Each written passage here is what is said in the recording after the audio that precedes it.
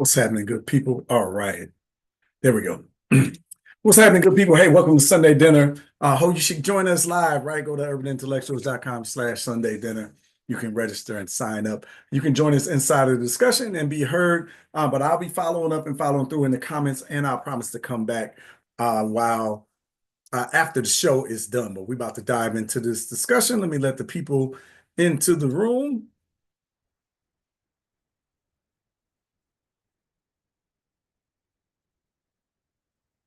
All right, all right. Hey everybody, how y'all doing? Appreciate y'all joining me today. This fine afternoon. It's a good time for some good discussion.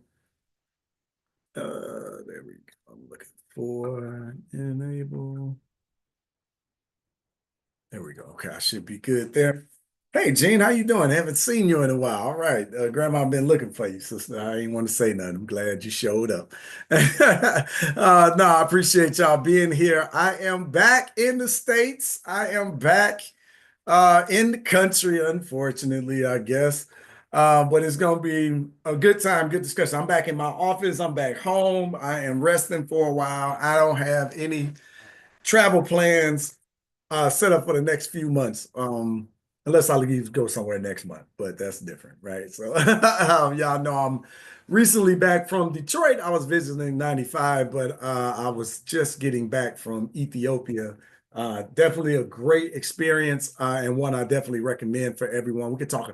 I think I can segue a little bit into that during the discussion today. Of course, we're talking about Black Power today. What does it look like in 2025? So I'm interested to hear your thoughts. Let me play a couple of my intro things so that we can go ahead and get into our discussion. There we go. All right, yeah, let me set you up with our theme music. Urban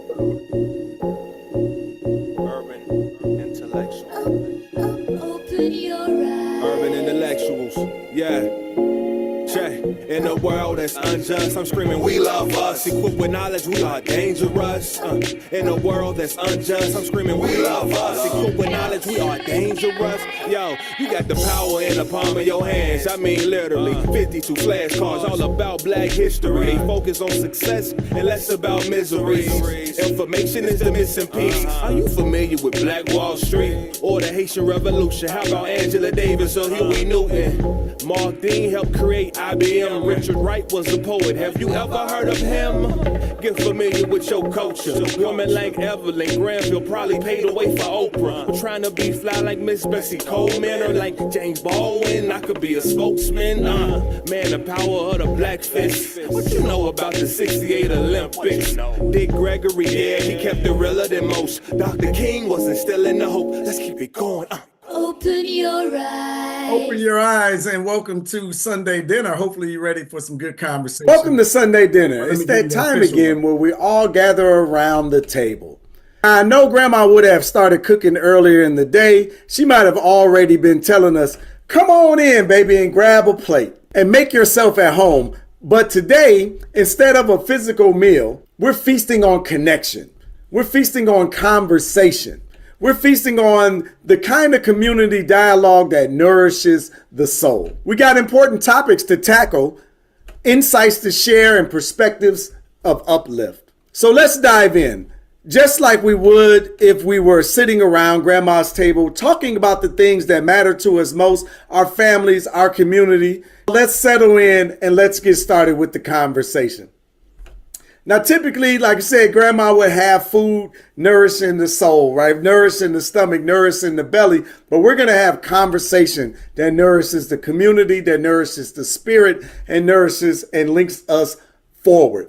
I'm looking forward to having this discussion. By the way, my name is Freddie Taylor. I'm the CEO and founder of Urban Intellectuals. I'm looking forward to engaging you at Sunday Dinner, where the cousins gather around and enjoy the presence of Grandma and Grandpapa's in the back. You already know it's both of their houses. But the family is coming together to have important conversations, community, and connection that's going to bring us together so that we can work together to move forward in the future. If you think about AM Talk Radio, when it was call in, an opportunity to commune and to have your voice heard, This is what we're doing here at Sunday dinner. So the cousins are gathered around the table at Grandma's table in Papa's house, and we are going to have these discussions. You're going to call in. You're going to raise your hand. You're going to be part of the discussion. That's what's happening. Get ready. Grab your plate. Let's dive in to Sunday dinner. All right, let's dive into Sunday dinner. Hey, everybody, appreciate y'all joining us today. Buckle up. Let's have a good discussion today. Hopefully, you should see on your screen, you should see a poll question. I want to kind of warm that up and get things going on that aspect. Oh, come on. There we go. But as y'all know, in the comments, let me know where you're watching from. Let me know if this is your first time. So if you come to the microphone, please let us know if you are a first timer or, are you a veteran to the scene? So give me a 1 in the comments if it's your first time. Give me a 2 or more if you've been here before. And then definitely let us know where you are watching from as I see some of the answers coming in. We got an interesting discussion coming up today, right? One that I think is pretty important because I wonder what are we aiming for as a collective, right? 10 plus. What are we aiming for as a collective, as a community, as a people? And then, sometimes when I ask this question, I get people that say, well, who are you talking about? Who is us? Well, I ain't talking to you. Right? If that's how you feel, I ain't talking to you, right? I'm trying now. We don't got to try to convince you of who we are and who us is, right? So I got a lot of twos in Cali. I see. Is that West Virginia? Oh yeah, what Gene? West Virginia. Yes, yes. All right, Montreal, Canada. Second time, Laverne. Hey, welcome. 2 plus, right? 10 plus, Louisiana, 2. I love it. Cali, DC, Fresno. All right, so we got a lot of our returning folks here, or at least the folks that were new from last couple of weeks. We didn't run you off too bad, so that lets me know that we doing well. We doing well. We doing well. All right. Yeah. Okay. I'm really curious to see about this poll, and I got a video. I'm running through the order in my head. Should I play the video now? I think so, because when I play the video, I think y'all will get where I'm coming from with this question.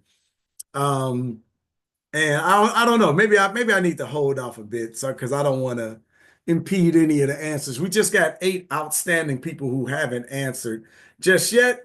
But let me play the video. Let me just go ahead and drop this video. And then I'll open the mic so we get a little conversation about what you hear. I'm curious to your thoughts on this. That should, second time, okay. How do I get to be official? All right, Terrence. Well, I mean, just keep showing up, good brother. You here now, so you definitely on your way to being official. We appreciate you, man, for joining us. Hey, as usual, I want to encourage y'all to participate, right? Just because you've been here once or twice, or or whatnot, this is our space. This is our opportunity to be heard. This is our opportunity to have a conversation. I always say, I spend my whole week talking. Whether I'm talking in front of the camera or behind the camera, I'm always talking. I was going to make a joke. Anyway, I keep going. I'm always talking. So it's your turn to be heard, right? I would much rather pass the microphone to you than to just hog it myself. So, but let me play this quick video. Let me play this video, then we can center the conversation and get things started. Every week I act like I ain't never did this before, so it's not y'all, it's me. There we go. Okay. All right, so check this out. I'm gonna restart this just so it plays from the beginning. Let's actually just talk about, and maybe wonder for a second, why the United States government stopped assassinating black leaders. Because there's a reason for this. Like, for why Malcolm, MLK, Fred Hampton, were gunned down. But in the 80s, it's crickets. We're going to talk about why there was crickets. Right? Like, and it's like, do you really think white people had to change your heart? No, they just switched the method. Let me break it down how they switched the method. Right? So there's coin, right? And they spent the 60s and 70s wiping out radical black movements, right? They infiltrated, arrested, they murdered. Once they silenced the revolutionaries, they didn't need assassinations anymore because there wasn't a movement left to kill. By the 1980s, black radical policies got swapped for black excellence. right? Instead of liberation, they were bag chasing. So instead of MLK, we got Michael Jordan. Instead of Panthers, we got black CEOs. And don't get me safe, but let's actually just talk about, and maybe wonder for a second, why the United States government stopped assassinating black leaders. Because and don't get me wrong, I love seeing us win. I love seeing us black folks win. But success within a system is not the same as dismantling it. Right? Like it's not the same thing at all. They stopped shooting us down in the streets and started letting us make it as long as we played by the rules, right? You could be rich, famous, and powerful as long as you didn't step out of line. As long as you don't challenge white supremacy, the moment you step out of line, you're going to get blackballed, discredited, thrown in jail. They're going to go for you, right? They're not concerned about a person like me. They waiting for me to be in the front of a protest saying something too loud. And keep in mind, they did not stop with oppression, right? They just upgraded it, right? We're in the new model. Instead of assassinations, they gave us mass incarceration, lock up powerful leaders before they rise, media hit jobs, turn revolutionaries into clowns, right? And economic pacification. Don't fight, just get money, right? That's what they want us to think, that individual wealth is the same as collective freedom. Nowhere close. They want us to believe that buying black is more powerful than those, and don't get me wrong, I love it, is more powerful than fighting back. Right, but listen, representation and revolution are different things, right? The integrationists, they really got their little way, right? They really did. They got to be seen, right? And I just don't think that's all we wanted. So if your success doesn't shift like power, right? Like then it's just another tool to keep us quiet, realistically. Like just honestly, if they don't have to kill us anymore, that means we already lost the fight. The question is, how do we get it back? Right, because we're actually in an era post black militarized radicalism. We're actually post that because they succeeded on eliminating that. Right, like we're going to have to see a new rise. Right, and in this new rise, there'll definitely be something that none of us have been comfortable with before, or at least been discouraged against, and it's going to involve more people than what the civil rights have. Is more powerful than what the civil rights had before, mostly because the black narrative no longer can be silenced by some of the earlier means. This is not going to end on like a lighthearted note, but I just wanted to be known that the main reason why they stopped killing us is not because of civil rights. We haven't gotten new rights since 1965, I'm pretty sure, just off the top. We haven't got new rights since then. We haven't got anything since then. So the social situation has not changed. Right, a few black people's lives has changed, and really these are the type of people black women are getting betrayed by. I heard about this in the comments talking about how they get rich and then leave. Did Jay-Z buy a Ferrari from a black man or from a place, the place they named Ferrari? Than what the civil rights had before, mostly because the black narrative no longer can be silenced by. Okay, he goes on for some other things, but interesting thoughts, right? Interesting thoughts. I hadn't heard that in the mainstream. Let me end this poll so you can let me share the results so you can see like what we were thinking, at least prior to the video and prior to the thought. But I hadn't heard anybody talking along that line of, did black power get buried under black excellence? And black excellence being quote unquote really a chase of the bag, right? That we tried to replace freedom with monetary gain. I'm seeing from the poll, the number one is lack of collective vision and unity, dependence on white institutions, disconnection from our culture and history, then fear of speaking out and disrupting the system. Chasing money instead of freedom got 0 out of 25 votes. Interesting. All right, Brother David got his hand up. Anybody else want to join, you can go ahead and raise your Zoom hand. Good brother, what's happening? What you got to say?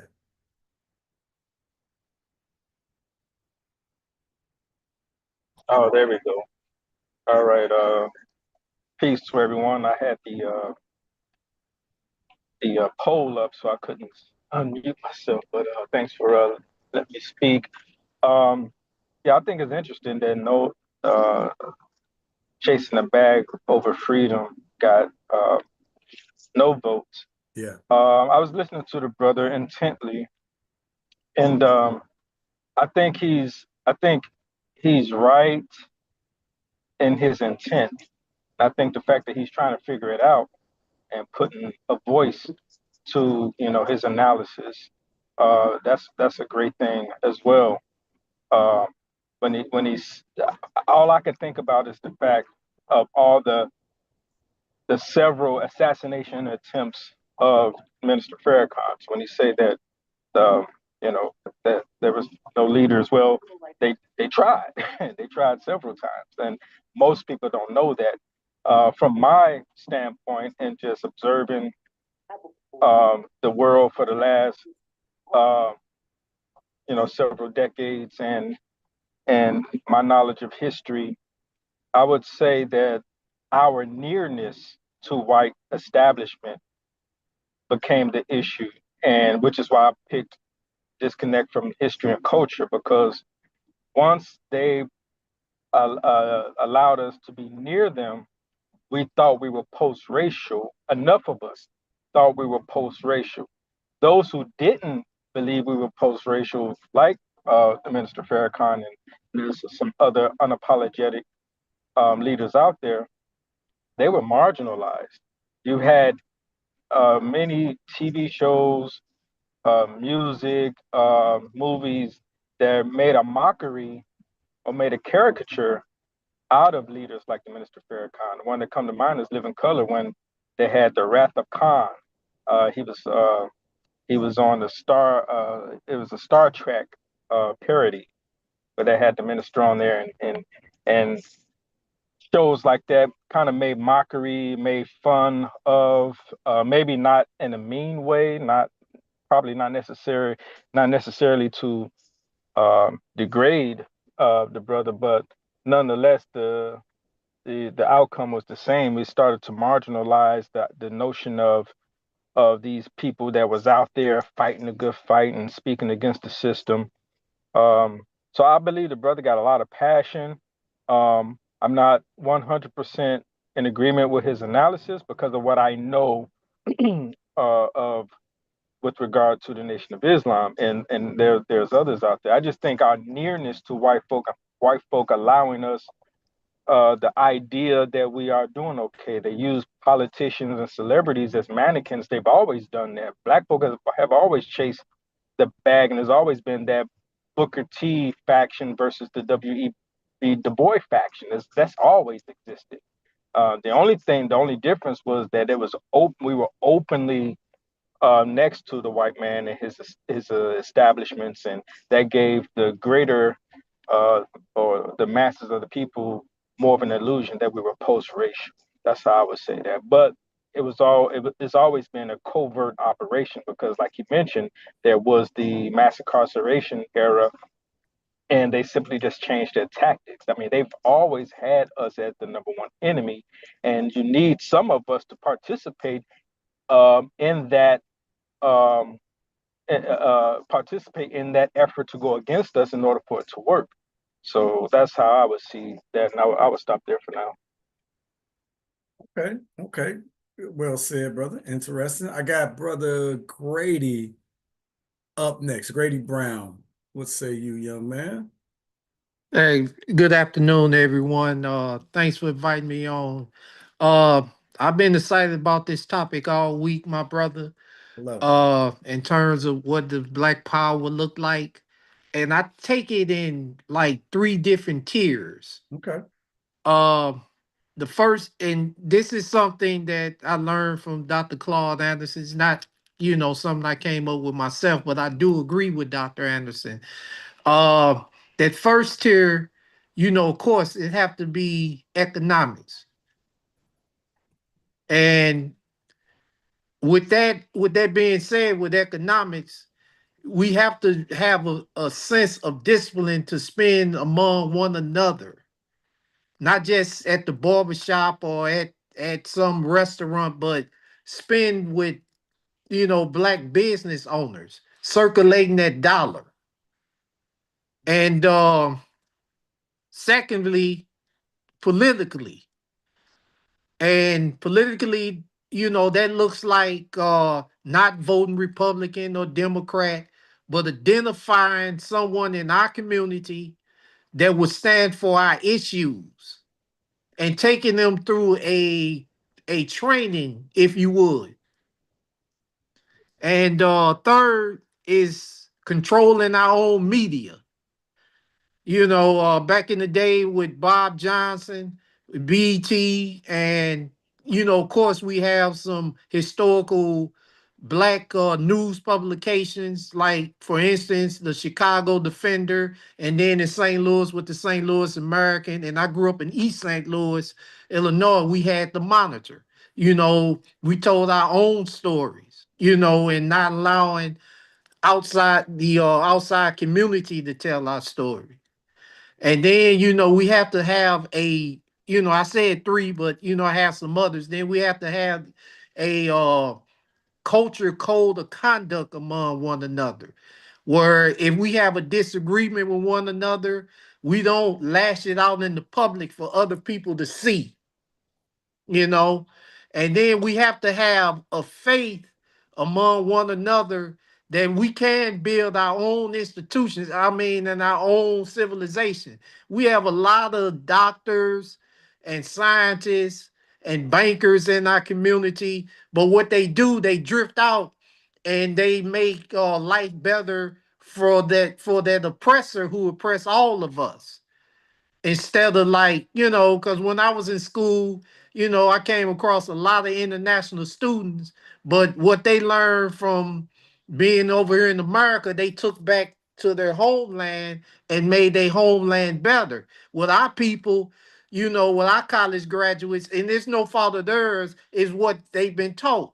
You know, just get that good job, then drift out of the urban area and never come back. And that is why we have our kids striving to want to be athletes and entertainers, because they don't get a chance to touch and feel a black doctor or a black lawyer. I had a discussion with a newfound friend of mine this past week about that.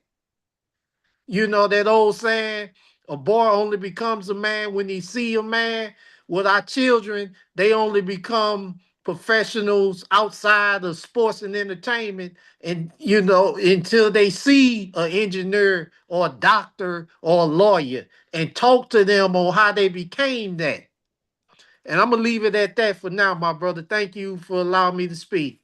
I hope that does make sense to everyone. I love y'all, and let's just keep doing it. Yeah, yeah. No, no. Good points, brother. Appreciate you joining the conversation. I got Jason, John, Terrence, then Brother David's back up. Hey, Brother David, getting back in line. Listen, if you want to be heard, all you have to do is raise your Zoom hand, right? So I love that. Brother Jason Young, come on, good sir. Okay. Hello, everybody.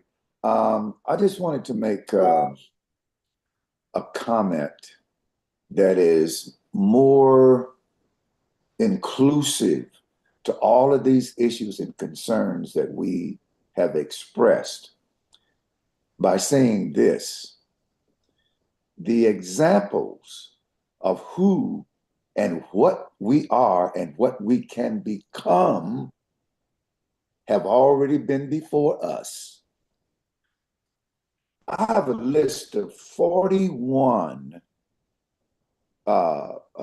Black Wall Street, so to speak, in various parts of the country, but they did essentially the same thing. Work with each other, invest with each other. It was about us. 41 examples now that I have collected with their background and history, but today there's not a single one. Mm-hmm. When we talk about why this enemy, for lack of a better word, is not shooting us down in the street anymore, like the brother was saying, they don't have to. You know why? Because we're doing it. This effect, and people keep glancing over it and whatever, of this gangster rap culture, do you people really listen to the messaging in that garbage? What are they talking about? They're not talking about building Black Wall Streets or any kind of institution. No. They are looking at making money and killing Black folks. That's the messaging in their music. There are some. Now, don't get me wrong. Not all of them are going down that road. Kendrick Lamar and those like him. And by the way, they also put a limit on the kind of vulgarity that we're so used to using cavalierly these days. If you look at many of our icons that you have, Freddie, in your background, all those icons that went before us, none of them used such language. Zero. So I just want to say, brothers and sisters, that the examples have already gone before us.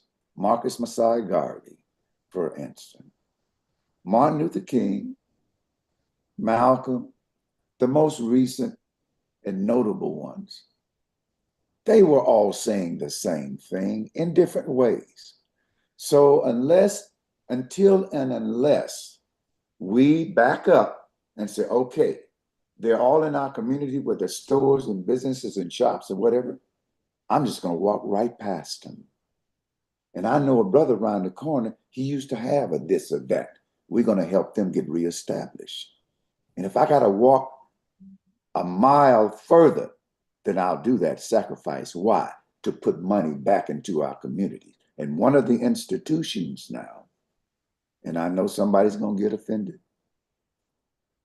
that is working in contradiction to these ideas is the Christian church. With all the millions of dollars that they collect every year, what do they do with it? Where do they take it? No. In these places, the black churches kept that black money in the black community. That's what they did. 41 examples of it. So anyway, brothers and sisters, much love to everybody. I'll cut it short and everything and keep doing what I can do and say what I can say. Thank you. Yes, sir. Yes, sir. And be sure to circle back, as they say, circle back into the conversation. Feel free to do that. I got John Howe. Come on in, young man. What say you, good sir? All right, how y'all doing? Good to see you again, Freddie. You as well. You as well. As I always say, we fighting over deck chairs on a sinking ship. Uh-oh. Okay. Marcus Garvey told us, Thomas Jefferson told us, Abraham Lincoln told us, if you ever free the slaves, they need to get the hell out of here. Okay? And so I'm an older brother now, a great grandfather, but I should have left here 50 years ago. Okay. But then you have to face the reality. Everybody don't want to go. This was the whole thing between Garvey and Du Bois and Booker T and them. And up and decide to move to another country is more than a simple notion. Oh, You gotta have some money. So it's interesting. So in the Wilmington Library, they bring black speakers in, people to write books. And they had a brother last year who I didn't know that, but I think the brother's name's Charles Blow. I think he writes for the Times. And his book was called The Devil You Know. And it was fascinating because he said, all right, if you ain't going to leave, let's face certain realities. We have become a smaller and smaller demographic in this country. If you on the West Coast, I hate to tell you, the Mexicans going to run that sucker because they outnumber you. If you in Texas and those places, they outnumber you there too. Okay? He says, if you don't live in a city that black people have serious control of large parts of that city, we need to move on the East Coast somewhere between Delaware and Northern Florida. He said, forget Southern Florida. He said, because the Cubans and the Latinos run that. But he kept saying, if we came together and you supported each other locally, we could grow businesses. And if we move there, we will become the dominant population and large numbers of people, or the Caucasians who didn't want to be around us or be in a predominantly black community, would move and go somewhere else. So when the brother was saying all this, I'm saying to myself, and wait a minute, this sounds very much similar, and brother David 3X will appreciate this. When I was a little kid, my grandfather used to buy Muhammad Speaks, and we'd sit there and read it together on the porch. And I'm like, wait a minute, this sounds the same as the plan that the Honorable Elijah Muhammad said. So I asked the brother, I said, Charles Blow, what are you talking about different than what the Honorable Elijah Muhammad was saying when I was a little kid? Mm-hmm. He said, the only difference is, he said, the Honorable Elijah Muhammad said, ask the country to give them those states, and only black people would live there. The brother from the New York Times is saying, if there are white people who live in those states and they're willing to ally themselves with us and live under a black controlled environment, we will accept them. We won't necessarily throw them out. So that's that my thing is. At this point, basically, we need to get the hell out of here. And if you can't get out of here, you need to move together in proximity where we can build things together. And then because you can control local politics, we may never have a say-so or control on national politics. Well, is that what you say to, like, because my original question, which is where I'm kind of drifting, is, well, what does Black Power look like in 2025? So does it look like, all right, segregation, right? Like going to black areas deliberately and building black infrastructures and maybe even states. Is that what you think? Because the dominant culture who runs the country, their goal is to get rid of us by any means necessary. Mm-hmm. They want to totally look. Now, I know you don't even like the Smithsonian Institute and the African Museum. Wait a minute. Trump likes it less than you do. Yeah. Okay. Yeah, you do. He's sitting there saying, no, y'all can't have these black people do stuff without us. If y'all ain't saying how great white people are, it got to go. Mm-hmm. So that brother Bunch who runs the Smithsonian, his days may be numbered. Yeah. But basically what Charles Blow was saying, similar to Elijah Muhammad said, we got to come together and move collectively. And if you live in a big city, let's say like Chicago, New York, maybe Philadelphia, places where black folks have a significant percentage of the population and have a significant say-so of politically what's happening with them. Otherwise, you at other people's whims, you need to move. And if you can't afford or ain't willing to lead a country, you need to move somewhere between Delaware and Northern Florida. Okay. Brother, that's interesting. Brother John say we need to consider moving around the country a bit. Terrence Jordan, I got you up next, young lady. Hi, instead of Terrence, that's my husband. This is Charlotte Simpson. Hey, I don't know how to get me, so I show up as me, but here I am. That's all right. You hear my voice. I've got a terrible cold and I'm hoarse, but I just have a little something to say. Is that I think it was Brother Grady. My mind is bad, so pay me no attention if I get it wrong. Mm-hmm. Forgive me, give a little grace. I agree basically with a lot of what you're saying. Brother Howell, now I have to say, I'm an old soldier, did too much fighting and went through too much hell in the early civil rights movement in North Carolina at the age of 15, and now fighting with several coalitions in the District of Columbia where I reside, trying to raise as much hell as I can at the age of 77 and in a wheelchair all the time. But anyway, I'm down on the Hill. I'm down at the city council testifying. I'm at the mayor's little tongue-in-cheek events and interrupting her with her lies. But I have to say that in the economic stability, while I appreciate the various expansions that you all have mentioned, there's one that I didn't quite hear that is extremely important. And our pastor at Alfred Street Baptist Church reemphasized that again this morning in service, that we contribute $2 trillion annually. And $2 trillion is not a bunch of monkey food. That's enough to get anybody's attention. I don't care what color you are and how many stripes you've got. And if we pull together, standing here at the Great Pyramid. I'm sorry. If we pull together and excuse me, make it work, and with these various boycotts that we have slated throughout the spring and the year, we can make a difference. We can make noise. Now, I fought too hard. I'm not looking for any kind of damn segregation. I want to be free. Tattoo sailor on the USS Chicago. There was a battleship commissioned in the 80s, and he has. Excuse me? Classic American. I'm sorry, just somebody unmuted and had their TV on or something. Go ahead, sister. Oh, I muted you. I'm sorry. Wait a minute. I got the wait, sister. Wait. I got the muting everybody. I muted you. Can you unmute one more time?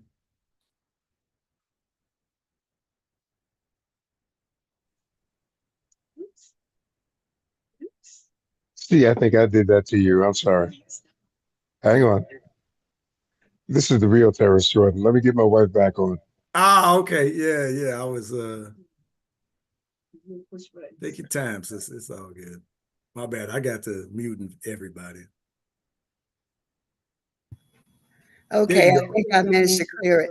Yes. You know, what I was saying is that I'm not the least bit interested in any kind of segregation. I am very much pro let everyone be free to be who they are, speak, have the freedom of speech, as long as we're not illegal, rude, crude and just stupid, and to have a point about the things that we want to do to the betterment of all of us, whether we got stripes or not. Right, and they're just doing it courtesy, so they ain't worth all that. It just does not. Too much religion. Somebody keep unmuting. So it just does not make sense to me at this point, even with the craziness with Donald trying to shut down the museum and get rid of all of us colored people. I just think that it is a real shoot yourself in the foot kind of way to think, and to not be more intentional and aggressive toward making people recognize who we are. We do have something to bring to the table. And $2 trillion ain't no little bit of chump change. No, not at all. And we can make it work. And I think every state, now I have considered the expat solution, but now that your president wants to buy Greenland and own that, Panama was my choice. And now I guess I got to think some other ways. I don't know where, because I don't want Europe particularly, even though they say Italy. But I think that we can do ourselves a lot of good. And there are a lot of us on this call that have the expertise. They have the formal training. They have the common sense and some street sense. And they have been awake and have seen what has happened to our ancestors and up until tomorrow, and can step up to the plate. One of our problems is getting our people qualified to help make a difference to step up. I'm not sure what we're scared of. I'm too old, but I'm not sure what, you youngsters are afraid of stepping out. Maybe I don't know the value of the harm. And if I don't, somebody please teach me. I'm willing to learn, because I want to be sure that I'm thinking straight on all fronts, and that anything that I have to contribute is to the benefit of us, not for the fleeing of us. This is our country. We weren't over here. Hell, they brought us over here when we didn't want to be over here. Now you want us to go back somewhere that I didn't even come from.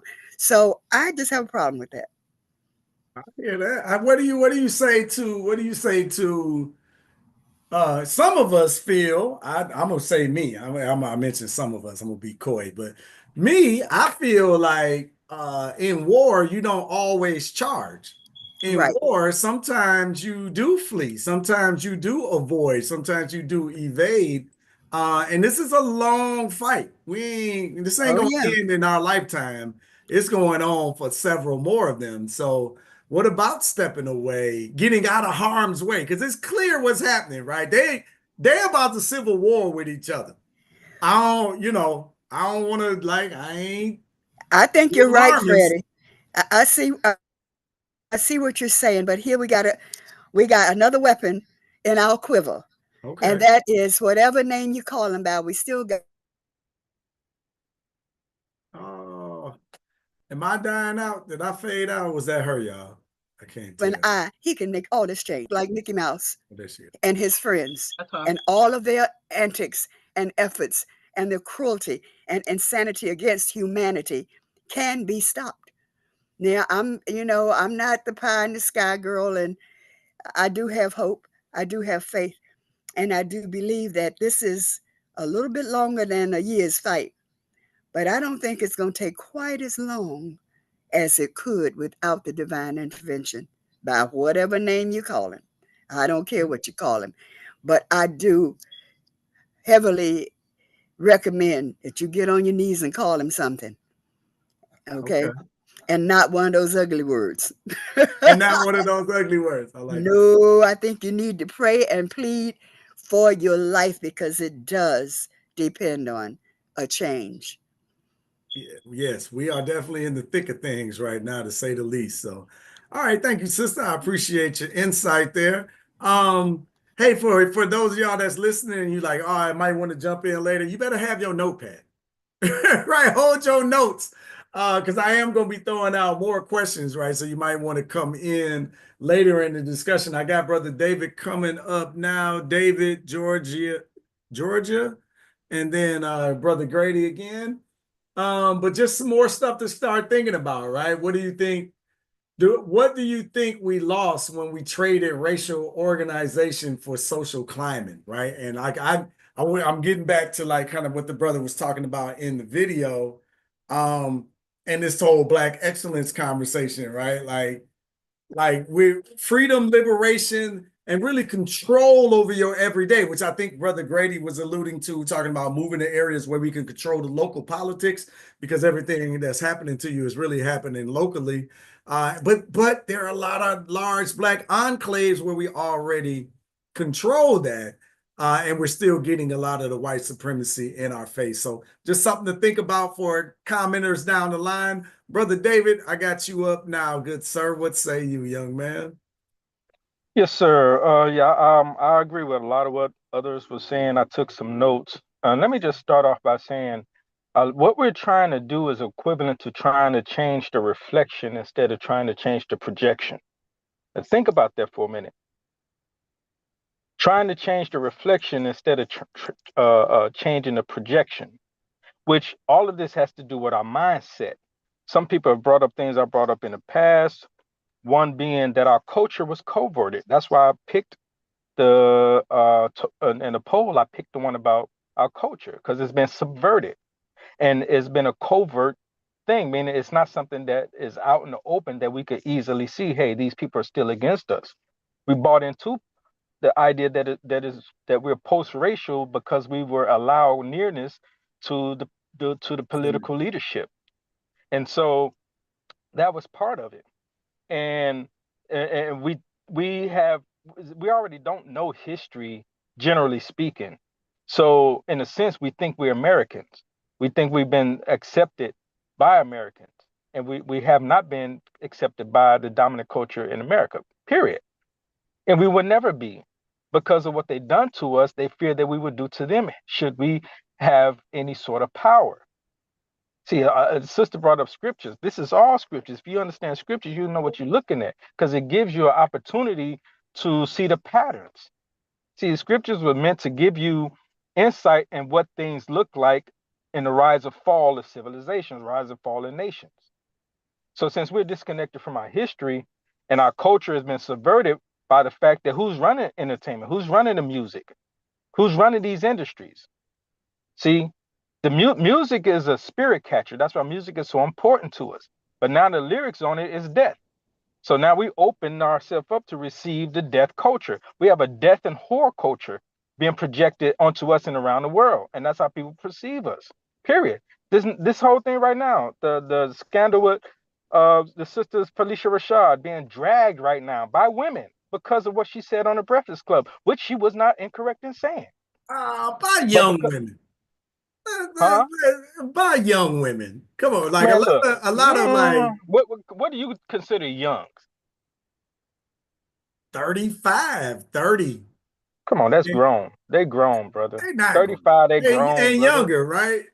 They're But younger, but the it's fact that. of the But matter is, isn't it that demographic that's saying she was talking crazy, right? Isn't it that demographic that doesn't really understand the weight of their words, their being? You're still young enough to be naive at that point. this is I don't it's know. Maybe still I'm dragging the conversation a different way, but go ahead, brother. this is it's still supporting the subversion of our people. These are I little agree. things I that agree. happen over time that subvert our people, and that's what's going on because the music is what telling these people, the people that still go to the club and do all that, is telling them how to portray themselves. And part of the reason, the justification for our lynching was that we were degraded. Lynching happened because we were constantly portrayed as less than. You ain't And lying. if you're less than, then it's okay to kill you.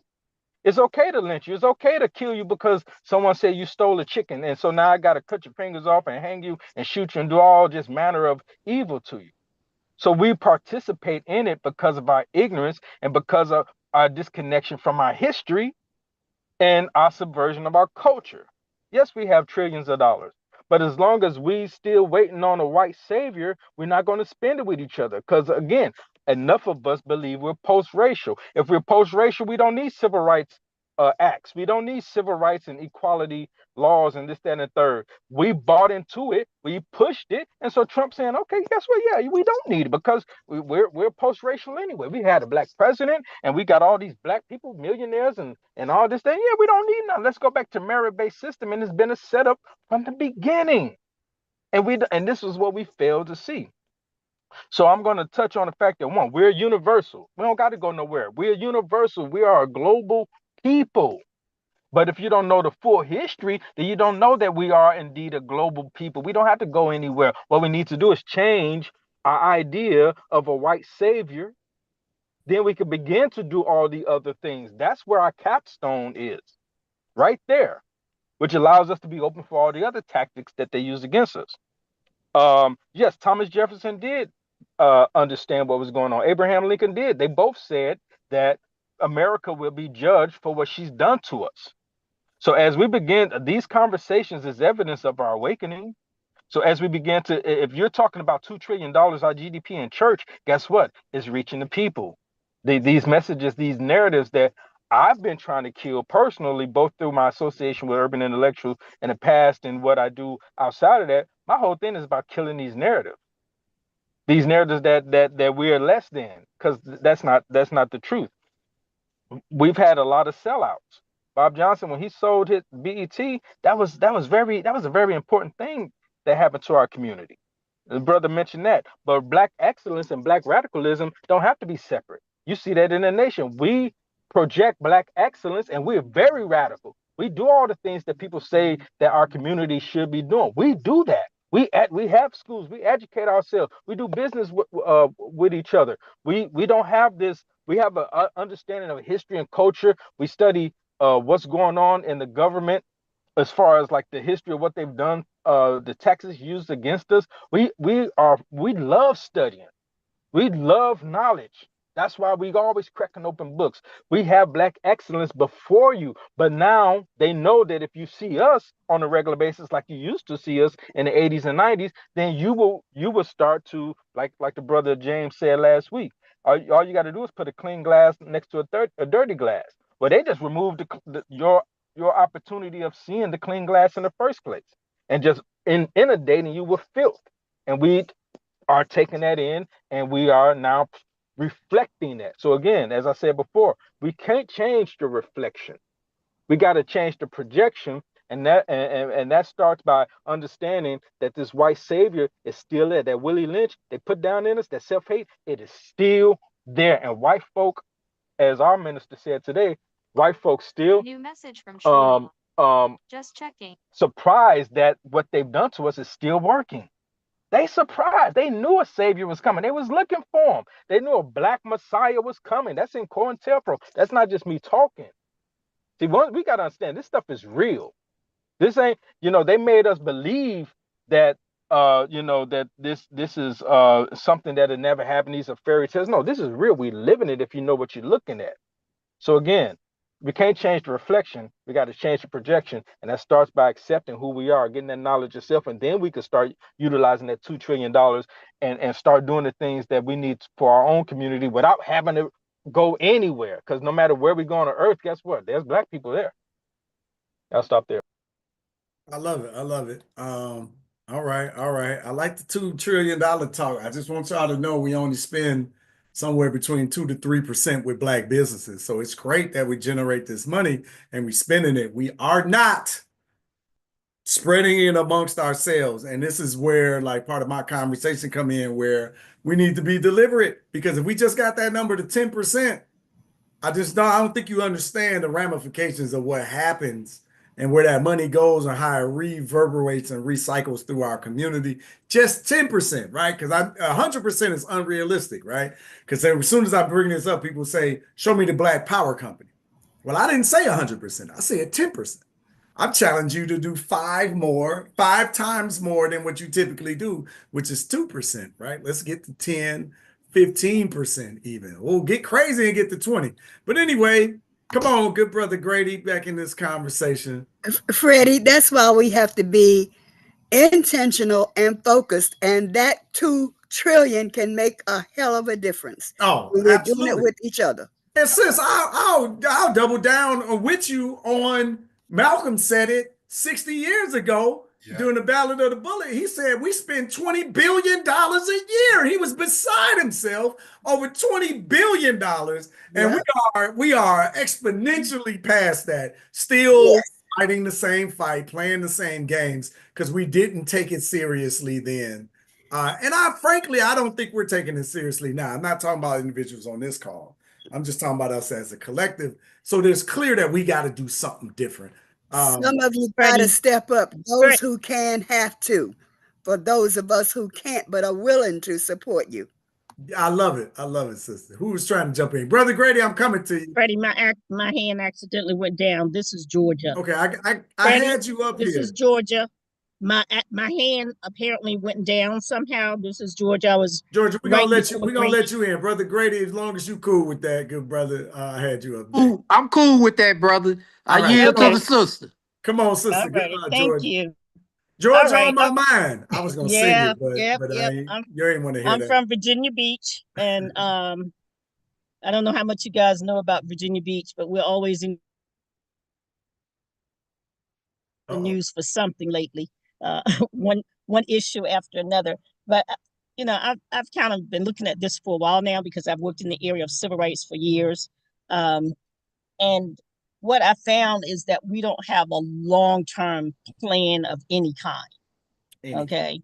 So if we want to change outcomes, we got to first start with a written plan. I don't mean an idea, and over here this idea works for 5 minutes and over there it works for. You have to sit down. It's only two guys with more than one feet. And actually have a long-term plan. I think somebody is not on mute. Yeah. I'm looking for him. Okay, somebody's not on mute. Okay, and so when I look at what are we supposed to do, or what can we do, or what have you, the first thing I look at is what Sister Soldier said. Your standards are non-negotiable. Now, we focus on having clear standards for our community and make sure, I don't care who you are, it is non-negotiable. In community, out of community, it is non-negotiable. So that's one of the things that I think we definitely need to look at. We keep talking about music and what's coming out of the music. Then if we don't like the music, go back and pull the conscious music, and let's flood the, now with technology, let's flood all of the social media with the stuff that worked and was successful. So the conscious music years ago, both with the people from the Stevie Wonder era and my favorite Curtis Mayfield. That was conscious music then. Bob Marley, conscious music then. Then the young people came along with rapping, and they actually had a lot of conscious music. So I think some of it is on us, okay? There's a lot of people out on this platform right now that's probably got YouTube channels or their Facebook pages or whatever. And after a while, the one thing about people, when they hear things over and over again, guess what? It starts to resonate. And so you then have someone else playing it over and over again. So I think a lot of it is very local. I agree with pretty much everything that most of the people have said. Grady Young, our senior, she's not that much older than me, but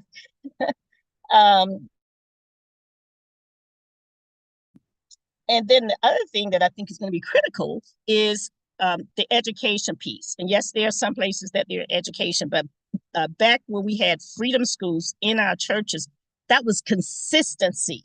The one thing one must have is repetitiveness of good things and consistency. And so if we go back to how do we take control? And then in my local community, we had a horrible election system. So what do? We sued the city of Virginia Beach. We changed the election system because we believe that all politics are local. So therefore, you now have the opportunity to do what the other gentleman said with regards to, having people in charge and selecting the people that will do what is in your best interest. Yes, there's a lot of enclaves of cities who have a lot of Black people there, but are they working on stopping this foolishness with the gentrification? Are they working on owning those areas in those communities? Because that is something else that is critically important. And that's one of the things that I'm pushing for is the areas that are predominantly Black. I want everybody that's not Black out. I don't give a hoot what they say. I don't care if they sell hair, nails, pearls, or what, tattoos or what. I want them out. Okay. I want us to be the owners of everything that is in our community. We now have 3 what they call minority majority districts. We're the largest city in the Commonwealth of Virginia. We're huge, okay, by comparison to the other cities, because we have cities that's got all of 70,000 people. We got over 400 and some thousand people sitting down here in the city of Virginia Beach. So for me, we need to think locally, but broaden that with a 50-year plan. And we need to, when it comes to our elected officials, we need to have people that are ready now, ready in a year, ready in 3, 5, 7, and 10. And that should be our goal every single year. So when we get to the next year, who's our ready now people? Who's our ready in 3 years people? And then there should be a strong training educational program to develop the type of persons that we need in these positions who will fight in our best interest. So as someone who's been out here a long time, I can't tell you how long I've been fighting on behalf of the people down here in the city of Virginia Beach. And I ain't gave up yet, okay? So with that being said, I think this is an excellent opportunity for us to kind of share what we can, what are some of the things that we are able to do.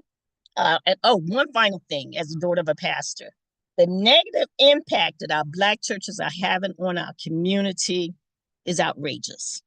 Now, that one is a little hard to try to turn that wheel around because it got too far, where people kept making more and more money. So trying to figure out that one has been one that has been very disturbing to me, because growing up in a household with a father that was a pastor, someone that was willing to work hard on behalf of their community, and to see these people today fronting and then to hear what our young people call ministers, they call them pimps in the pulpit. That is so heartbreaking. So that I think is something, if, you know, if urban intellectual is going to be something that we're going to use as a opportunity to pull us together, and we can, you know, we don't have to do it all at once. We can start, you know, in parts, and hopefully from there, if say for instance, my city, Virginia Beach, has been doing something that's successful, then let's see if we can help somebody else. Tennessee is having a terrible time. Mississippi, they got cities. Louisiana, they got cities that, I mean, they're just getting, our Black people are getting beat down in Alabama, Mississippi, Louisiana, and Tennessee. And so let's see if the things that we're doing, let's see how we can share that information and have a different outcome. But it's all about us and what we're able to do and how we're able to help our fellow brothers and sisters to move forward. And that's it. That's it for me. Excellent, excellent. I got Laverne up next. You didn't forget Grady, did you? Oh, Brother Grady, I'm sorry. How did you get skipped? Now, brother, You didn't I forget Grady. yield to Grady my was other up. sister, Laverne.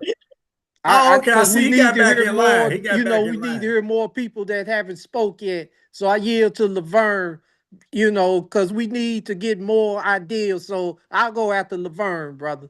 I love that. I love that, good brother. All right, I see. Well, you got Delilah in front of you now. So, all right. But anyway, Sister Laverne, come on, come on. What say you, young lady? Okay, thank you all for allowing me this opportunity to speak. Because I'm very shy and try not to speak, but this is very important to me. Your question was, what does Black power look like? And I listened to the brother when he said, I think his name was Jason Young, when he said there was 41 examples of how Black Wall Street looked like. And every time I read about what a Black Wall Street looked like, the number one thing I felt that the Black Wall Street did not have was a way to protect itself from when it was being bombed and set on fire by the white mobs. So to me, we need to make sure we focus on having Black engineers. I went to a Black engineer, a Black Engineer of the Year conference. I did not realize how many Black engineers really run the military and developing the weapons for the United States military. So if we can get our Black engineers on board when we start building our communities and they find a way to protect us with whatever equipment we need, that will make people feel safe in living in these communities.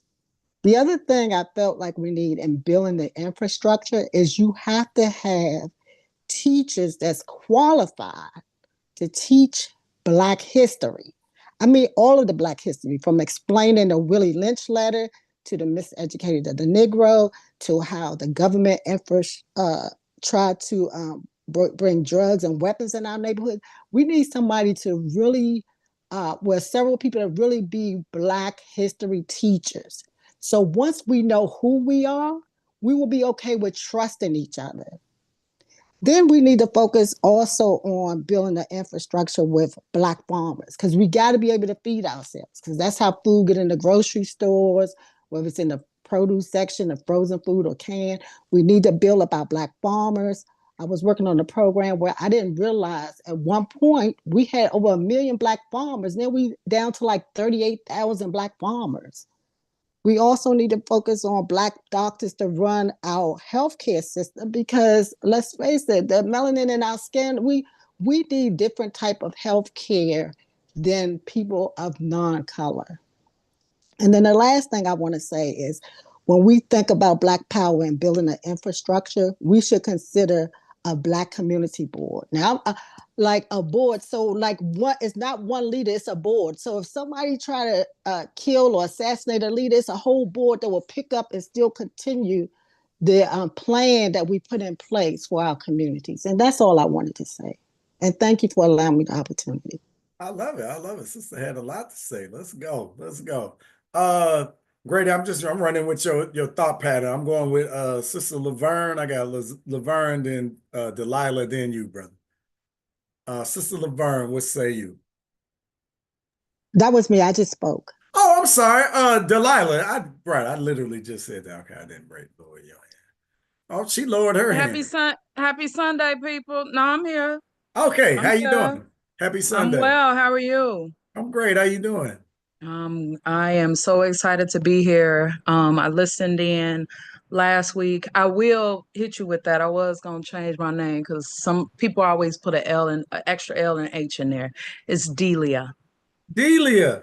I'm just blame that on don't pay no attention to these glasses, sister. I still can't see. I got an appointment coming up Wednesday. Okay. I'm I great. probably need to be right behind you. Yeah, all right. But Delia, nice to meet you, sister.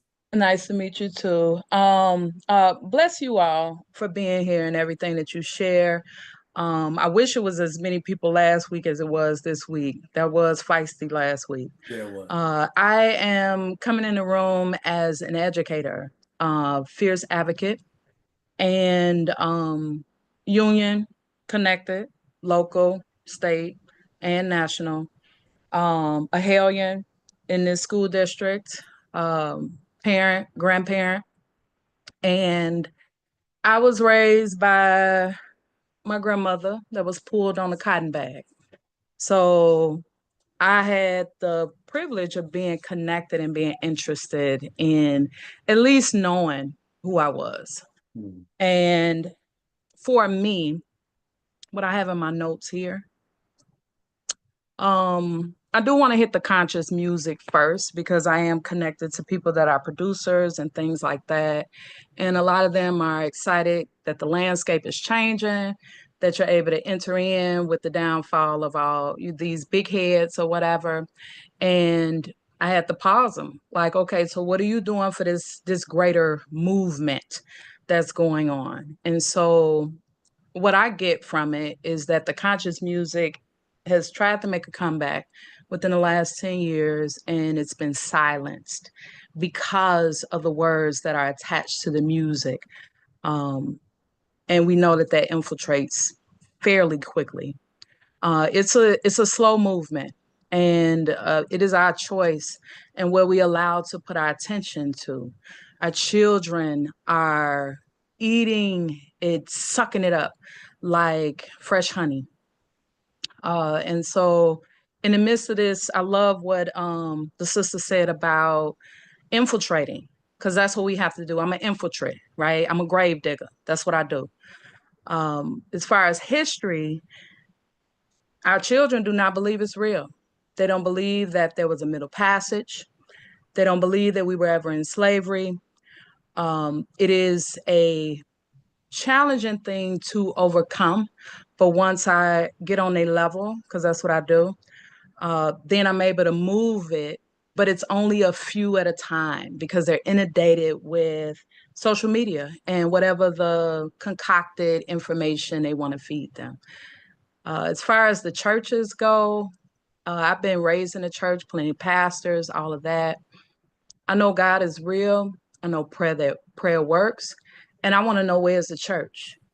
When I think of Dr. Kunjufu, when he talks about the order of importance in his book, and I don't want to mince the name of it, but it's the conspiracy to destroy Black boys.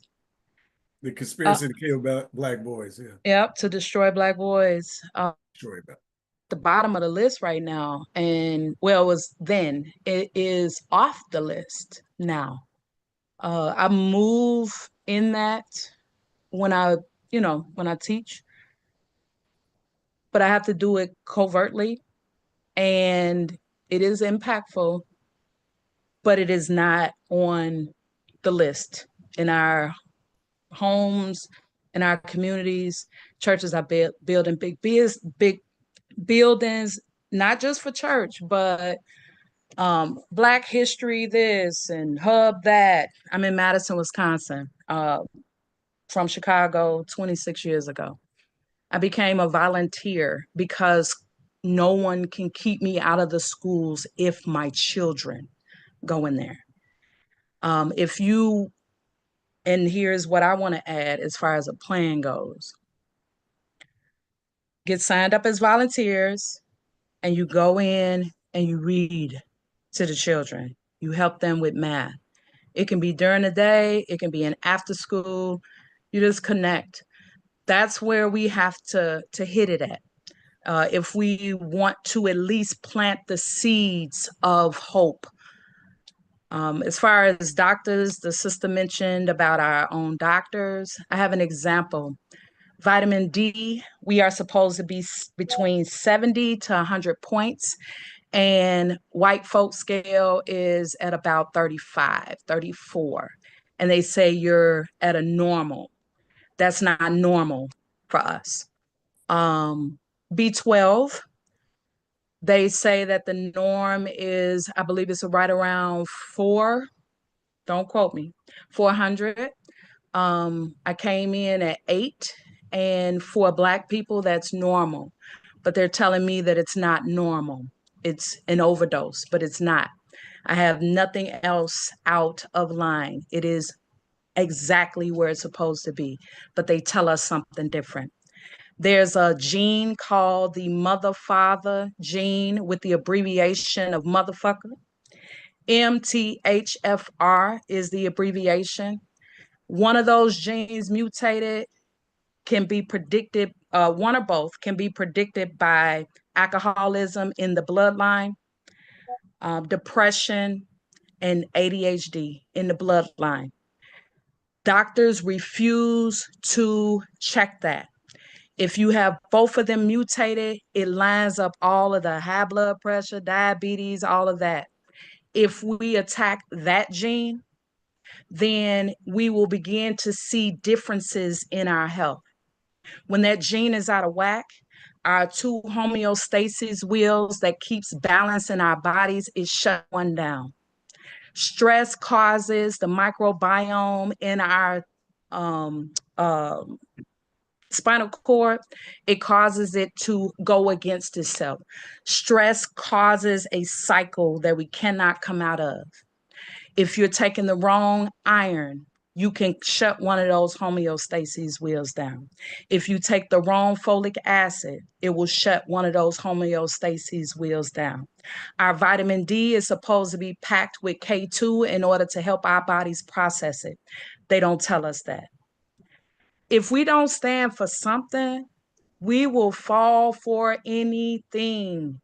One of them gangster rappers said that, Tupac. There is a divide between our children and our elderly. The respect is not there. They believe that respect is supposed to be earned, but you get respect coming through my door, you're going to respect me coming through that door. And there is also a divide that I'm seeing rising up between men and women, specifically Black men and women. And it's sad. I say, what about our schools? And then what are we doing? And how are we going to connect to our schools? Every time I am in a town hall type meeting where there is multi-generation, there is a divide. You have the elderly pointing the finger at the parents, and then you have the parents pointing the finger at the elderly. You didn't tell me, you didn't teach me, you didn't give it to me. I say, cut the blame game, sign up to volunteer. We can build our own businesses, but we have to go in the place so we see what's going on. I did not start working in the school district until 15 years ago. I stand up against white folks. I don't care if it's administrators, my own colleagues, because what you will not do is continue this belief gap amongst those that I know come from greatness. And I yield to Mr. Grady. I love it. I love it, sister. You got the crowd fired up. I see y'all visibly in it. Come on. Bless you, Delia. Bless you. Yeah. Preach, girl. Mm. Wasn't she? Come on, brother Grady, jump in there. Yeah, man. That's I appreciate you all letting me back on. That's a tough act to follow. I do appreciate that, Sister Watkins. But Freddie, I want to go back to that question you asked. Wait a minute, hold on, pause, Mr. Grady. See, now don't get in trouble now. I only got that last name up there because that's they gave me at birth, but don't call me by my plantation name. You can call me D. Okay. Thank you. What'd you say, sister? I'm sorry. Call me D. I'm gonna change it right now. D. Call me D. Sister D, thank you so much. Thank you, thank you. Yeah, brother Freddie, I want to go back to, what that question you asked, and also I want to elaborate on what Sister D said about the music, and also the friction between the black man and the black woman today, which is hurting my heart. But I want to go back to that question you asked, whether or not integration helped us or harmed us. You know, I go to this saying, that illusion of inclusion, that's a hell of a drug. And what I meant by that, brothers and sisters, when you feel that you inclusive based on some laws, not based on people actions, you know, then that's dangerous, because you then begin to feel that you're a part of something that you really are not a part of, and then you begin to neglect your own needs and your own issues. And example of that is like how we are quick to pick up somebody else's fight, but they're not quick to pick up our fight. Like this Saturday, they got this National Day of Action against Trump. And my thing is, let's not get involved, because the big question now among white people in America, they asking where are we at? We minding our own darn business, like y'all did when Brother Freddie Gray died, was assassinated, when Brother George Floyd was assassinated, and when the young brother Michael Brown from Ferguson, the St. Louis area, where I'm from, when he was assassinated. Y'all stayed at home, so we staying at home. But I want to touch up on this music thing again. I don't know if you all remember back in '91, and Brother David, please chime in, because the minister mentioned this. Back in '91, there was a secret meeting among prison investors, prison executives, and record executives. And it centered around hip hop. And the aim was to dumb down hip hop. And this meeting was conducted when, as Sister D said, that positive vibe, that strong black power vibe of hip hop, that was going on. But after this meeting was concluded, the aim was to dumb down hip hop to fill up these jails. So the aim was to get the young black male to dehumanize himself, and at the same time dehumanize his black woman. And I saw this, manifest itself when I lived in the St. Louis region. I saw like how that Crips and Blood activity manifested itself in St. Louis. And when St. Louis, brothers in St. Louis don't have a clue of the culture of the Crips and Bloods, because most of them ain't went past Fremont, Missouri. That's neither here or there. But because of that meeting, that's why you got these Glorrillas and Megan the Stallion and some of these other male hip hop artists that degrade women, the Rick Rosses of the world, jokers who made millions on getting the black male to go astray. As lovable as Uncle Snoopy is right now. Hell, I remember that Gin and Juice, how destructive that was. And let us not forget, God rest her soul, Sister Dolores Tucker. She went to war in battle with them so-called gangster rappers. But what did people do? They discredit her. You ask hip-hop artists like Yo-Yo that was supposed to be projecting a positive image for black women, going before Congress, making apologizing for them jokers. So yeah, I laugh with Snoop, but I don't forget how that joker got into his sense of being right now. You know, yeah, that is how we get these crazy artists. I'm not gonna call them crazy, but at the same time, these self-hating artists who have a self-hatred for their people, where they allow that white executive to pimp them to go out there and bring havoc on the community. My dear beloved brother warned me this back in the late 80s when NWA was on the scene. They were numbered agents of destruction that work in the interest of that meeting I was telling y'all about. And let me touch up on, if I can, family, and Sister D, this whole dynamic, in terms of black men and black women at odds with each other. From my humble opinion, some of that is due to social media. And then, our sisters, getting caught up in this modern feminism thing where they, discrediting a man of morals and good character, just because they don't have that six-figure job. I remember when I was growing up, a man had a job and it was a honest job. That's all that matters. Now you got these sisters, looking for these men with at least got to start off making 80,000. Man, where the hell that come from? That's more so from social media, Sister D, Brother David, Miss Simpson, and all my other family members. And then another thing, sisters, do not allow white women or even some of these lost sisters in media, give you an image on how you should treat your black man. Kudos to Miss Felicia Rashad. I mean, as a kid, I watched that Cosby Show religiously, and everything that woman said, although it was TV, I took to heart.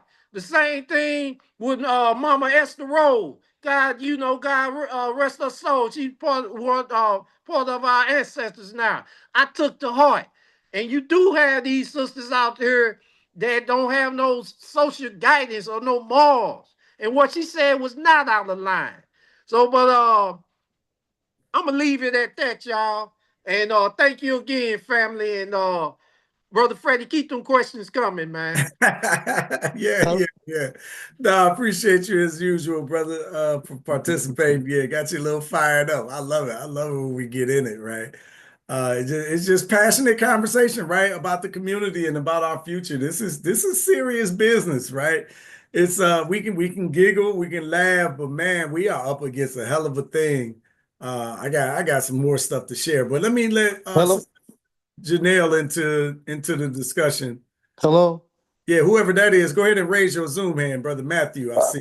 Yes. Excuse me. I'm new at the technology, and I just came back after having someone I hadn't talked to for like 20 years. My sister passed away, and they interrupted this. But at some point, if you can let me share a little bit on the heels of the gentleman who just spoke, I'd love to respond to him. Yeah, I'll let you jump in after Sister Janelle. All right. Janelle, you're up. Okay. All righty. Everybody can hear me? Yes, ma'am. Okay. So I've been listening. I started out on Facebook today because I'm sorry, not Facebook, YouTube. YouTube. But I was thinking about the social media thing that people were saying. So that kind of got me in that paradigm. I am just amazed at a lot of the suggestions that have come out. I think they are good suggestions. But for me, when we talk about thriving as a community overall, it definitely starts with the foundation of it all, and that's love. We got to get back to actually loving each other. We don't love each other right now. Most of us can't stand each other. And people don't even know how to disagree and still remain civil to each other afterwards. So for me, a big portion of that thriving is just getting back to the basics of being human and treating each other with kindness. The other part of that for me is everybody talks about social media and the negative impact that social media has had. But guess what? Social media can only have a negative impact if we allow it to do so. And I say that because there is an Earth, Wind, and Fire song right now that is hot on social media. And the kids started dancing to it, except the song has been changed. So now it has a rap to it. And one mother started dancing to the song with her son, and she thought it was the classic song that she knew. And then it flipped to the new version of it. And she kind of flipped out and popped her son on the head because she thought that they were having a moment where he was acknowledging and recognizing her history. What has now happened as a result of that is that now you have the elders, and I'm speaking people. Dang, I'm an elder now, I guess. Guess. But you have the elders with their grandchildren and their nieces and their young nephews, and they have now started making videos for this same song with the real version of the song. And it's a very complimentary thing. They changed the narrative. So I think part of the problem is that each generation wants to change the next generation. I'm not trying to fight against social media right now. Social media is a very part of what got us here right now. So everything from social media is not bad. I don't want to address it that way. I don't want to acknowledge it that way. I want us to change the narrative where social media is concerned, because social media is not going anywhere. In fact, it's moving into an entirely different level, going towards AI. And you've discussed AI here before. I think it would be good to bring that AI conversation back up because it's getting a lot deeper than it was. And I think that conversation was probably right before Christmas, but it's getting a lot deeper. So in order for us to thrive, we have to not exist in a bubble. We cannot pretend like things are not out here that are out here and act like the world's going to just not be a part of it. That's part of the problem now. Part of the problem that we have now is that we danced around the internet, and now many of our people never adjusted or assimilated to that, and it keeps us from being able to maintain contact with each other. So part of us thriving is acknowledging what is and using it for the good, not the bad, taking it, flipping the script, creating a new narrative. So for me, in order for us to thrive, we have to create a new narrative. Yes, I'm not going to be on Snapchat. I don't have a Snapchat account. I will never have a Snapchat account. That's not my thing. Do I have a TikTok account? I do. I'm just going to be honest about it. And it's not because I necessarily enjoy TikTok. It's because They offer signal. I'm sorry. I know y'all can probably hear that. Yeah. It's the fun of living in the big city, I tell you. But it's just a thing where if we don't embrace what is right there in front of us and use it for our good instead of whining about what is, like, oh, the telephone. When the telephone first came out, it was an issue. When TVs first came out, it was an issue. When the cell phone first came out, it was an issue. Now most people don't even have landlines anymore. And if you do have a landline for it, I can guarantee your phone bill is over $200. It's ridiculous because you won't assimilate to technology. We have to, in order to thrive, make sure that we understand that technology can help us if we allow it to do so. But first, we have to acknowledge it and then use it to change the narrative. So instead of the kids always seeing the young folks out there, sometimes it can be us, especially once you retire and it doesn't impact your job and you don't have to worry about what other people think. Although, to be fair, I stopped worrying about what other people thought a long time ago. But when you're in that place, in that space, it gives you a lot more freedom and it gives you the opportunity to impact in a powerful way and create a narrative that brings the generations together. Because we know what separates the generations. It's always been what separates the generations. Separating generations does not allow us to thrive. In order to thrive, we have to acknowledge the difference. You can accept the difference. You don't have to participate in it. But if you participate in it, change the narrative, because that will be for the betterment of all of us.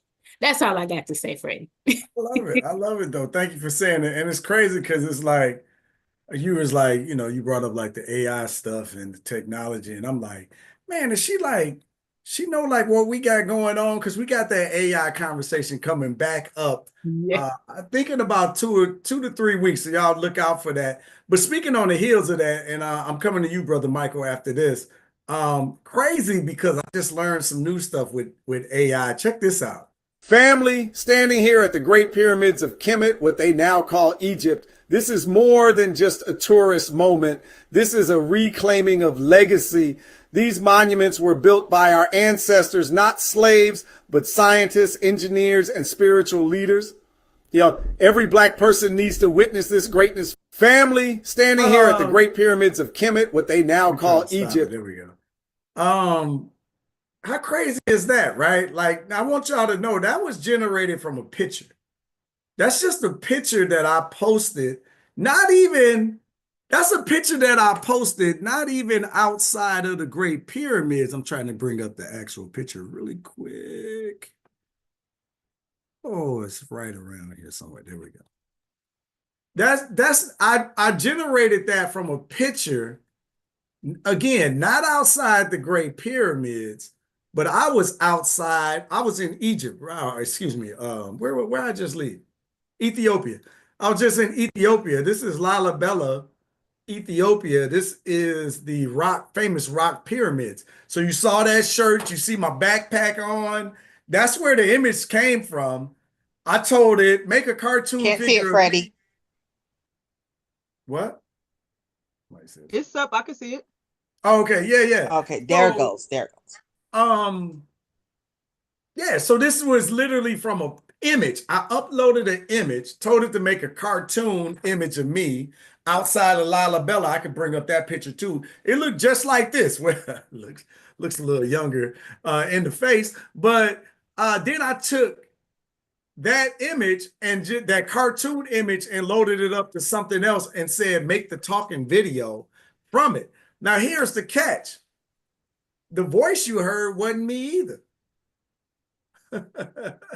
That was AI generated to sound like me. It's crazy what is happening. I'm glad the sister brought it up. And putting your head in the sand ain't about to make this stuff go away. And let me tell you something. I can upload an image that look like me, like this, like take a screenshot right now, upload it, and I can make that image talk. And then I can use my voice so it look like me, not a cartoon figure, right? Talking outside of any, watch this. Hold on. Brother Matthew, don't forget where you going with your discussion. I'm sorry. Hold on. All right. I'll be jumping into stuff, brother, and I don't be planning none of this, but I think it's just good conversation, right? So y'all saw me outside the Great Pyramids. Well, here I go outside the Olmec heads. I can make that talk, right? Here I am in the Montgomery museum, right, for all those hanging victims that happened down there in Montgomery, Alabama. Here I am in the cell with Nelson Mandela. Here I am outside the door, no return in Senegal, in the Goree Island. Here I am outside the Renaissance there in Goree Island.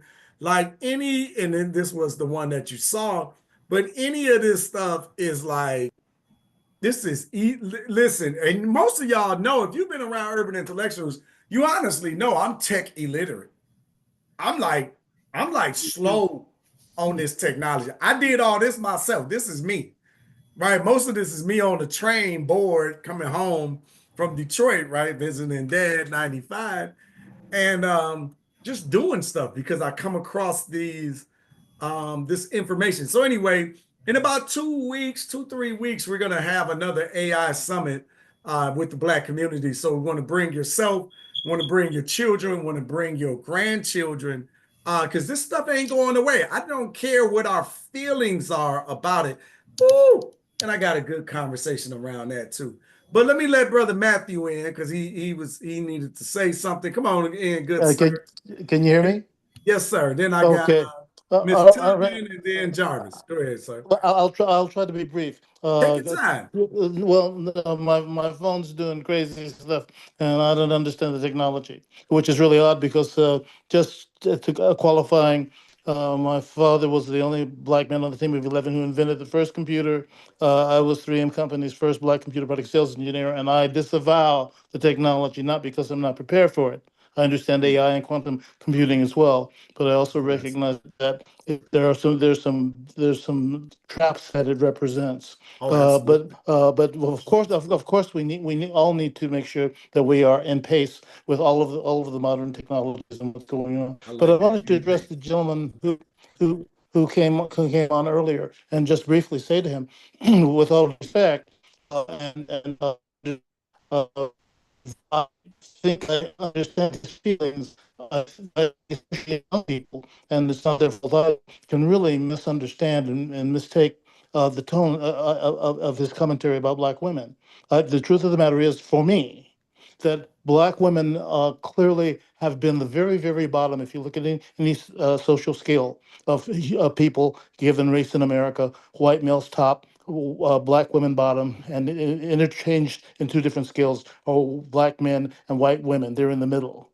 So what that means ultimately in terms of social distance is that black women, and we know this anyway, have the hardest time in terms of being able to participate, assimilate, and be part of anything from the economics to the sociality of what's going on in the culture. We have to deal with that really. Number two, we have to also understand that the education. I want to stop there. Hold on. You can't make that statement. I can't let you run with that. What was the purpose? What was your purpose of saying that? Like, what's the context around that? I need more there because I got more questions. No, absolutely. No, the gentleman was saying that he's talking about sisters and sisters being this and that and whatever. And I'm going, no. Black women, sisters, call them anything you want. I can get down, fine. But I'm saying anything you want, anything you want to say about my mother or my sister, you have to recognize that did not happen in a vacuum. And when people talk about black women booty popping or whatever, I'm going, black women, speaking of media, I'm a musician as well. They didn't control the media. They didn't control their one ability to get in terms of what's going on in terms of the music. They don't control the misogyny that is part of rap. So let's stop blaming the victim. I'm going, we all need to sit down here and recognize, yes, that we all are at some level victims given a racist culture that has always been so and doesn't plan to change. I get that. But the truth of the matter is, when I recognize that, what is it, 33% of all black men under 34% of black men under 30 voted for Donald Trump. Black males voted for Donald Trump and not for Kamala Harris. I'm going, wait a minute, what's going on here? Am I watching misogyny take place of racism? Because am I watching black men say, well, because I haven't gotten where I want to be, sister, you got to go along? No, you earn your keep just like anybody else as a black man. Don't you do that, not to my mama or nor my sister. Not cool. You start taking responsibility for what you do. Black males, all of us. Misogyny has no place in the black community. None. So that's what I'm saying. I'm going, I'm not cool with this. You sisters got to do this for me. No, they don't have to do anything for me. They did something for me by raising me. It's my job. Speaking of maledom, if misogyny has any whatever, then I should be responsible for being able to carry my own weight, and I shouldn't expect a black woman. I'm not fully sure, brother, where you're getting the misogyny and the attack on black women from. Maybe did I miss something? Y'all let me know in the comments. Did I miss something? Am I out left field? And let me know too. Well, I must have missed it. Maybe I misinterpreted him. Okay. I'll give you that. But I thought I heard him saying, you sisters. I think I heard him begin the statement with that. And I like I said, I respectfully disagree. I don't think it's you sisters who are essentially, what is it? Of all four categories, white males, white women, black males, black women. If I'm not mistaken, black women make less money than anybody. So don't put black women in the position of power, you sisters, when in point of fact, they are at the bottom of the barrel. That's the point I'm making. And the point I'm making too is that we don't do ourselves any favors by looking for a scapegoat. We should be lifting each other's boats. We should be raising all boats and not looking for any of the negatives they're there. But I shouldn't be saying, oh man, you could be doing this. No, that's not what I should be doing. I should be going, hey, can I help you do this? There's a difference. And for a community to be able to take itself where it needs to be, it doesn't need to focus on negatives and blame other people for certainly I'm not blaming anybody for my shortcomings. So that's my point. Okay. All right, we're gonna move along to Ms. Tubman. I gotta say, Thank you. I missed that. Yeah, me too. I'm still. Yeah, you too, right? Yeah, a lot of us in the comments, we missed it, brother. I don't know. I didn't take it from no attack. I haven't heard anything that was an attack on Black women. I know we talked about, at least I tried to point out that these are younger Black women that are making comments about Felicia Rashad, who, they putting her out there like, but that's a young mentality. That's the and then, okay, hold on, because we got a lot now. Now I got to address a lot because we got this social media narrative that's out there, and I don't know what we're gonna be able to do about social media. I don't think you can do anything about social media. It's out there. I think what we got to attack is what's happening in our homes, because, like I'm telling y'all, I was just in Ethiopia, and the sentiment, the feeling amongst the people is just different. And yeah, they don't got the same culture. No, they don't got the same culture at all, actually. But they are aware of our music, of our movement, of our culture. Black folks in America are around this world. And I know that because when we go out into the nightclubs, they playing the music. Like you hear not all that super raunchy nonsense, but you hear the culture and the music, so you know they're being touched and influenced by it. But they're maintaining like a different type of disposition. So I just wonder what the hell is going on in our homes. How many generations have we let go? Have we just written off? And one brother was talking about it earlier, talking about you can't be a man till you see a man, right? But they are leaving the community. Our ready, willing, and able don't settle in the community. We leave, we go elsewhere. Don't lead, don't grow boys up. Yeah, it's kind of tough, right? If everybody's going to abandon the system. So, and I think this gets back. Let me level set the convo, right? I think this gets back to, are we chasing the bag over revolution? Are we, and is it just being in proximity to whiteness that's okay with us? This is that Black excellence conversation, right? Which I don't want to demoralize Black excellence, because I believe that this is what we need across the board. But has Black excellence does it only mean going to get money now, right? What happened to Black excellence in parenting, right? In mentoring and growing up the next generation? We don't talk about it in those terms. Like, we can say, oh, Freddie, it ain't meant that way. Okay. But we mention Black excellence when we talk about Shaq. I just watched something on Shaq, right? Shaq just reached 10 million sales in this Bubblicious bubble gum. And he's high-fiving and chest bumping all of these executives in this room, a long room, about 20, 30 people. All white, except for one dude, right? So it's just, it's amazing. It's amazing. He's built the empire. He's built the business. Who's he bringing along with him? And this is not meant to be an attack on Shaq. This really meant to be an attack on all of us, because who's coming along with us? When we make some money, you make the bag. Your excellence, Black. Oh, you that pediatrician, and you got your doctorate, and you doing all of the right things, and then you moved off into that white ass suburb, and you raising your children amongst some white ass people that got that white mentality. Where's the benefit to the community of your success? Right? Dr. Woodson talk about, if your education don't drive you to serve your people, then you should throw it away. So what are we doing? What are we doing? What are we doing? I guess that's my real question. Where does Black power file into this? And when I speak of Black power, I think of the Garvey movement, right? I think of self-sufficiency. I think of freedom. I think control over your lives, right? We not trying to, most of us not trying to overturn the government, but we damn so trying to control our outlet. What happened? And this is getting back to the original video of the young dude saying, did we replace Black power with Black excellence? And Black excellence meaning chasing the bag. All right, I'm gonna be quiet. Can I say something, brother? Thank you, Ms. Freddie. Tubman. Hold on, David. Let me. I said a lot. Crystal and Jarvis. I got Miss Tubman up, Grady, Courtney, Janelle. Then I got you, David. I know you. Come on, bro. I thought Crystal and Jarvis was next. All right. Oh, I'm sorry. Yeah. Crystal Jarvis was next.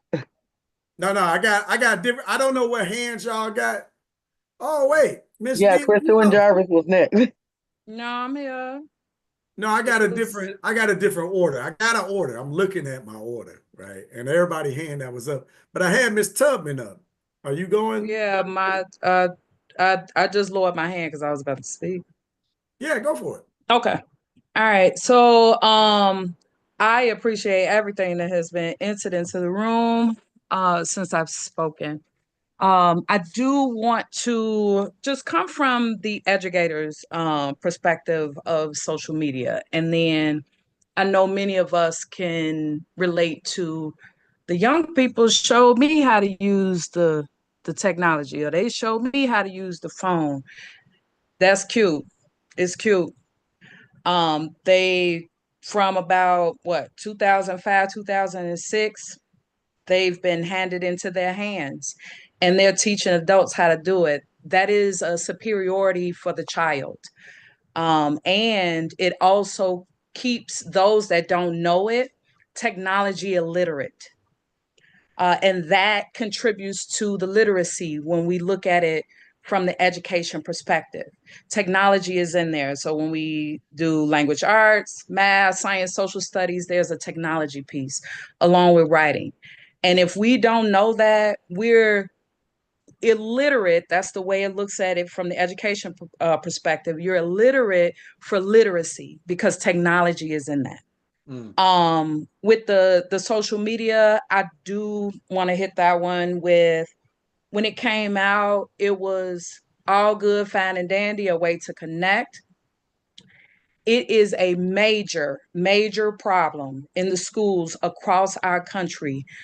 Most of the suspensions and the fights and the arguments with the families coming up there, cussing teachers out, cussing administrators out. You can't take my child phone, blah, blah, blah. They're scrolling, mindless scrolling. And the algorithms contributes to what you see. I have no other choice in order for me to be culturally responsive to our youth culture. I have to tap in. There is misogyny.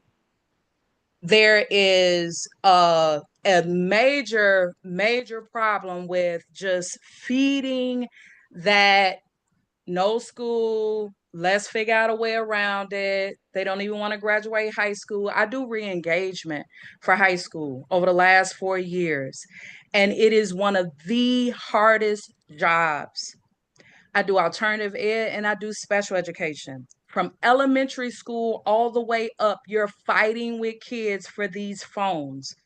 There is lights, sounds, bells, and whistles in these things that changes the brain of the baby. And it impacts the child as they get older. It causes what we label as a learning disability because of their lack of attention. That's correct. The inflated numbers for graduation is on the foot of they can't read, they can't write, and they can't do arithmetic, but we got to get them out of here because they are taller, because they need to graduate with their class. So I have students that are not reading, can't reason, comprehension problems, writing, math problems on a wide scale, and they will not touch it. The way that you get your credit is a D. All you need is a D to get a credit. That means 2 assignments in a semester. Two assignments, and the benchmark is we cannot go lower than 50%. So even if they got a D on the assignment, they run out with a 55, you can get 2 55s and you pass that class. Wow. There is no urgency placed on academics. Parents can't tell you why. They're hell bent on, are they going to graduate? And I have to push back and say, can your child read? Can your child do math, or can they write? The AI is used for good. I use it very sparingly in my class because students are given the permission to copy and paste that trash straight from Chat GPT into a paper, and they have the audacity to try to turn it in. And for a lot of teachers, they will take it. I fight up against my coworkers because they said, well, this is what they do. We can't fight them. I have 3 classes on my floor right now. I am the only classroom that uses a yonder. You have to drop that phone when you come in the classroom and you pick it up on your way out the door. If you ask me for that phone before it's time to leave, my response is, are you going home? Because I need your whole brain. Your whole brain. Nothing less.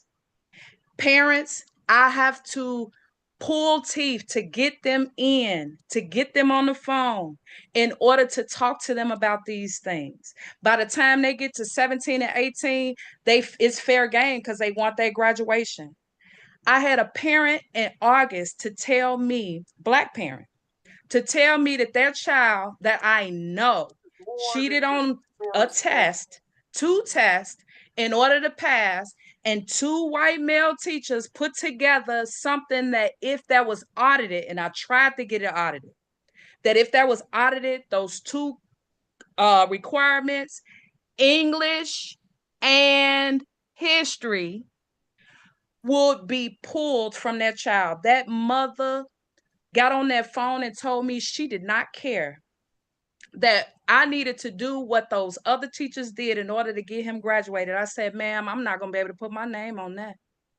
She said, I need to get him over to the college before I lose him. I don't care if he does have to take remedial classes.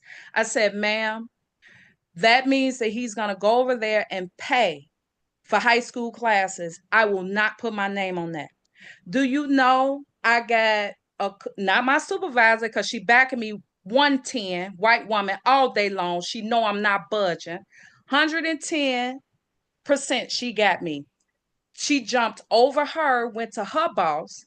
And then when she couldn't get a response to him, she jumped over him and went straight to the Department of Public Instruction and had that woman on my phone ready for that clapback.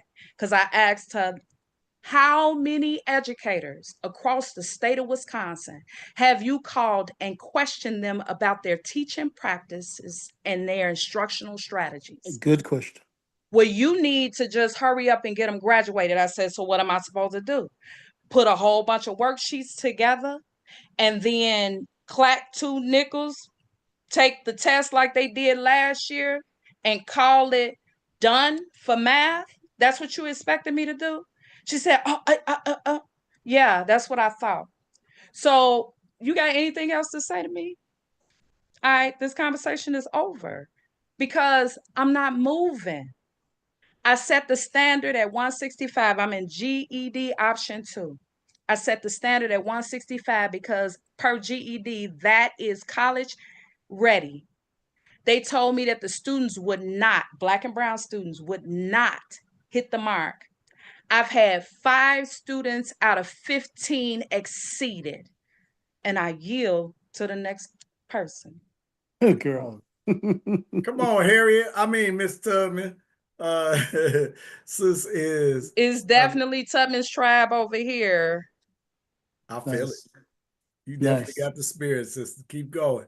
Man, you right, because we gotta have that parental involvement conversation here on Sunday dinner. I want y'all to know that's on my that's on my radar. So I mean, you brought it up, but we gotta have it. Like, how do we get? Because listen, I think all of this is getting back to really, for me, Black Power, right? Like, what the hell are we doing, right? Like, what what Miss Tubman is chronicling for us is not abnormal in our communities. In fact, it's far too common. Now, hopefully it's not happening in your homes, your grandparents' home, your grandchildren's homes, or anything like that. And I know my children's educational advancement is not typical to our community, but these stories are happening. And if you don't know that these stories are happening, all that means is you're not going back to the schools and volunteering your time and talents. And I think like one thing that could come out of the sister's commentary is you're needed at your local schools, at your local high schools, your element. You need it at every level, wherever you fit in, and you got an affinity for children at that age. I would encourage the ready, willing, and able to go get involved. One, so that you can see what the hell she's talking about, and you can see how common it is, and it don't gotta be the rough areas, right? It ain't just the quote unquote ghetto, even though I think America's a ghetto. I'm gonna rant on that in a minute, No, but go ahead. this is that is out here, right? And I think a lot of us, it would do us good to go see, right? Because I know you're doing the right. Listen, I hope you're doing the right thing with your children. You're breathing life into them. You're growing them, and you're doing all of these wonderful things. But all of us ain't having that same experience. And what y'all know, hopefully, what many of y'all know, it just takes one person in a child's life that can change everything. Right. One person that believes in them, one person that looks at them differently, one person that holds them to a higher standard, one person that finds that spark and tell them that they can do it. They can put it together, and you could be that person for a lot of individuals. Anyway, all right. Can I please just plug that again? Because you got to say that louder for the people in the back and those that are not here. I started volunteering because it was whitewashed here. Black dot on a white page everywhere I went, everywhere my children went.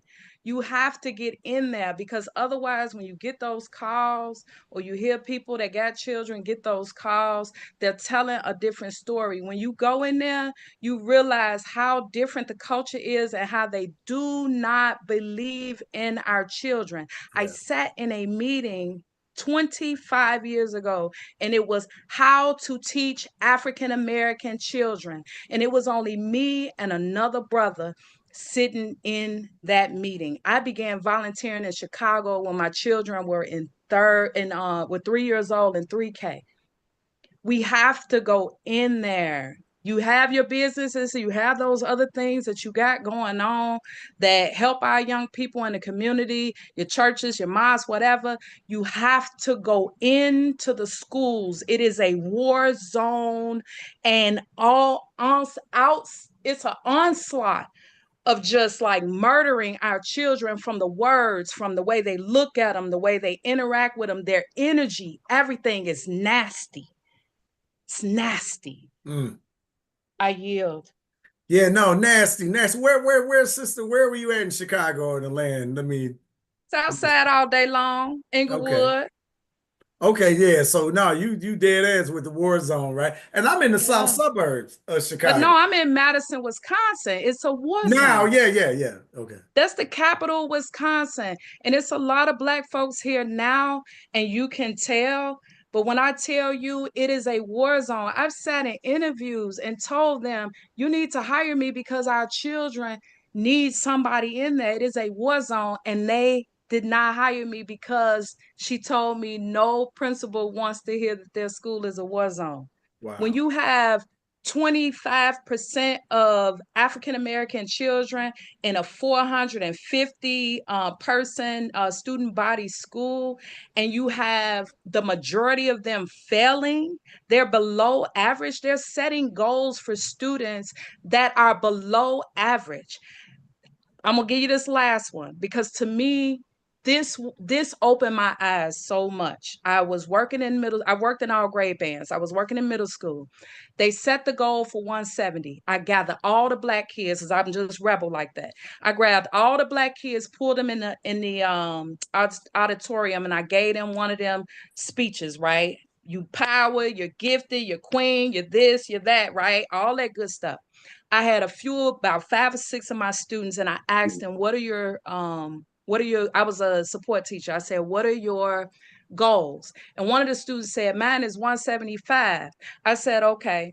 I took the map test and I showed them how they section out below meeting, and then proficient, and then advanced. And I said, you see where your range is? It don't even begin with 170.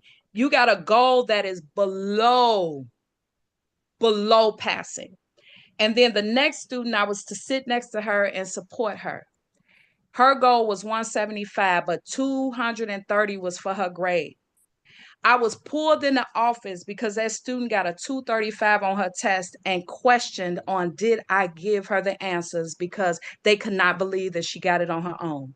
The entire time I kept telling her, you know this material, you need to slow down and you need to read it, because this is going to dictate what your high school experience is going to be like. And she dug into that test. I did not have to read a thing to her. And she came back with a 235, and I told them she did that on her own. She just needed somebody to believe in her. Believe in her. And I yield. Yes. I love Yes. it. Y'all.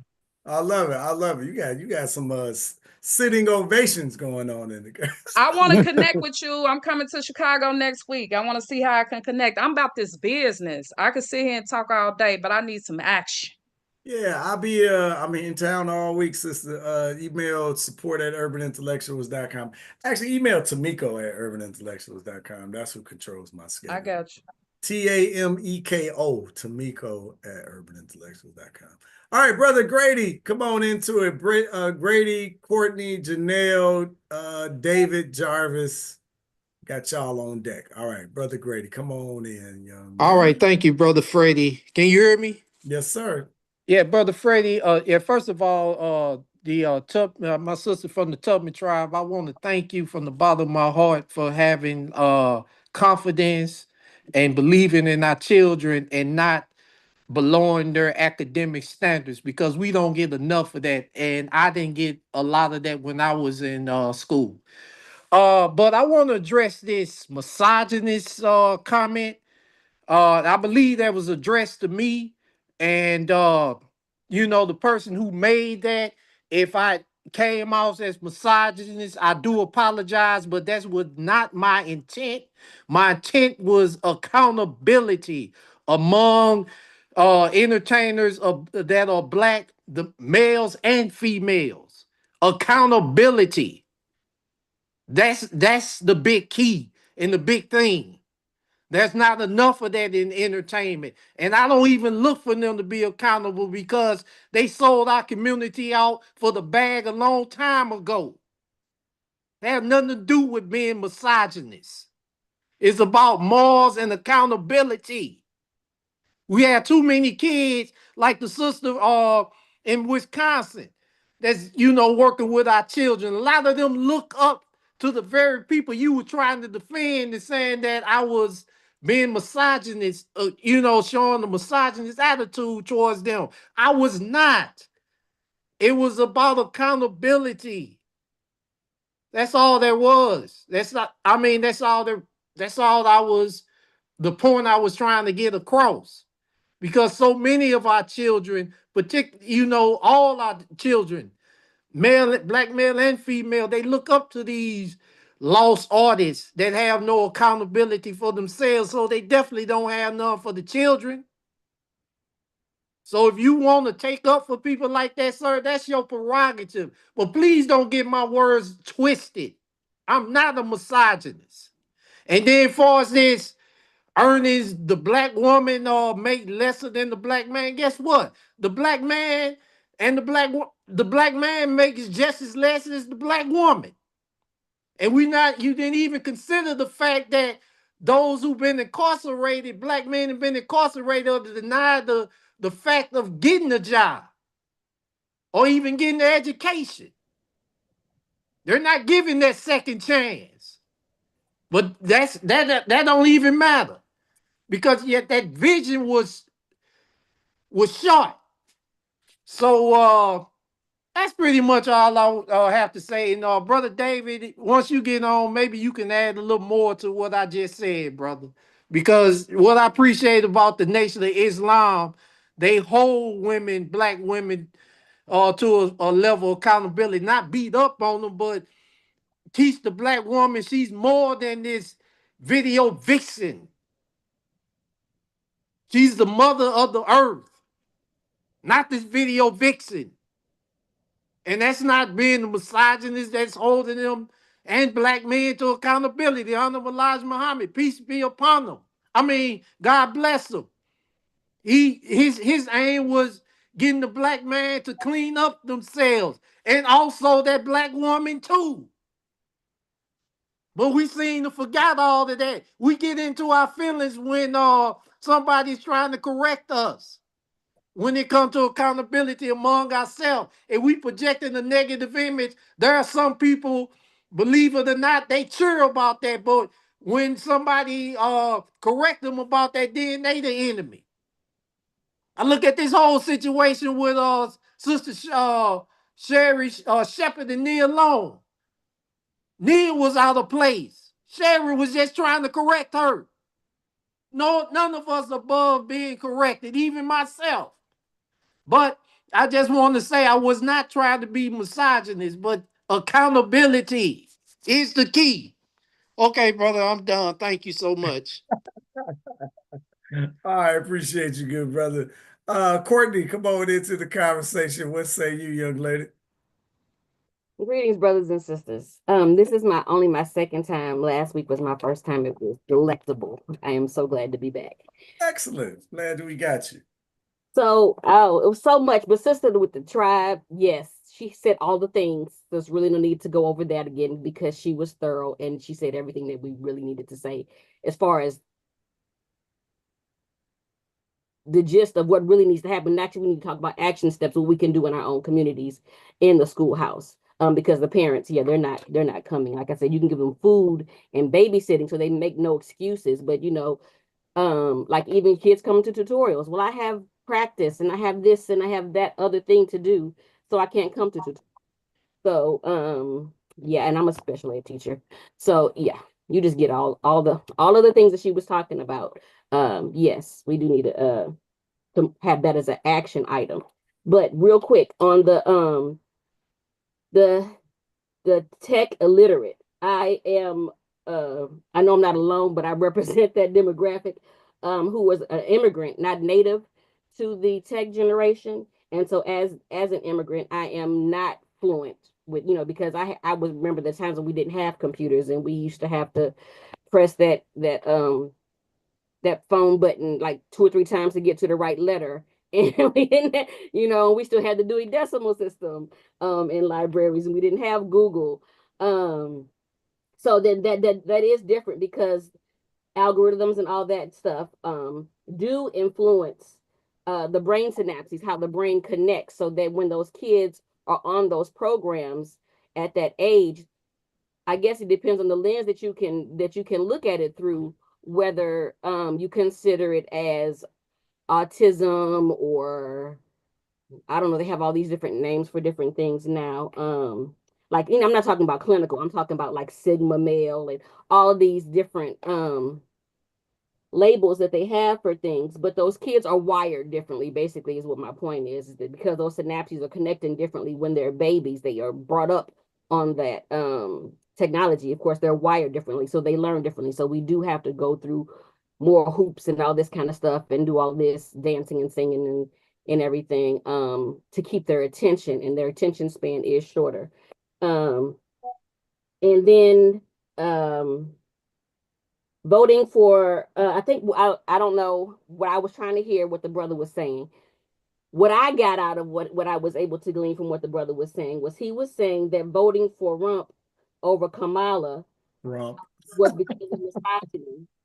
And he was addressing the fact that they're like, you had Snoop come out And I think they said Nelly came out that they voted against, and then original DL, before he made his recanting statement, he came out and was like, black men don't, or people don't want to vote for a black woman because you can't tell black women what to do, and all of that was out there ahead of time. And I think what the brother was speaking to was the misogyny that is inherent in our culture right now. And what he was speaking to was like, so that misogyny and that with the rap. So the brother, what you were just saying about black women and speaking up for us, the brother that was just before me, from, I think he sounded from St. Louis, because I'm originally from St. Louis. I think y'all are saying the same thing. And he was saying that the misogyny, that it's showing up in the different ways. So how it's showing up for rap artists in, of course, the instant gratification of the woman, of the black female body, right? And how we are regarded in the media. And then also not even just in the media, but it carrying through to not voting for Kamala because she was a black woman, and voting for because at least he was a man, kind of thing. And I think it sounded like he was speaking to the fact that that's not acceptable because I have a mother and I have a sister, and you can't treat them like that. And I believe that's what I heard the brother saying. And I think y'all are saying the same thing. I don't think he was coming for your neck, brother. I really think that y'all were saying the same thing. Some of what he was saying was kind of undiscernible, but I think y'all really are saying the same thing. Y'all just saying it with different words, but y'all really are saying the same thing. I yield the mic. Okay. All right. Thank you, sister. We appreciate you jumping in here.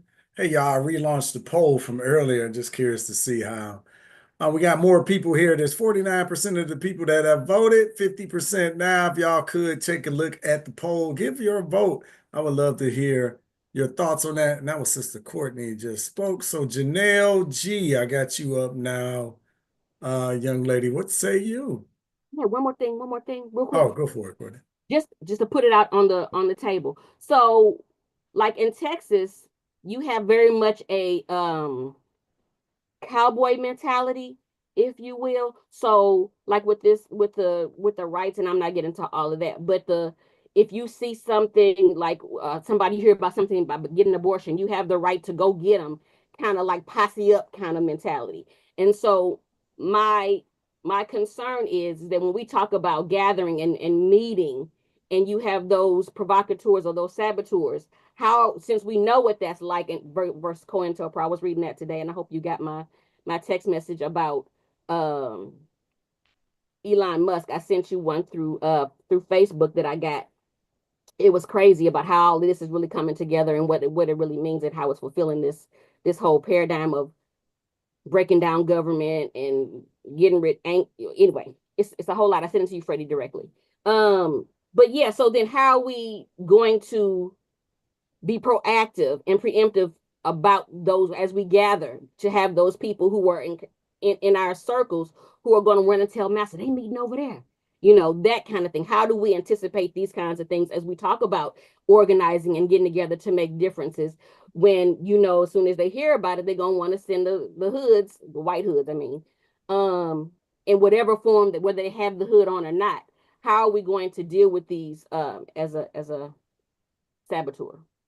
Yeah, no, that's a real question, and that's something that I think about as we grow even this Sunday dinner space, right? Like, because you're gonna get people to interact, and I think if y'all been around a while, you know that I'm open to conversation, right? Like, I will listen to you, like, even if I don't agree, I will allow you space to speak. But I'll just tell you this, sister, as far as the things that I'm in control of, I cut your ass off.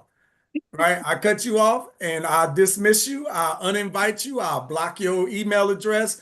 And what I understand is every time I do that, I'm not going to only cut off negative people and voices. At some point, somebody that was earnest is going to get sacrificed. And all I can say is I'm cool with that, right? Because I ain't here for the shits. And if everybody ain't gonna be heard, I ain't gonna listen to everybody. Like, it just, and my whole disposition is, if you don't like it and you think it should be done another way, then go do that. It. Yeah, go do that. You got the same opportunities I got. The difference is I'm willing to put up millions of dollars. And I say that because growing the space has cost me that. I could be stuffing this money in my pocket, but we're growing this space. These people that I got access and opportunity with, people inbox me all the time. Hey man, you should do this. You should share that. You should do this. You should that. Nah, you ain't been in this 10 years. I've been here. I've been putting up this money each and every year, sacrificing my salary to grow something different, right? So the shit gonna happen according to me, right? Like whether I might be short-sighted, I might be wrong. Hey, break away and go do something else, but it's gonna be ran the way that I think it should be ran because I'm the one putting the risk up, right? So when they come into the group, I see them. I'm well educated, y'all. I want y'all to know I play slow on the internet, right? Like I'm pretty sharp. I'm pretty well read. I haven't read everything. I don't know everything. But just because I don't say something don't mean I don't see it. Yeah. And on the back end, I will boot your ass. My immediate thought is to boot you. Like I'm not trying to convince you. It's just like the people that come into the space and say, well, who is we, brother? Who we talking about? Not your ass. No. Your ass ain't it. If you got an ass, you ain't it. So if any of y'all lurking and wondering how to figure out how to get on the inner circle, asking who the hell is it, that ain't it. I know that you ain't the one. Because everybody that I speak to know our issues and our pain, and we ain't got to ask shit. You know. You like, Yeah. And then when they start acting outside of that, that ain't us. Sure. That's immediate. And I know some people are going to have better, tactics, right? But, I don't say everything I understand, and everything I understand, I don't say. So, anyway, yeah. So that's just, at least for this space, at least for this space, that's how I operate. And I know at some point I'm going to get it wrong, and that's all right. It's all right. It's a bigger movement, and it's not going to happen by one person, one organization, or one movement. It's going to be a whole lot of these things. That's why I think the conversation about staying and fighting, I love that. I love them brothers and sisters for that. I ain't there. I'm not about to, in this middle of this civil war, these white folks about to kill each other. I ain't about to tell my people to stay here in the middle of this shit. Yeah. Especially when I can see different ways that we could easily exit. Particularly if you got assets and you could sell them and you could go somewhere else, you could live for decades on probably the assets you're sitting on in America that's going to evaporate in a year, 2 or 3, right? But you don't know that until you travel somewhere else and you see something different, right? So I don't know. Hey, what do I know? I don't only know what I know.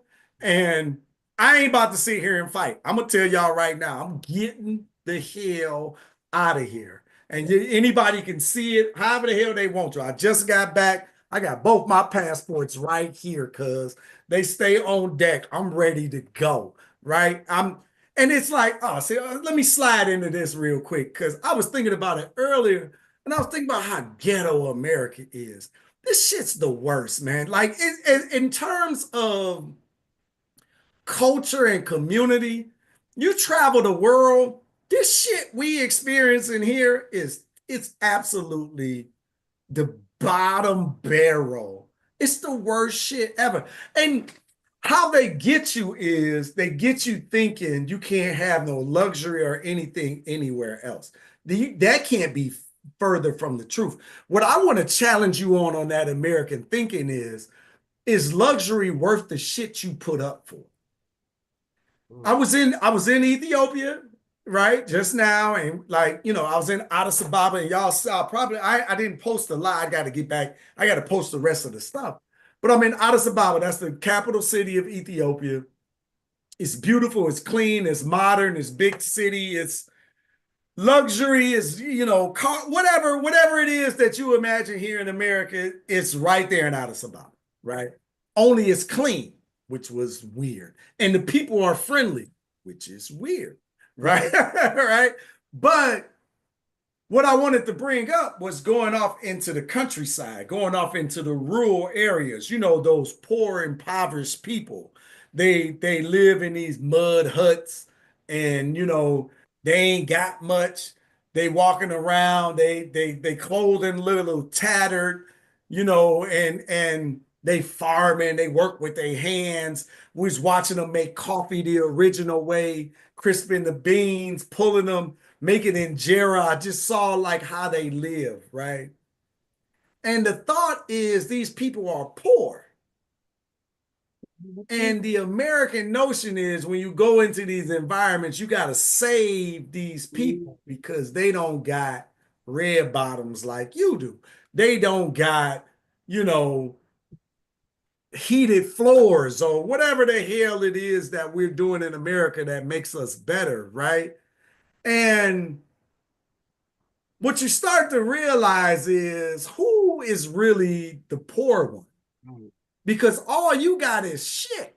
All you got is things, right? And you think those things make you better, but you don't really see the grind and the strife that you're going through to get those things. I was on the trip with people from like the DC area and big metro areas. They're talking about 2 to 4 hour commutes to go to work, right? 2 hours one way, 2 hours back, 4 hours out your day of what you giving up. I mean, just think about the sacrifices that you're making to have this luxury. Yeah. And then this person out here in this rural area that's poor as hell, all they got to do is wake up. The land produced the food. It's on the trees. You can just eat it. Like, they growing food out of the ground. I can eat. I'm happy. All the people I love is right here with me.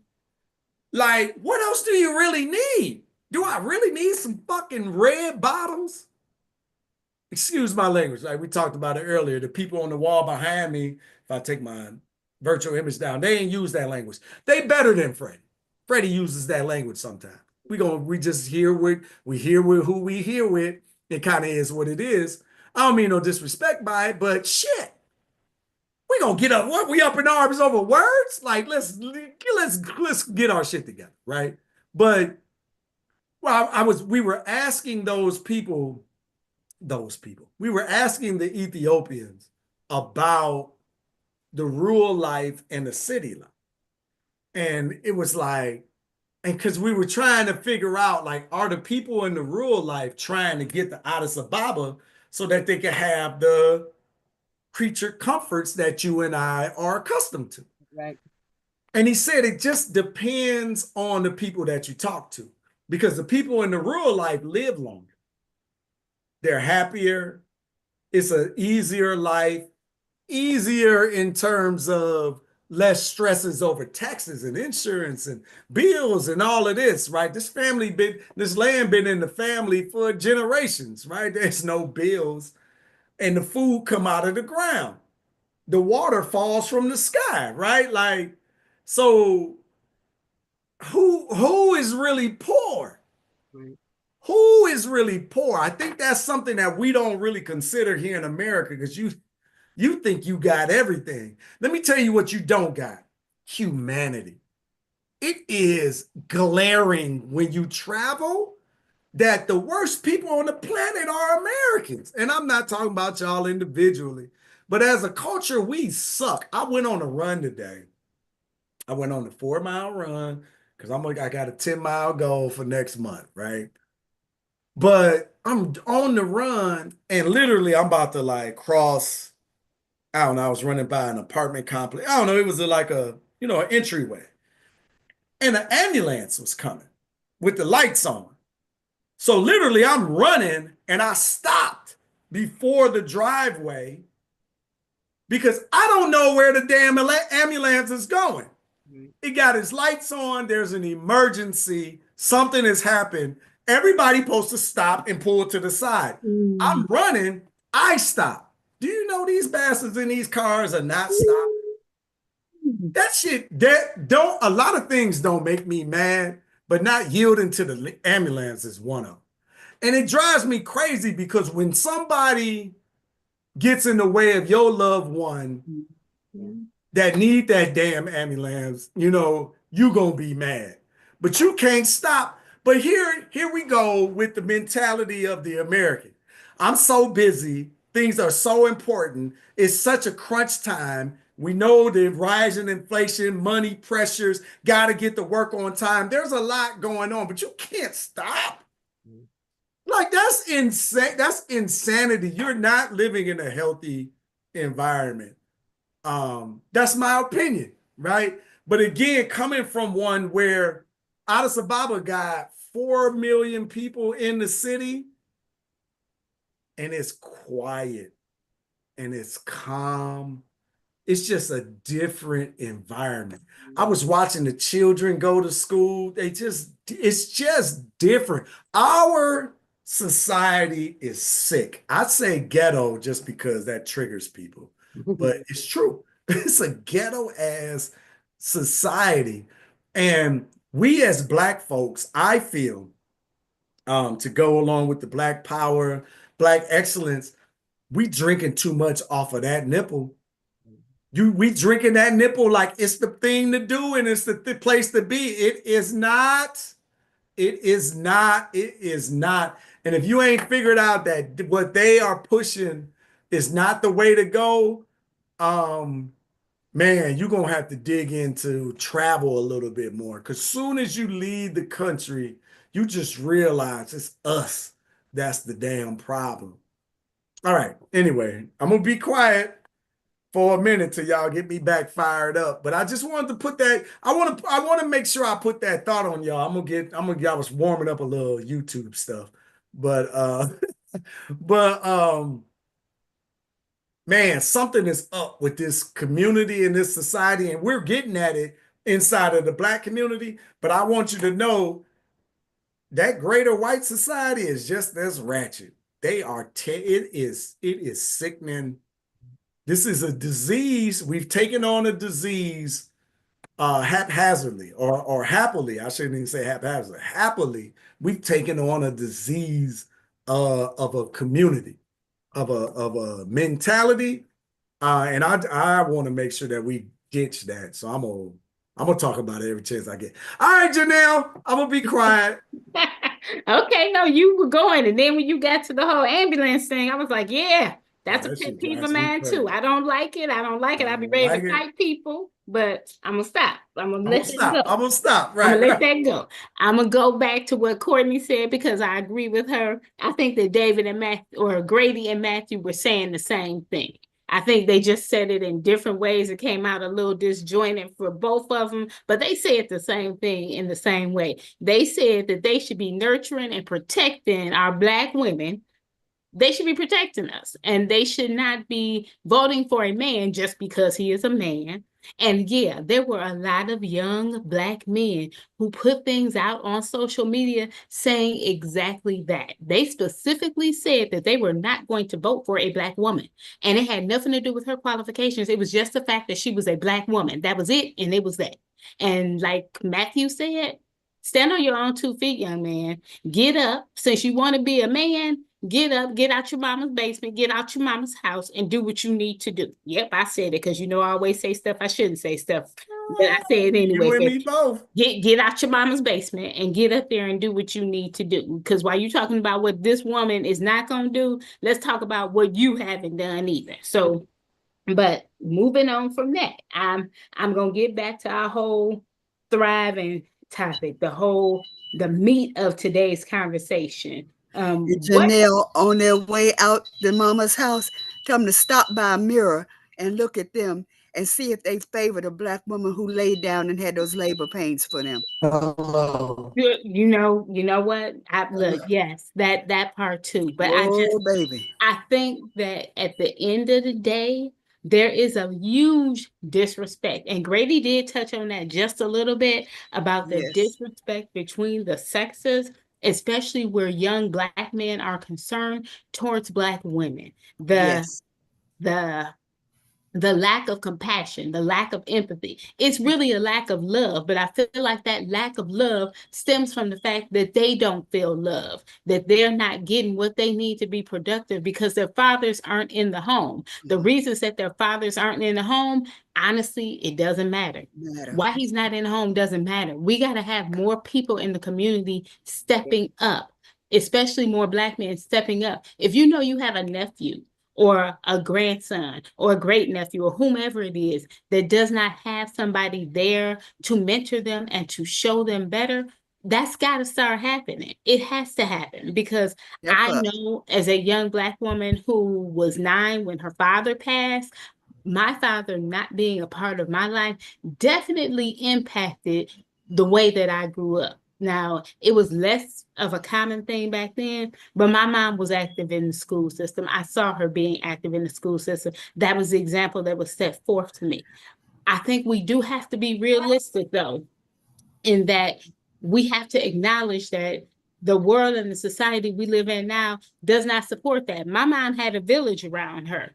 I had all of these different places to go. She didn't have to worry about me going somewhere and not having somebody who's going to take care of me and look out for my best interest. She didn't have to worry about who was picking me up from daycare because they say that if I'm not there by 5 o'clock at 5:15, they calling the people and I'm gonna have a CPS case. Like, we live in a different society, so we have to address that. Last week, somebody brought up the co-op thing. I like that even as a way for parents to help each other because somebody put that in the comments. We got to start doing more to help each other. How do we do that? How do we help each other? By turning back to civility, by turning back to being human, by turning back to being helpful towards each other. We got to be better towards each other because at the end of the day, it's kind of like what I used to tell my little sister. Family standing If here. people see us mistreating each other, then they're going to think it's okay to mistreat each of us. So Open if season. they see us treating each other right, then they know that nobody's going to be able to break that bond. It's the same thing with us as a community and as a group. If we learn how to treat each other right, and if we do that in practice, not just saying it, but in practice, say something nice to somebody. It's difficult to do sometimes. Sometimes it's not. If you see somebody and they just out and you happen to like what they have on, just tell them that, whether it's a man or a woman.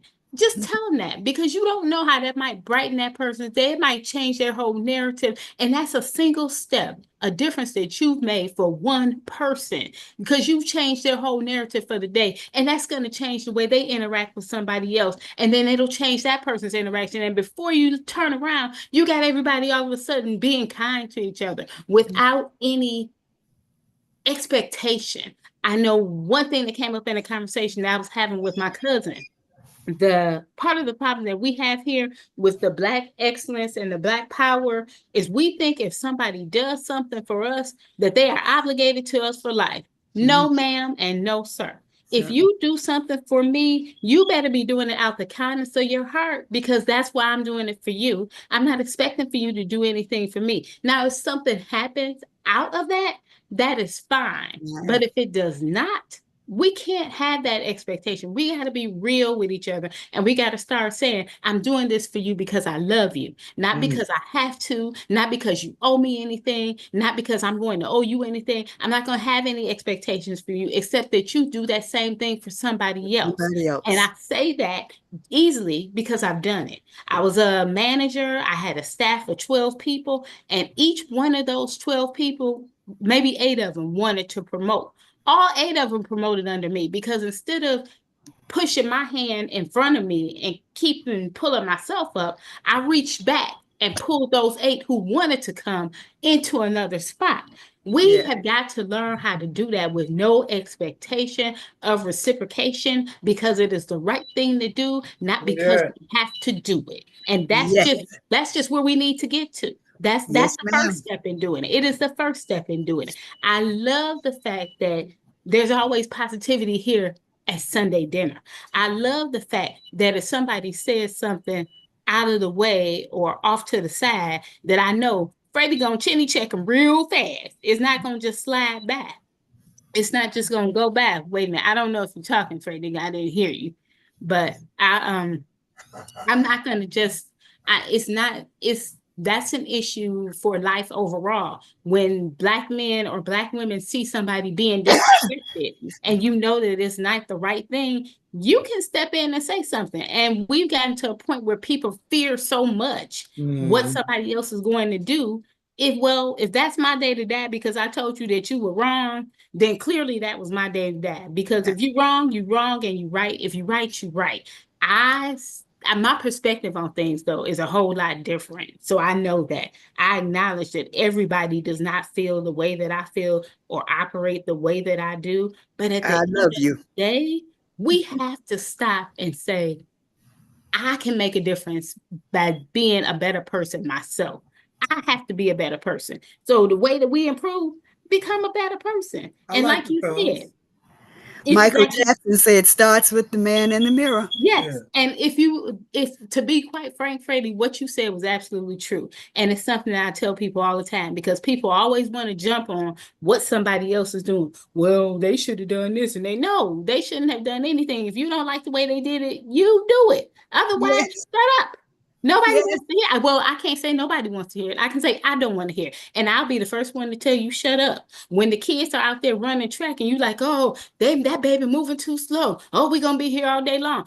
How about you get your old butt out there on the track and run a couple laps and then tell them that they need to move a little faster? You're not helping the situation here right now. So I'm not that auntie, that grandma, that person who's out there going, you got this, baby. Don't listen to them because ain't none of them coming down there to run it for you because they can't. Amen. They talking about you, but they can't even run the first lap. They'll be looking for an inhaler or an ambulance, one of the two, because most of them ain't going to make it around that track, not at one. So at the end of the day, encouragement, kindness, civility, humanity, all of those things that we used to have that start, I guess, in the foundation of respect, the respect that comes from being taught better, from knowing better, we got to get back to that. And part of that, even though I'm not a member of the Nation of Islam, part of that foundation, that's a solid foundation. If it is used right and not done to a person's advantage just for their own personal achievements and goals. But if it is done right, like Brother David does it, that's where we need to be at. That's where we need to go. And I'm gonna turn it on over to him because I know he got a mouthful. Yeah. He coming next. I love it though. What I find interesting is just a couple of things. One, I'll say, make sure you answer the poll, y'all. We up to 70%, 36 out of 51 people answer the poll. Where is the poll? It's not on the screen. I don't know. Now that's a good question. I launched the poll, people answering. Y'all, can somebody that answer the poll tell sister where it's at? I don't know, sis. I told you already that I'm tech illiterate now. So this and me too. Yeah. So it might be in front of both of us. I can't tell you. But Freddie, my answer to the poll was all of the above. Yeah, but how can she see the poll, and how did you see the poll to last week they came up all through the conversation, but today I'm seeing none. Okay, I launched it a little while ago. So anyway, we'll get to it. Okay. It wasn't part of the chat. It's part of the chat? It wasn't part of the chat. It was just on the screen, so I don't think we can go back to the chat and find it. Okay. Okay. All right. Anyway, man, I was gonna go left. One before Brother David come. I got you up next, Brother David. I think it's interesting that a lot of us that are not in the Nation of Islam respect the Nation of Islam. I think a lot of people respect the nation, right? I don't know. I can only speak for me, so I'll say this: I ain't into religion. I don't want to be into neither one of it. I don't try to sell me on it. Oh, that's another point. Don't try to sell me on it. But I respect what the organization does. That's what I respect. And I just find it interesting that many of us do. And then two, we were talking about, or Sister Janelle was talking about people stepping in. I don't know what they're afraid of and this and that. I always love to use that point to challenge, particularly Christians, because that's most of who my following is. And it's like, what the hell are you afraid of? If you say you follow your God and everything that happens out of that comes well out of that, why aren't you stepping into these situations boldly and unapologetically? Because literally you got the deity at your back. I know if I felt that way, which again, it's not that I feel like the deity is against me. I just don't have the same Christian beliefs as you or the Islamic beliefs either, right? Um, and I'll step forward any damn way, right? Like if a black woman is being disrespected and it's my time to go, my wife know I'm gonna step in. I'm gonna say something. It ain't gonna happen. Ain't shit gonna happen in front of me, and I don't say nothing, right? But I just wonder why people of faith be meek and be afraid. Because if I had that level of audacity that you speak about, I think that I would do even more. At least that's what my understanding is. And I said my wife, but I don't give a damn who's in front of me or who's around me. It just ain't gonna go down in front of me and I don't say nothing. Um, yeah, so I don't know. I sprinkled that onto the conversation, and let's see where that goes. But I found it interesting that a few of us I just noticed even today mentioned appreciating what the Nation of Islam does, and I think it's called fishing, right? I know it particularly. I'm fond of fishing. I think that's it, David. Don't get on me, brother. Blame it on my head, not my heart, brother. If I botched it too bad, but I think I'm in there, right? You know what I'm getting at least. If I say that term, I don't know if it's derogatory or not. So my bad. Go ahead, brother. Your turn. Yes, sir. Can you hear me? Yes, sir. Yeah, I appreciate that. Yeah, fishing is when you're going out to save the people, to bring people into the fold, and to give them what it is that we have received that helped us turn our life around. So that's what fishing is. Jesus said he was going to make, I believe, was it Peter, a fisherman of men. So that's what that refers to. Now you giving me an alley oop, but I'm over here scrambling, taking these notes, and they just kind of all over the place. And so, like everybody said something that made me write down something. I'm like, man, I don't know if I'm gonna be able to Get put it it all all in. Yeah, together yeah. Take your because time. because because one thing is when I get to talking and I'm very passionate about these things, I feel the emotion starts to well up, and then I'm not as articulate in Right. the message I'm trying to convey. So I'm going to really try this time. So let me first start by saying, look, it does matter why the father is not in the home, because the reason why the father is not in the home gives you the cause. And we're talking about symptoms, and we want to fix the problem. We're discussing symptoms and not what caused the problems in the first place. And part of why the father's not in the home is again drawn from scriptures. If you could draw from scriptures to apply it to your everyday life, because scriptures these are stories. Everyone has stories. Every group on earth have something in their culture, a story, a ethos that holds them together.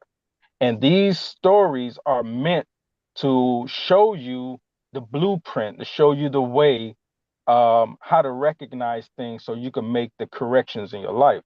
So it does matter. And the reason why the nation is so bold is because we believe and we have the faith in God. We believe God is a man. We believe God came and met with the most honorable Elijah Muhammad. We believe that. So he taught the minister Farrakhan. Mr. Farrakhan been in this work for 70 years and still working. He's God willing, he'll be 92 this year in May. Still working. And who's bolder than him? You speak of being bold. Who's bolder than the minister? Who's taken on the power structure of this world, not just of a neighborhood or block or state or America. He's taken on the power structure of this world and survived assassination attempts. If you only knew. And so it's a reason why he is the way he is. He tell you, he said, because God backing him. And then we watch him and we strive to follow him because we're doing what scripture say. You're supposed to strive to follow Jesus Christ. He gave you a message, he gave you a blueprint, he showed you how it was going to be done. You're supposed to follow him so that you can have the power that he had. Or has, I should say. So that's why the minister moves the way he does. That's why we move the way we do. And something else someone brought up, or you brought up, was all the referencing to the Nation of Islam. Well, I'm going to give you a little insight, and it's on the cover of one of our latest papers. We keep telling people we're the Ark. The Ark wasn't a boat built by somebody thousands of years ago. That story is an allegory for you to recognize who's building the thing that you could find refuge in. The Nation of Islam is the Ark. We're expecting Okay, now I ain't heard this one. All right, now we cooking. The Nation of Islam exists. The Nation of Islam exists so that when it does go down, we're talking about it. That's what I'm saying. You're giving the alley-oop. When the chaos hits, we expect people to be flooding our temples around the nation. Why do you think we have temples around the nation? In the world, in fact. Because Black people know if they're not standing up right now for the Minister Farrakhan and the Nation of Islam openly, they know in the back of their mind where to go to find refuge of people who's unapologetic, who's gonna lay it on the line, and has been laying it on the line for the people. And we're trained to do that very same thing that the minister and others before him have done. So we fully expect that our mosques all around the country and world are going to be flooded when the chaos hits. We're the Ark. You will be able to find refuge amongst us. We're begging you to come down. Like, look, what are you waiting on? We got everything that everyone keeps saying they want. All of this already set up. What's not being set up, and the minister went on the Breakfast Club years ago, and he said if we would just donate 35 cents, the working people in the working Black people in America donate 35 cents. Was it a week? I believe a week. 35 cents a week or something to that effect, that we would have collectively over $200 million a year to which we could start to work our plan. Someone mentioned a plan. We do have a plan. You're not listening to us. You're not listening because, again, we have leaders that have aligned themselves with the white power structure, and the masses are following them. And so now we're caught up in politics that's destroying that's not building us up. Politics that's contributed to destroying the Black family, which was also mentioned, which has made us okay with it. You say that you're not, you mentioned not being Islamic. I would say everything you said is very much Islamic. And scriptures in Islam, and we're ending Ramadan today.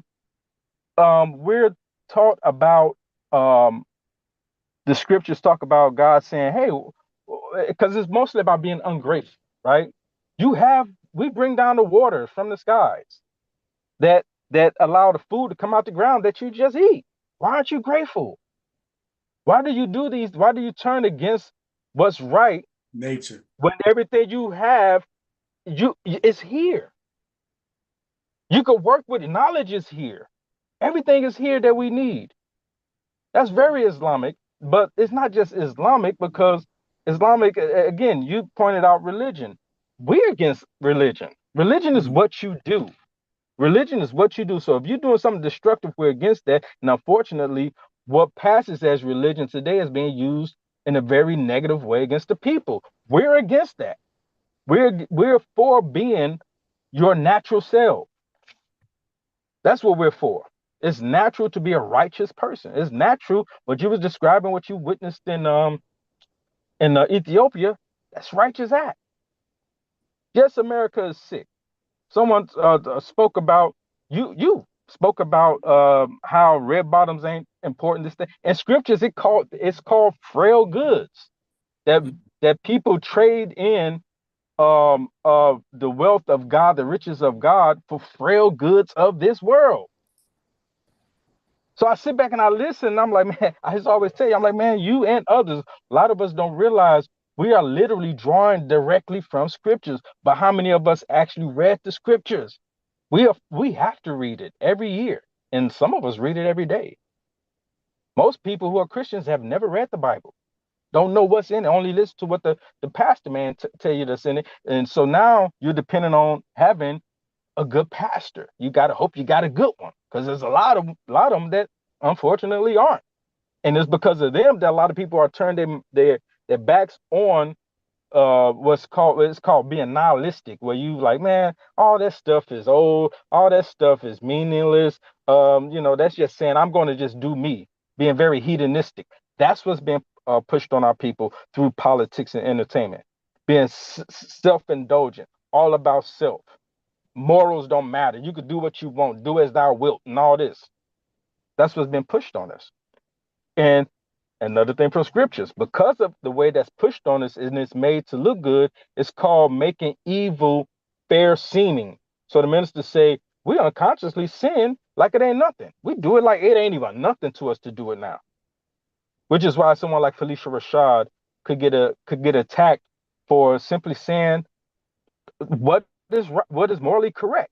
So at the end of the day, your culture is supposed. I don't even know if it's morally correct other than logical, but never mind. Well, I mean, I know. Go ahead, brother. I'm sorry. Well, because I'm just gonna say this little tidbit, because when you're in a crazy world full of a crazy society, being modest in your appearance is a level of protection. It don't mean that it's going to guarantee that some sick person won't go after you, but if you're portraying yourself as a prostitute, the whore culture that we have adopted, just like the men have adopted this maniacal, murderous culture, then that's what you're projecting out there, and that's what you're going to attract.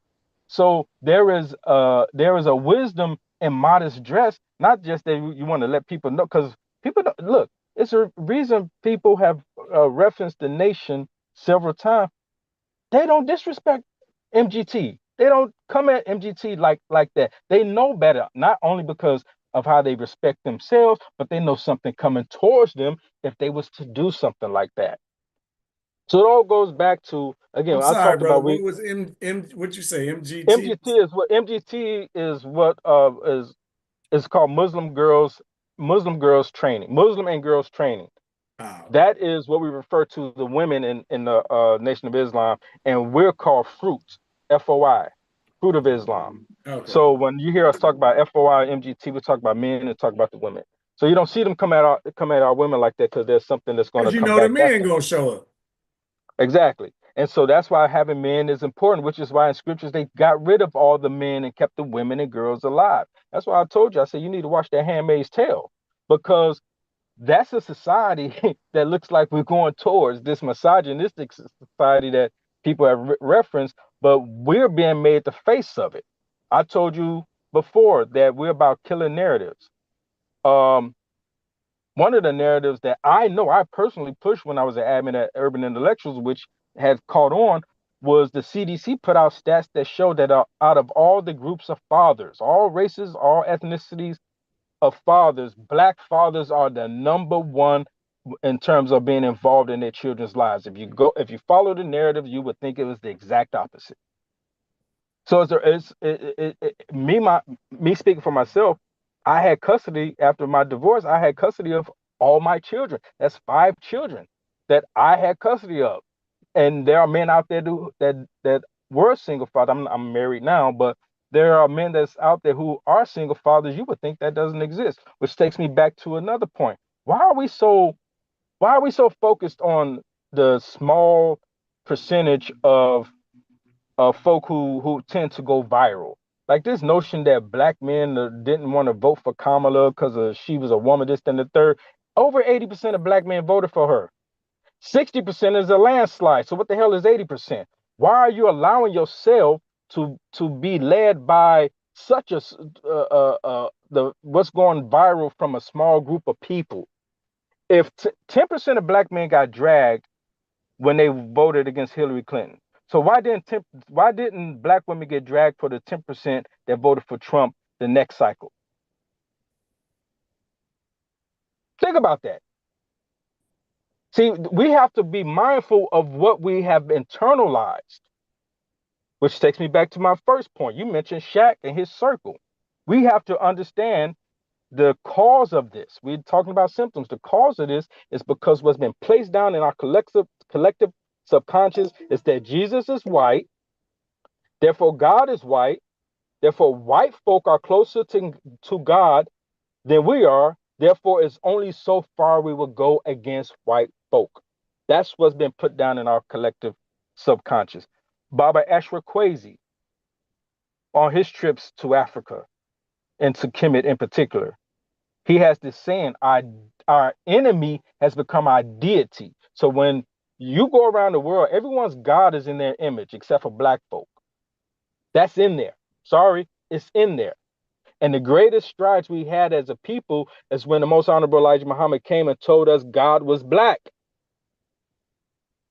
So that's why if you have knowledge yourself and it starts with who your God is, where you get your value system from, you tell someone, hey, you're God and you made a God's image. It's easier for them to now get off the drug. No one has had the success in taking junkies, what they would call back then, or drug addicts, and getting them to completely walk away, not from a pill, not from some chemical treatment, simply because they know who they are and they're like, oh man, I don't want to poison my body. If I'm God, why would I want to poison this temple? It's a reason why the Nation of Islam could take ex-convicts, men and women, homeless people, men and women, folk addicted to drugs, men and women, and they completely turned their lives around. What is it that we know? See, we know scriptures come with a prescription on how to get yourself inclined towards God.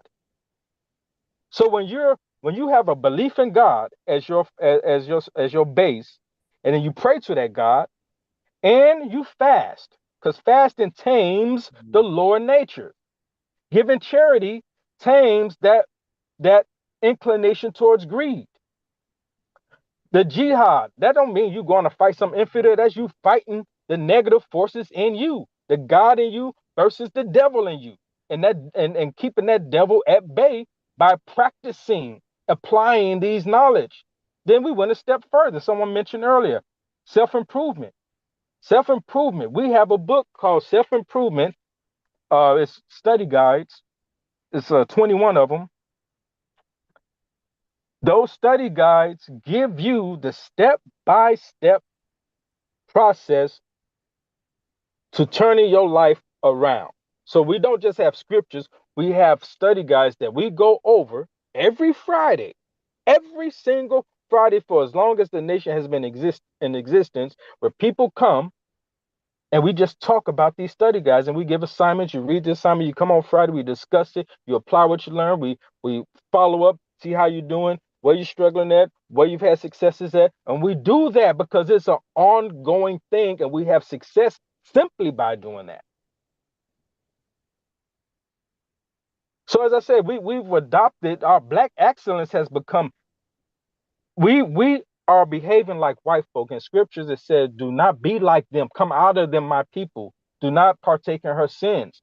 We equate black excellence today as nearness to white folk, being able to do what they do and have what they have, but they're a very hedonistic, nihilistic society, maniacal society, and we are reflecting that. I mentioned the reflection earlier. You got the reflection and the projection. You got to change the projection. We're reflecting them. We need to be reflecting the God in us.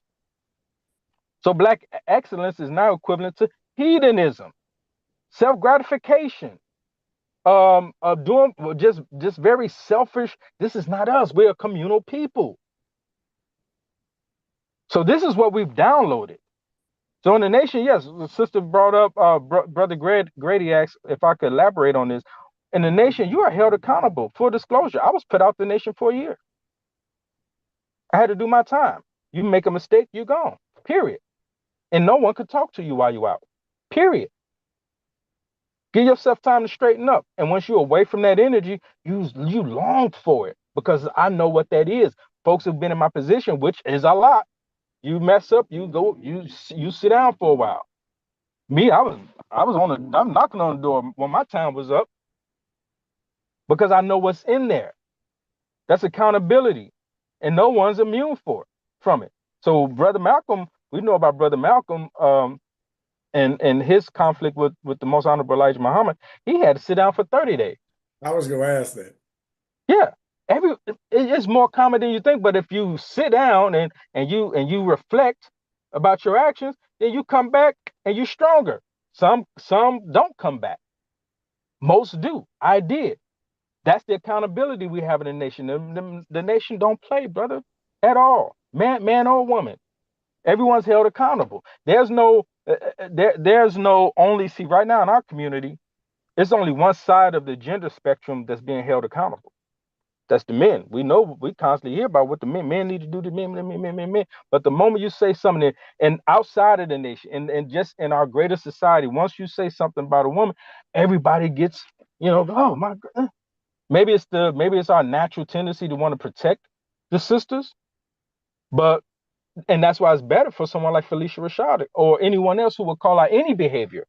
It should come from a woman than from brothers, because it would. I just saw a therapist talking about that.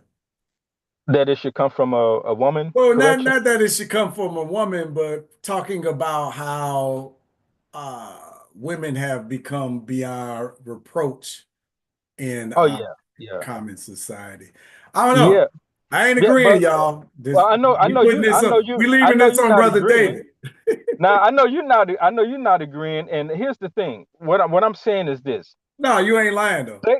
Satan is dividing us. What he does is he divide, and then he blocks accountability from one. This is what you've seen in the movie Hotel Rwanda, in that situation in Rwanda, that civil war. One group was given a privilege. You can't do no wrong. One group was oppressed, and soon Satan left, those who were oppressed went after those who had the privilege. And this is the game they run, and they run it on our community. So there's a privilege given to an extent. And that privilege is keeping folk from being held accountable. That's why when you hold someone, certain people accountable, and they feel like they could get away with anything because society backs it up, and you don't have to be held accountable to nobody, then you're going to have these problems. And so that's what we're seeing. But the fact that it's being called out is also evidence that it's not going to be tolerated. So there's a lot going on, but at the end of the day, our deity has become our enemy has become our deity, because we got this white savior in our collective subconscious, which equates to, if you around white people, like you mentioned Shaq's circle, like you mentioned some people who move out the neighborhood and they move to a white neighborhood and I'm the only black person out here, because they feel they made it to heaven. That ain't heaven. Proximity. All of this is falling, and you're going to realize all those type of people going to get their Negro wake-up call. But like I said, the Nation of Islam, we sitting here as the ark. It's been built. We've been ridiculed. The story of Noah is that he preached for over 100 years, building his ark, and people walking by and mocking him. And what are you doing? What are you doing that for? Them people crazy. They believe this. They believe that. Blah blah blah blah blah blah blah. Then it started to rain one day. What the nation has done has taken on that kind of that treatment. We've said things that seem crazy until the government come out and say, wait a minute, there are these flying saucers out here. We've been telling people that since 1930. Them angels you read about, you're seeing them, but you've been made to believe there's something else. Believing God is a man. Well, it says all throughout scriptures that God is a man, that God is a human being. God works through us, and we're in his image. That's the hint there. Some of the things we've said, we got people. It was. I don't know if you can still hear me because a call tried to come through.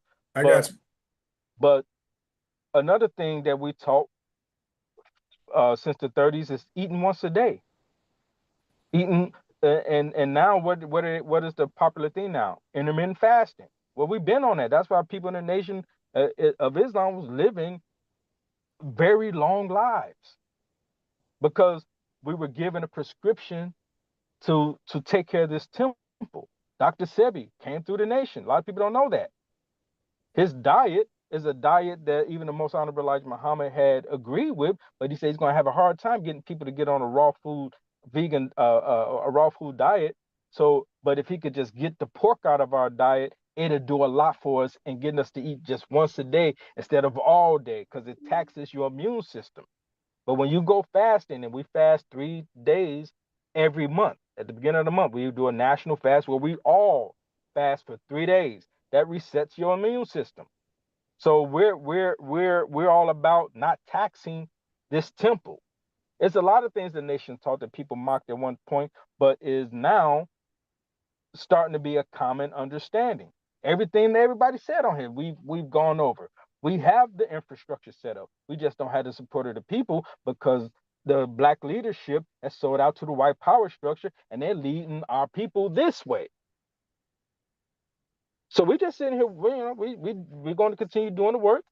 We're going to continue following the most honorable, the honorable Elijah, the honorable Minister Farrakhan's example, and go out and help the people and be there and be an example. And when things go down, we're gonna be here to fill up this ark. But I'm telling you, we don't believe in necessarily having to go somewhere, and we don't believe necessarily that we're gonna have to fight fight a civil war and all this other sort of stuff. We believe our unity is more powerful than an atomic bomb.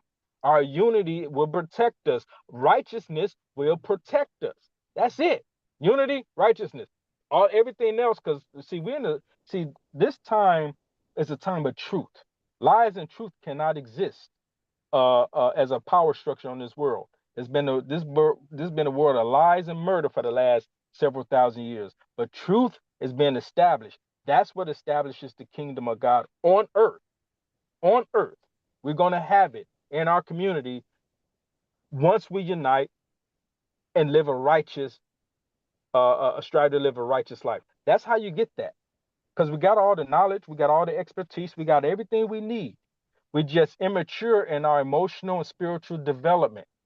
And that's what allows us to be exploited. But like I said, standing here at the Great Pyramids of but when you are practicing the principles that are taught in the nation, then you grow, you mature.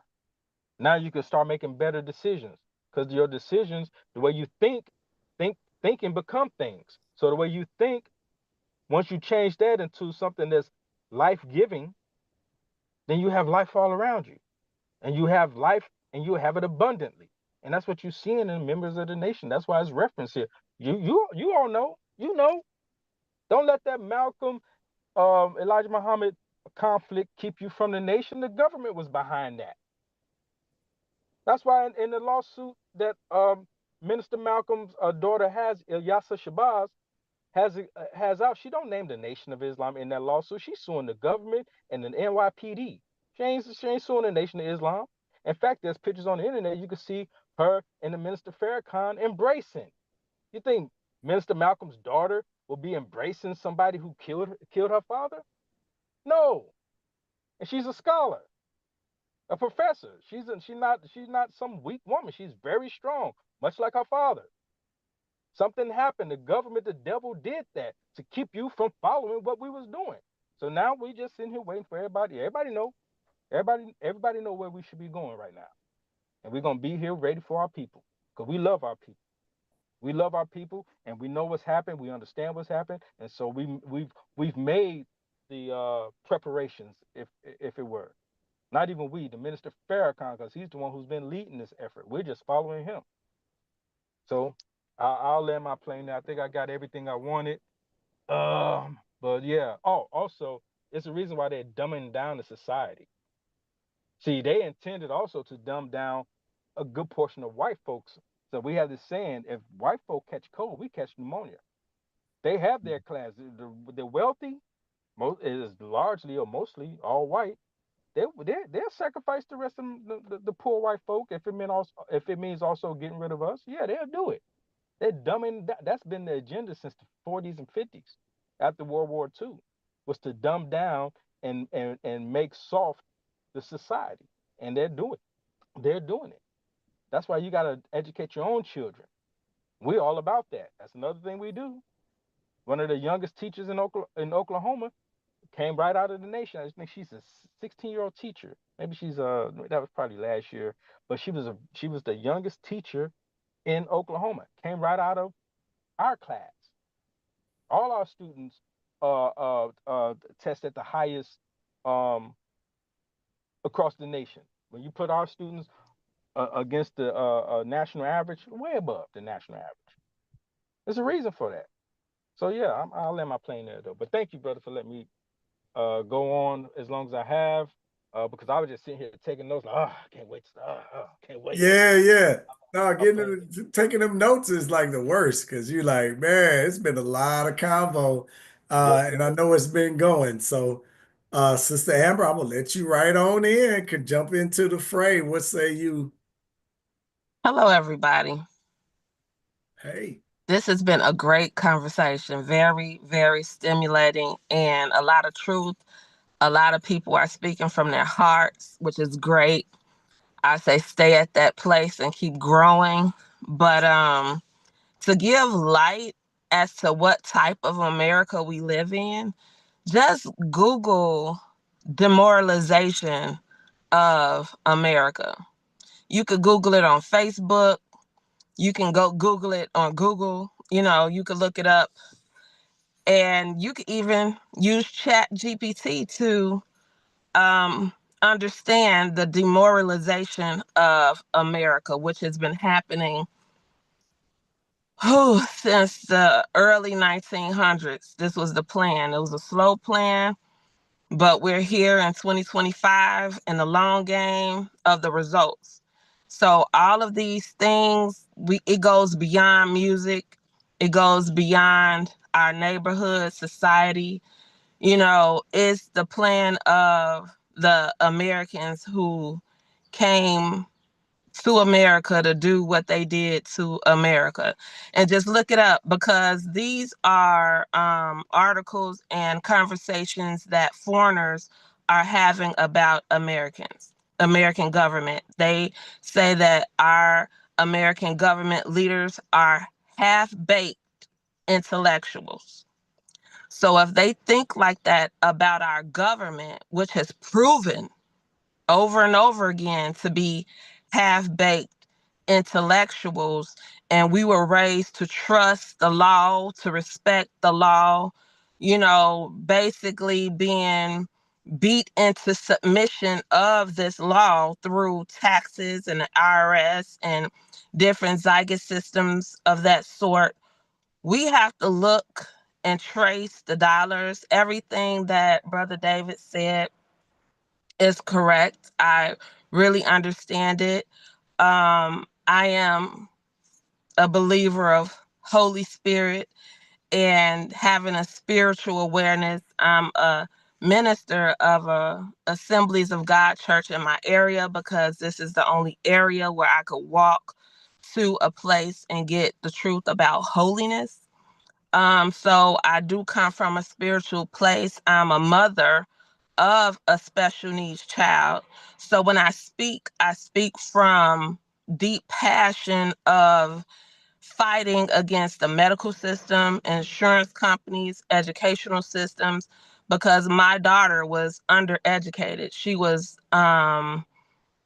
basically right through the educational system. They stripped it right away from her because she can't walk or talk, but she has a fully functional brain with teachers who refuse to update their knowledge on how to educate a person with special needs in a proper manner in which they'll be eligible and functional enough to attend college or any type of programs outside of this school district we have, this educational system we have that is based out of Asian manipulations, because they give so much money to help us with our debt that they control our educational systems in America, which is why the educational system is so mediocre.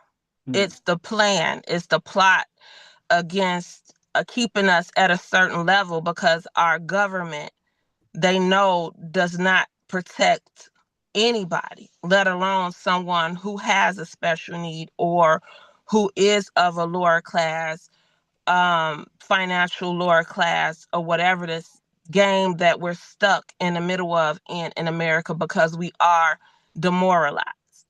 So what we have now in the educational system are teachers who were 5 to 10 generations deep after the heroin and crack era, which are not disciplined, which have so many of those genes that the young lady was talking about that they don't want to test because of what was done to our people along the way through vaccinations, through different types of immunizations for the military.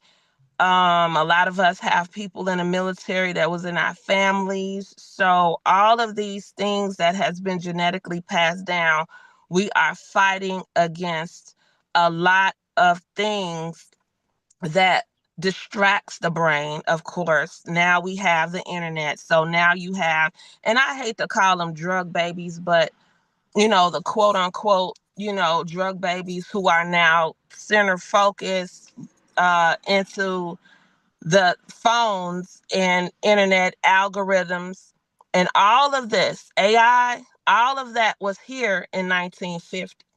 So when this is a real deep plot that's been going on right before our very eyes, keeping us away from technology, keeping us from writing in cursive, so you can't sign your name. You're not operating those creative functionings and understanding and interpreting different things. And everybody is just so one way and structured and zoned in. So it'll be easier to just have us not pay attention. They don't have to beat us. They don't have to do anything because we're already center focused on the shutdown. So all they're doing is navigating all around us, and now our older generations was disconnected, because that's what happened. When I was getting my degree in health information management technology, the goal at the conference was, how do we get all of our generations to work better in a hospital setting? And I just took that as like, our generations are not working in any setting together, because you have the intimidation of education with the hands-on training of a job versus who has the degree versus who's been here longer for the company versus who got a good connection with the manager. All the crabs in the barrel mentalities, all of these cliches are realities. These are not cliches anymore. They are general realities that we have to untangle. It's like a messed up double dutch rope. And we are in the process of untangling that rope so we can jump. But remember that with all this passion that we have, when we do our research, we have to understand what is America, and looking at who they elected, how they're letting them go and do all of these things. They're all in it together, and they're old, half-baked intellectuals. And if they're half-baked, they don't want our people to rise up above their intellect, which is at 0.0001% of nothing. And so they feed that into our children. They don't require the teachers to update their knowledge. They go against AI when AI is taking all of the money out of America, because the foreigners are getting paid through putting out the softwares that we use. So our kids must learn. I'm an AI consultant. Also, my business is Unite Mobility Network, and it started off as a special needs advocacy business. And then I was like, oh, no one cares about special needs people.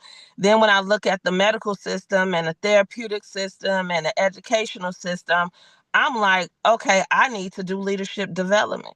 So that's what I do, leadership development, bringing awareness about AI, and also mindset shifting, because there's a certain mindset that has to shift in order to even be able to comprehend the things, to generate the brain cells necessary to understand what technology is doing, but at the same time, not to get so emotional. And you have to really sit back and breathe and make sure that you're really taking care of yourself by exercising, eating right, to really comprehend and come in and do the things necessary that we need to protect ourselves from all of the aspects of Project 2025 that is and has been taking place.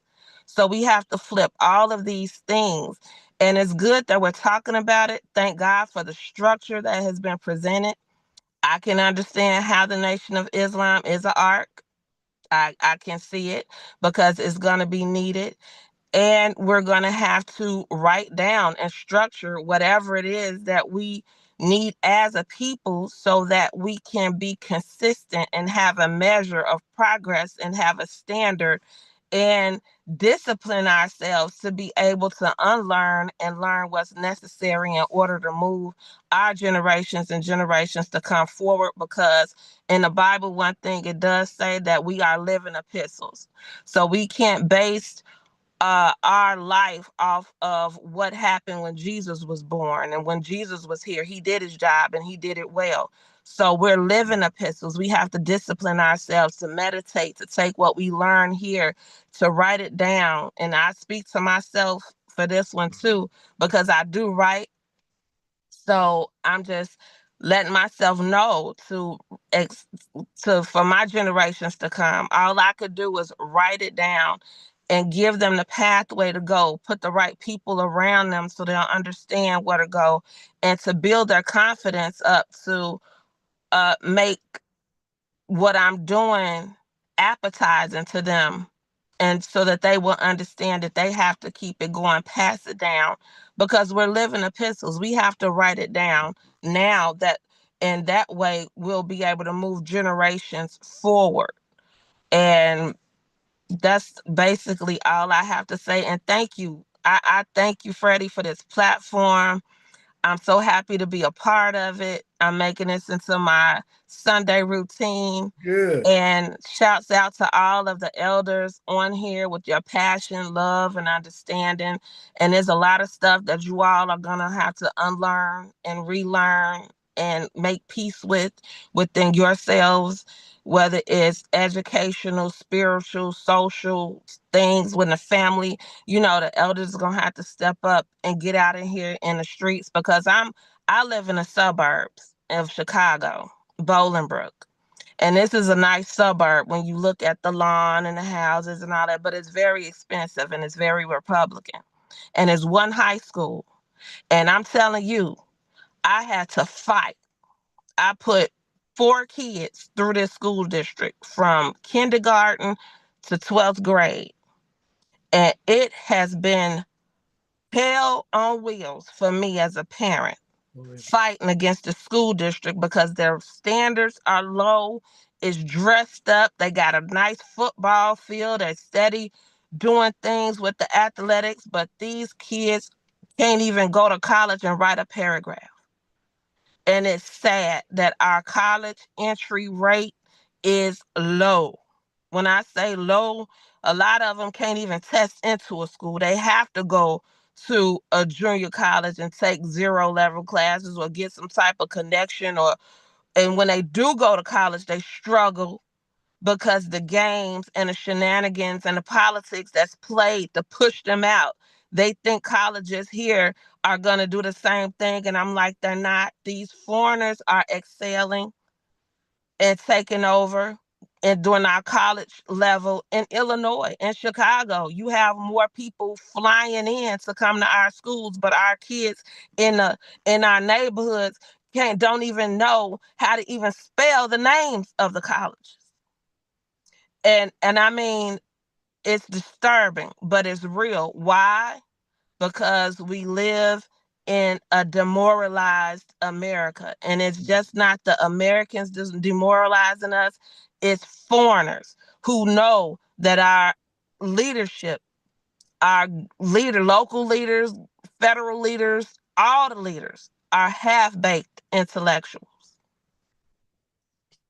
Yeah. I love it. I love it. You got the people fired up in the comments, of course. Oh, I can say so much. I'm gonna stop. I'm gonna wait. I'm gonna let's let Nikista talk. Yeah. I keep going, right? Yeah. Nah, you had Sister Tubman in there fired up in the comments though, Amber, like and many other people. But all right, Nikista, come on into the conversation. What say you? Hello, everyone. Hello. I just want to touch on some things that others have Take your commented. notes. Did you get your notes? Yep, I got notes. That others have commented, I've spoke on, and some of the things that I've experienced. I live in Las Vegas, and I do workforce services, like therapeutic workforce services for people in homelessness that are transitioning out of homelessness. So shelter. They currently live in shelter. And some of it is with youth. I took a break from this work 2 years ago and went into the classroom. And I was in the classroom for 2 months.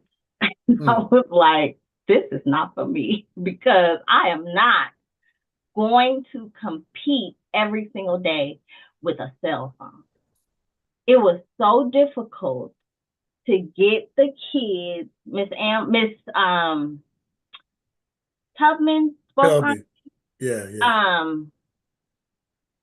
It was crazy just to get, like, I couldn't teach them anything because 80% of my time throughout the day was telling them to get off their phone. And it was mind-boggling. So I did not have the capacity to even understand it. And the other thing was the language. Like, every other word is a cuss word. And I was raised by my grandparents. So one generation removed. So my values, my morals are deep-rooted Southern and, grandparents. So the respect that I have for somebody that's even slightly older than me did not mirror anything that they had going on. And I just couldn't do it on a daily basis like that. So I went back to what I was doing previous, and I wanted to share I wanted to share an experience that I had this weekend. So I haven't been working directly with youth for a few months, and I miss it. I really like working with the kids. And the population that I work with is typically 18 to 24. So they took a field trip. Some youth that my program one of my other colleagues works directly now with the youth, and she took a weekend trip, and they had a field trip this weekend. So I stepped in to go in her place, and we went hiking. And it was maybe about 14 kids, 14, 15 kids, young people. And first thing irritated me was the use of the N-word. It was 15 kids, probably 80% was Black kids. And I was so irritated. I'm so easily irritated, just the language. I'm like, please, y'all don't have to stop with the N-word. So then it happens again, and they kept going. And I'm like, it was a group of them together. I went over to them, and I was like, look, y'all gonna have to stop. Like, you're gonna have to find a different way to acknowledge one another. But using that word is triggering for me, and it's just unacceptable. And then one of the young men said, he was so sincere, and he said, "Can I ask you a question?" I'm like, "Of course." And he said, "Why? Why can't we use it?" And I was so like, I was speechless for a moment, and not like I had an answer for him, but I was speechless because the fact that he had to ask me why. And it was so much sadness in it for me that I was just like, wow, like, and I just said, the answer that I want to give you right now is because I just want you to rise above. That's the answer. That's the why. The why that I'm going to offer you is because I want you to rise above. I want you to rise above the bullshit, and I want you to rise above what they already think you are. Don't be that. And then he became, whenever another kid would say it, he was like, "Miss Nikisa don't want you to say that. Miss Nikisa don't want you to say it." And I'm like, "Thank you." I'm like, expand your knowledge and expand your language. You don't have to speak to each other in that way. And so we had a great day. We had an awesome, awesome day hiking. And then we got back on the bus to head back into the city. And we had promised them that they could get on the mic and rap and sing and all that. And these kids were so talented. But when they rapped, I heard their why. And somebody spoke on the lack of fathers. And I'm going to try not to get emotional. I grew up with a father in the home, most magnificent man that God could have ever gave me. But he wasn't my own. He was my grandfather, but he was my grandmother's husband. And so I had a great example of what a man looks like. But my own biological father was a drug addict, so he was not an active father. And I felt his absence, even though I had a great example. So I'm recording them just because I'm recording them, right? I want to show my daughter, or show when I get home, I want to share these videos with my family or with my coworkers or whatever. But as I'm recording, I'm listening to what they're saying. And one line that one young man said, it stood out to me. And he said, "My mother went to prison and my daddy didn't answer the phone." And it let me know the amount of trauma that our kids, I love working with the youth, all youth, but there is a special place in my heart for our kids. And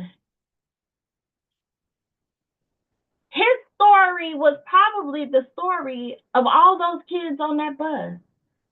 And I was just like, it is so much healing that needs to happen in our community with our young people. They lost. They are so lost. They are so lost. I can't tell you the amount of times I had to say, "Pull up your pants." Kings don't walk around with their pants hanging below their butts. You should be ashamed for me to see your underwear. Pull them up. I'm lucky that none of them, they were all respectful enough to follow my direction. Because I've had situations where, who you think you're talking to? But I'm talking to you. But it's so much healing. And when we talk about what needs to happen within our communities, I think healing, loving, and getting back to respect. At some point, I had to say, at what point does the fact that I'm old enough to be y'all mama, at what point is that just enough for y'all to stop cussing? Because when I talk to my auntie that's 10 years older than me, I can't even tell her the story right because I'm like, and then that girl said the B, she called her a B, and then they was like F you and N word. I would not dare say the actual word. But they just walk around like I'm invisible because they lack in respect for themselves first. And then anybody else that's older, look like them, they just don't have it. And I'm not speaking of all. Let me make that clear. These are the kids that I encounter and the young people that I encounter in my daily walk, in the work that I do. I welcome any suggestions or just partnering or whatever to combat it. It's hard, but I'll never give up on them because I love them so much. But it's hard. And one thing else I want to say is David mentioned about handmaids. I have been preaching for years that the Handmaid's Tale is the life that we are living today. It's almost scary how much it mirrors so much that's happening in the world today, and the possibility of the direction that we can go in that this series portrays. So if you have not watched it, I highly recommend it. I am at this time rewatching it because the last season is about to come out next month.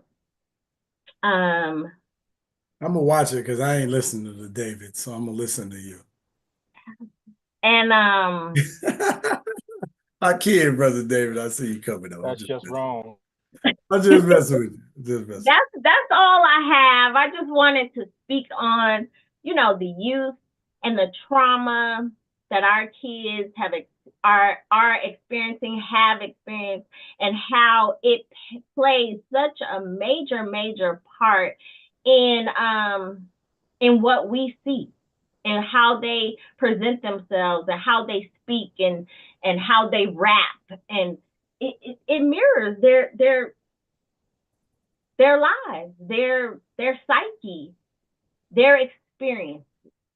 And if we can do anything to change one, I encourage us to do that. I encourage us to take them under our wings because they are our tomorrow.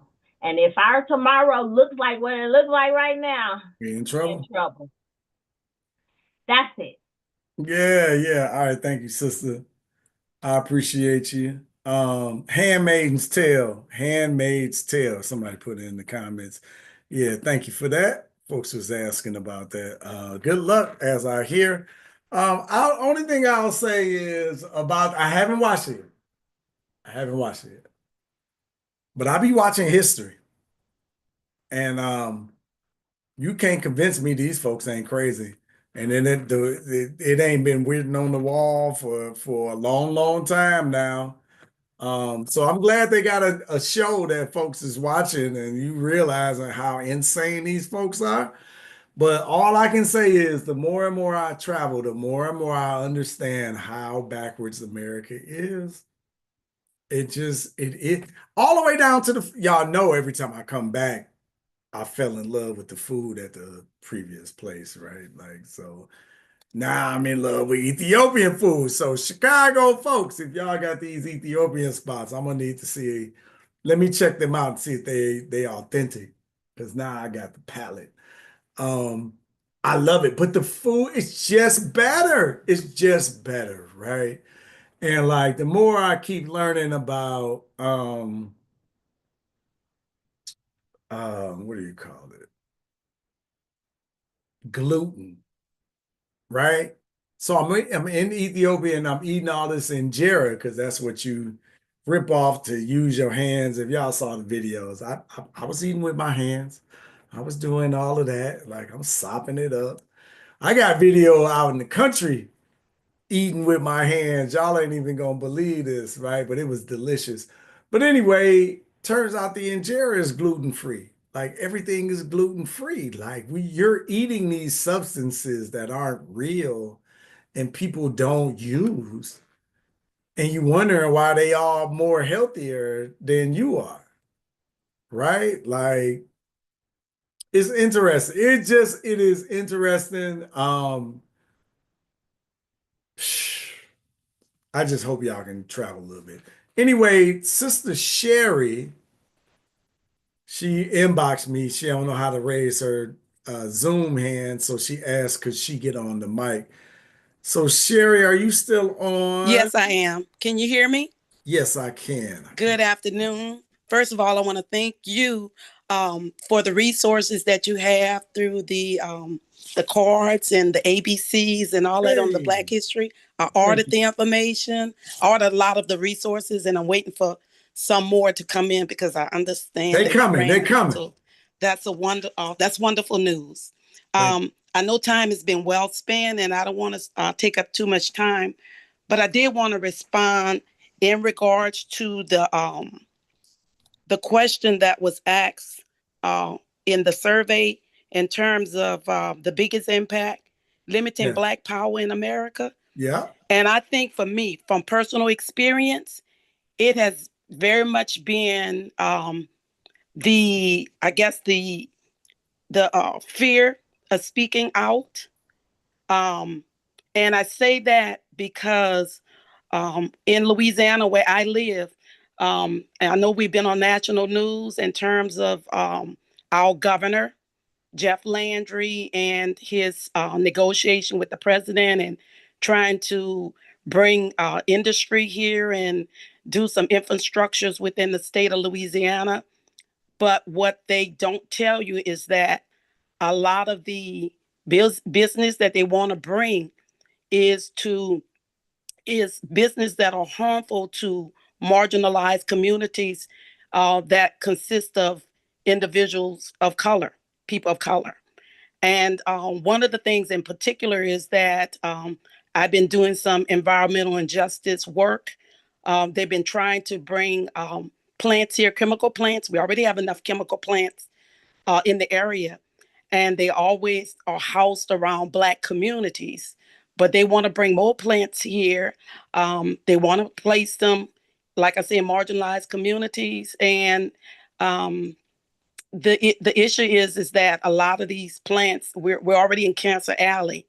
So they're doing that. And I guess my biggest concern was the fact that reaching out to those who are in elected positions, it was just heartbreaking to see that nobody was willing to stand up, afraid to speak out against the governor, afraid to say things, our elected officials. I even reached out, to the Black Caucus. Where are you? Why aren't you present? Why aren't you talking about this? To the representative, nobody would take a stand. And it's just so sad that we see that's happening. Another issue that I have experience with in terms of social injustice is that we have a young man by the name of Devontae Lewis. He's with the Public Service Commission. He's a Black male, the only African American on the Public Service Commission. It consists of 5 individuals. The other individuals are white male, but he's the only one, a young person, very intellectual, very knowledgeable, been able to draw down a lot of funds, federal funds, for the LEHEAP program that benefit not only people of color, African Americans, but also a lot of the whites who are in his district and outside of his district. But because he went on social media, one of his social media page, he made a comment about the governor. He was the vice president of the Public Service Commission. They made a motion to move him from that position because of his comment. I had an opportunity of speaking at that session, and I flat out called it racism. And I told him that one of the elective individuals who work on that same commission the month before had actually gone with a piece of paper, and another one of his counterpart was speaking, and he went around the room saying bullshit, bullshit, bullshit. And I told him that he was not sanctioned for his action.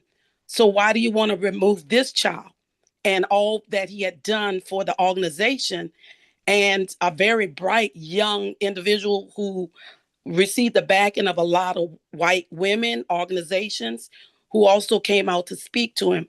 But I had an opportunity of being able to speak to the media, and I told him just what it was: outright racism.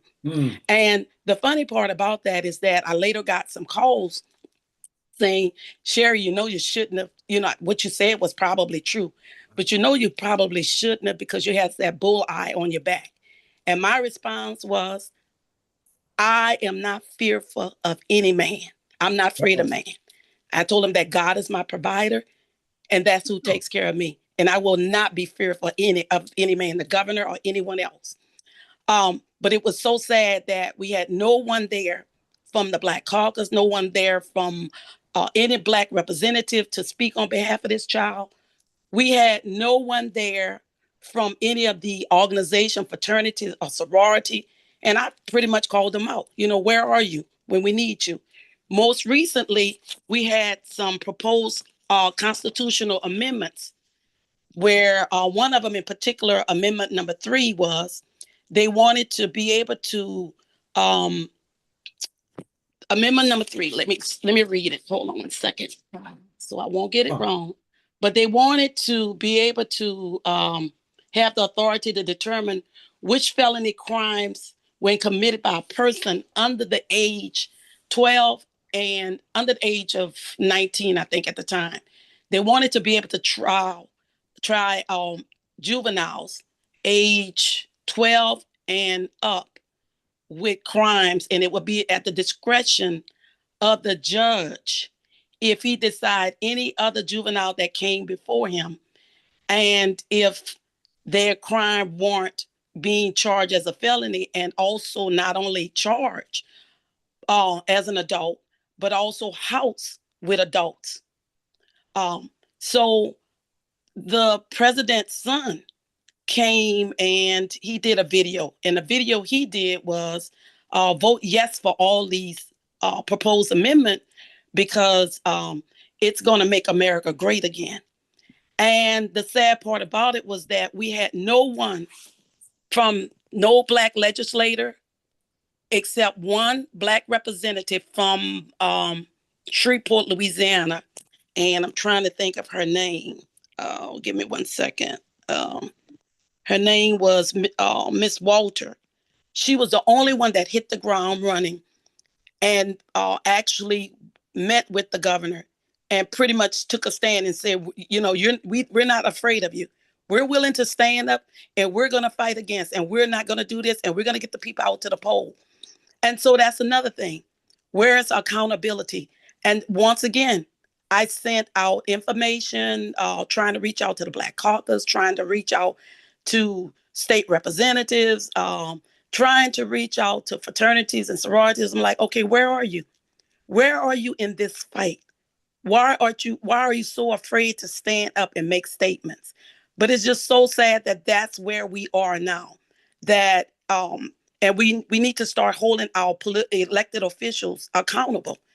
And even though we have individuals that looks like me, that's supposed to be representing people of color, they're not making sound decisions that will better our lives. Another example, and then this will be the last one, in terms of environmental injustice. Like I told you earlier, they want to place all these plants and all of this house them by Black communities. So one of the things is my community is being impacted by that. And you recently heard that they want to do this steel plant in the state of Louisiana. Well, the parish that they want to do it in is the parish that I live. The community that's being impacted is the community that I live in. They actually want to take 1,700 acres and be able to put this plant and locate it by Black communities, which is so sad. We don't have anyone that's standing up and saying, hey, look, we won't tolerate this. This is something that we want. We want to do things, but why can't we invest in data centers and having things like that where we can give jobs to our children and make it more beneficial to the community and environmentally safe? So in terms of with the plants and different things like that, there's a new terminology out there, but capture capture, I'm sorry, carbon capture, which is a new concept. Instead of having all the chemicals in the air, they want to be able to put the chemicals underground. Now you're talking about impacting people, water, and their soil. And because I stood out and I spoke up against that, I'm supposedly a troublemaker at this time. But it doesn't bother me by the name calling, because I still believe that someone has to stand up and someone has to speak out. So that was the reason that I selected that. We need to have more accountability, not only on the at the local level, but even at the national level. And one other comment in terms of with social injustice, um, we have to also look at all the policies that are out there. And I'm gonna give you an example from a social welfare perspective. We have policy out there where when the crack cocaine epidemic was in place, the policy from a national level that filtered down to the local level was criminalization. As a result, we had a lot of children in care, children of color in care, that was expedited through the system for adoption.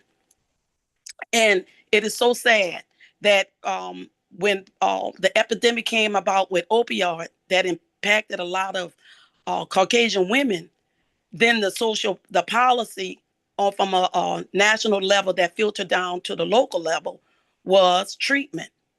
Yet we had a lot of policies in place where we couldn't even go out and investigate homes where if the parent had drugs, opioid, but it was given from a doctor, it was a legal prescription, then we didn't accept that as an investigation.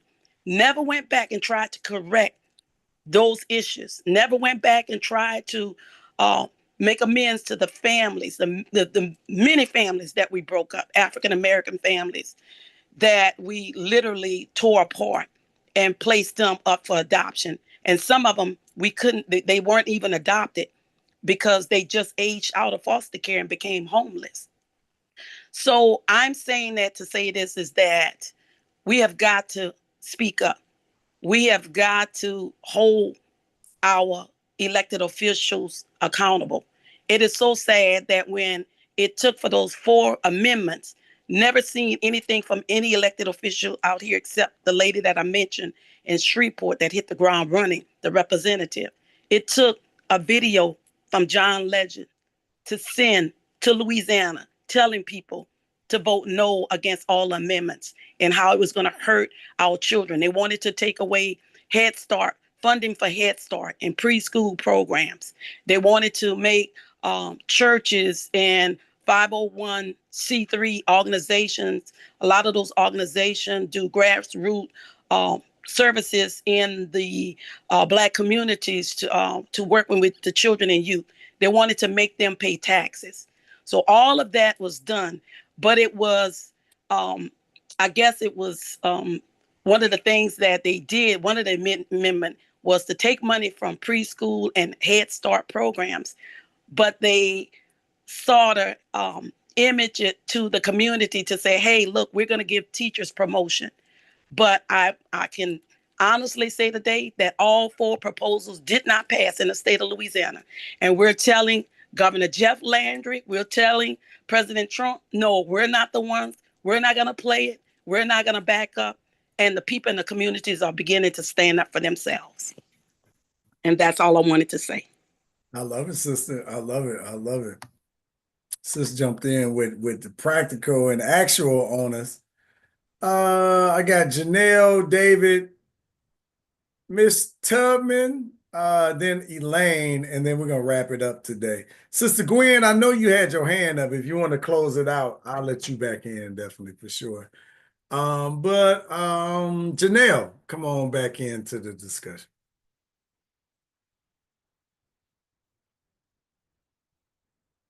Okay. So I just came back because I did forget one thing, and I thought about it when David was speaking about the Felicia Rashad incident. And for me, that what she said was accurate. I think the way that she said it offended people. I don't think that was her intention. And it's kind of like the same conversation that I had in the chat with a young lady a couple of weeks ago. If you want people to be involved and receptive to your message, sometimes you have to speak to them at a level in which they can understand it. Or as the old folks used to say, you get more bees with honey. You're not going to get people to be receptive to hearing something that they perceive you to be saying in a manner that is condescending or demeaning to them. And then you won't get the buy-in that you need to get them on board for the other things that need to happen. Because we were talking about men, right? But I agree with Brother David. The same is true for women. As a woman, I can say that. As a woman, I have said things to young women not too far from what Felicia Rashad said, similar to it, but the way that I approached them with it was not to get them on the defensive. Sometimes instead of telling people what to do, you have to ask them questions and let them reflect on it themselves. Sometimes the best lesson you can teach somebody is the one that you give them to figure out for themselves. And that goes to us thriving too, because my mother told me very early on at a young age, I'm not always going to be here to tell you what you need to do. You're going to have to figure it out. So that means I got to figure out how to be a better person. I got to figure out how to thrive in the community. I got to figure out how to add value to and not pull value away from. Have I always been in that mindset? No. As we grow, we should get wiser, but it shouldn't take you getting to 30, 40, 50 to get wiser. You can get wiser while you're younger if you have that proper foundation, if it's laid down. I definitely agree with Sister, I think it was Makista, and I would say to her, the way that you do things better, you say you wanted suggestions, you don't need any suggestions. Keep doing what you're doing. Because the very fact that you took a moment to explain something that they had probably never heard before was definitely enough to bring them around and give them a different perspective. I guarantee they will never forget what you said. Even if they didn't respond and acknowledge to it in the proper manner at that time, that'll always be back there. And it might stop them from doing the same thing with somebody else. Hopefully that is what will happen. I agree with Sister Sherry, who was saying that we need to hold folks accountable, but I've kind of changed my perspective on that a little bit just from being around you, Freddie. Snap. Yeah, just from hearing you say, you know what? I'm tired because I thought about it. Somebody earlier referenced the 2025 Black Engineers Award Ceremony. And right after that award ceremony, it was announced that they were no longer going to allow the military to recruit from that event. Yeah, which they were mad about. Right. Well, to their credit, they was mad about it. So my thing is, don't recruit anymore. We don't need you to recruit. We got our own. Wait a minute. No, we don't. So I'm kind of getting where Freddie is like, do I want to keep dealing with them on this stuff and hoping that they're going to say, yes, yes, yes. And I'm going to be saying, yes, master. No, I'm not saying yes, master. And that's not cool. And it's not okay. So while I am upset that they've lost a temporary opportunity, we need to replace it with something permanent. There you go. And that's the thing. So that's why I tell people all the time, you can learn from somebody else. You can learn from other people if you listen. and your mindset will change based upon things that make logical sense. So that makes logical sense to me. No, I don't want you. If you don't want them, don't worry about it. We got them over here at X, Y, and Z. Once we get X, Y, and Z together, whenever we get X, Y, and Z together, they have some place to go. So now you won't be able to recruit them because they're not going to want to come back to you. Exactly. They're not going to want to go be under your thumb because they have freedom. The other thing that Miss Sherry mentioned was the environmental impact. I'm so done with this current administration on environment. As soon as he opened up that Alaska pipeline, I knew that was a wash. I knew that everything that had been done to protect the environment, to make life better for us, was out the window. They have Superfund cities that still have not had environmental cleanups right next door in Indiana, which I didn't know about. So my thing is, they've taken the money away from that. They're not doing anything with that. They're not going to do anything here now. Like, people can fight it, but the better thing to do would be to just go ahead and do what we've been talking about. Prepare for it. Get your own foods, get your own produce. We need to build our communities. I grew up in Michigan. We had Black gas stations. We had things. Now we have next to nothing. Compared to what we have next to nothing. The reasons why we have next to nothing, there are a ton of them. There's a million and one different reasons why we don't. But that's what's got us in this predicament right now. That's why we're falling apart. That's why we can't thrive, because you can't thrive if you don't have anything. But you can't build off of somebody else's foundation. You got to go back to the beginning and build off of your own foundation. And yeah, like you were saying last week, we do need to support Black businesses, but if they're not doing right, don't you dare go out there supporting somebody who's not coming to that standard, that level of excellence, because we do have standards. I'm not going to eat someplace where you got bugs everywhere. I don't care Black, white, or Chinese. It does not matter. You need to clean up that mess, and you're probably going to have to get a new building and a new name, because once your name is mud, your name is mud, and nobody's going back there again. That's just the way it is. We live in a society like that. That I don't envision changing much. And then somebody else said something. Us still lacking. Like, I commend Sister Sherry for what she's doing, but that's just not the battle I want to fight right now. I'm in a different place. I agree with you 1,010% about going international. I think everybody should go international. Fred, I think that you need to get your passport card, because you got 2 passports. Where's your passport card at?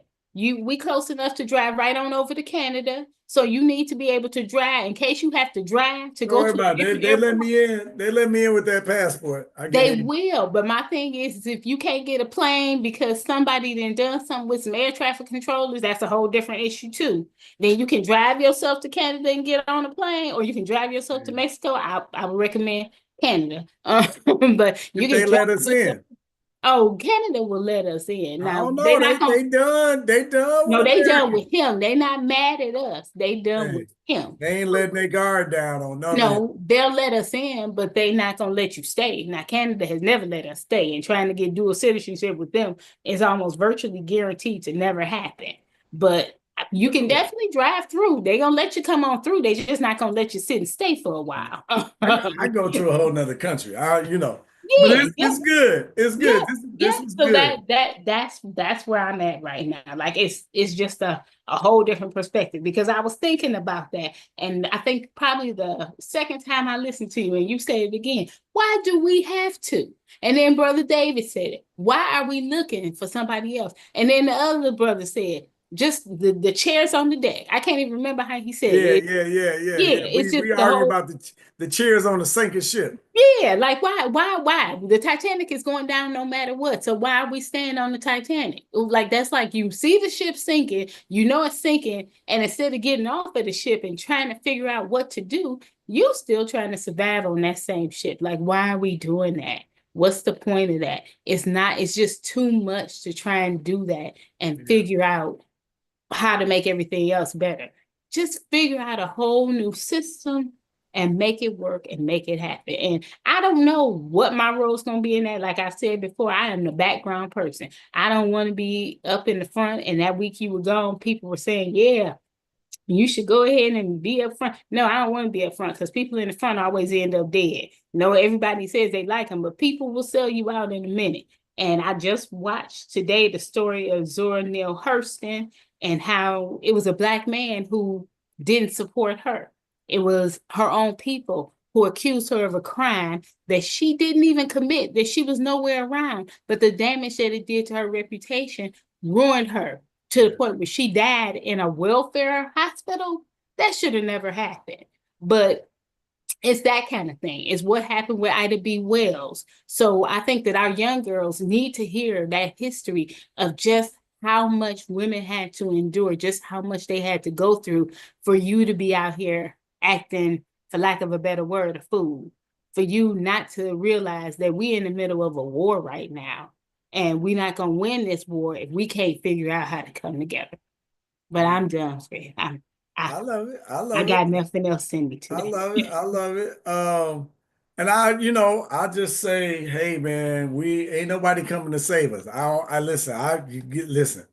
I love y'all. I love y'all like play cousins, man. Jesus ain't coming to save you. I don't give a damn what you say. It's been all this time.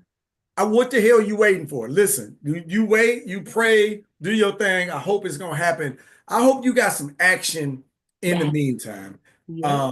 I don't know what else to say to you, and that's just how I feel. I don't feel like I'm right. I don't feel like I'm wrong. It's just how the hell I feel, right?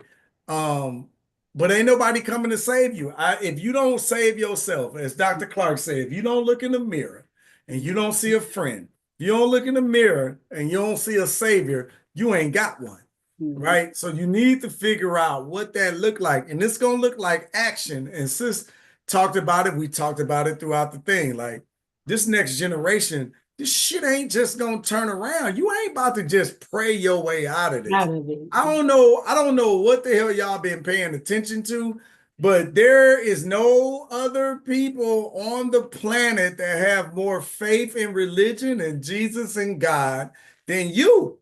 There ain't none. I was just in Ethiopia. They faith is front and center. I promise you it is. And all I'm saying is they ain't got no more faith than you do.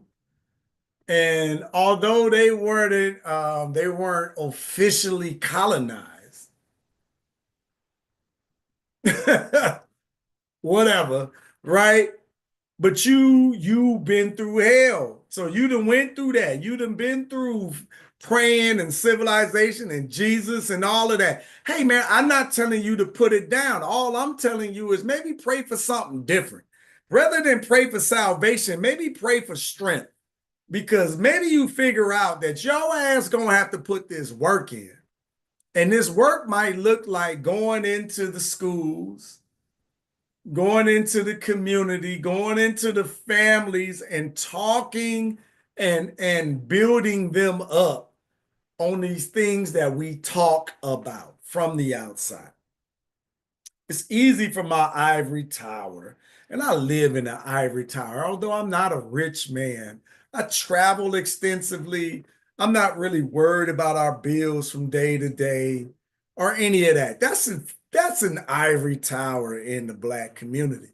And I can say how somebody else should, could, and would.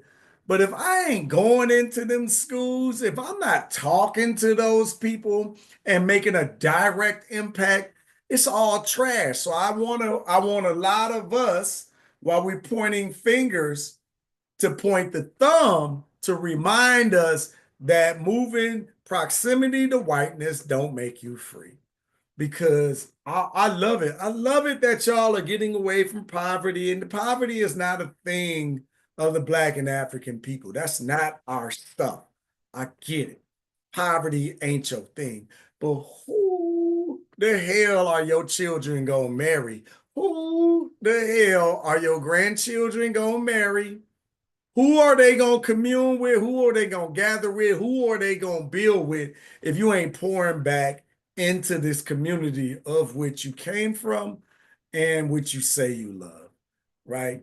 So that's the thing that I love to put on our people while we're having these altruistic moments of how things should be. And I love it. I think how we should act is definitely different from where we at, and our community is trash, right? Our culture is trash. And it's very influential, which is super dangerous, but it's trash.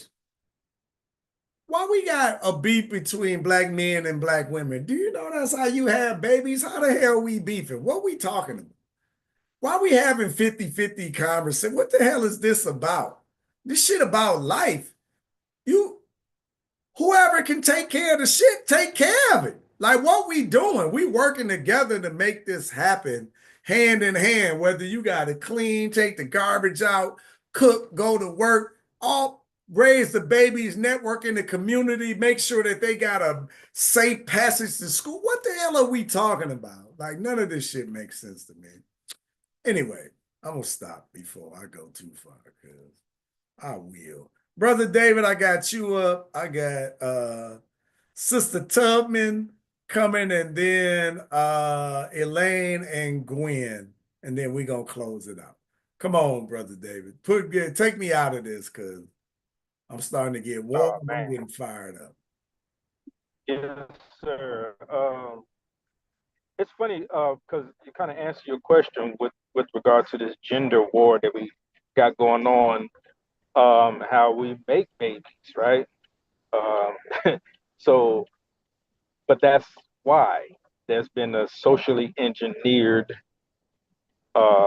gender war instigated. Because we're free, like we're physically free. We could get education. We could do all the things that our ancestors were striving to. Hello. Dreaming about, yeah. Yeah. We could do all those things, and so now that we are in that position to do it, they just found a way to keep us from doing it, which is now we're at war with each other. In addition to all the other things, because you mentioned that our culture is trash, and it's trash because it's been subverted. It's been subverted to become trash. It wasn't that way, but that's what it is now. And all this goes back to again what I said earlier as far as our concept of what God is and the collective conscious of the Black community as a whole. Because Jesus never intended for you to just think that he's going to save you. What Jesus said was that greater works you would do than he. That means we got a job to do. And so, but a sister was mentioning there's been a lot of conversation about education and how the standards are woefully low. Like they're not even low, really. They don't exist. And why would America have as their policy not to educate the children, not to see to it that our children, not just our children, it's American children across the board have these, but ours is worse, right? But the reason why that is because America has already, you got to understand, like there are people that run the globe. America was just a means to an end. They've already pivoted to Asia. They have plans to now, extract wealth out of those nations that's up and coming. This is what they do.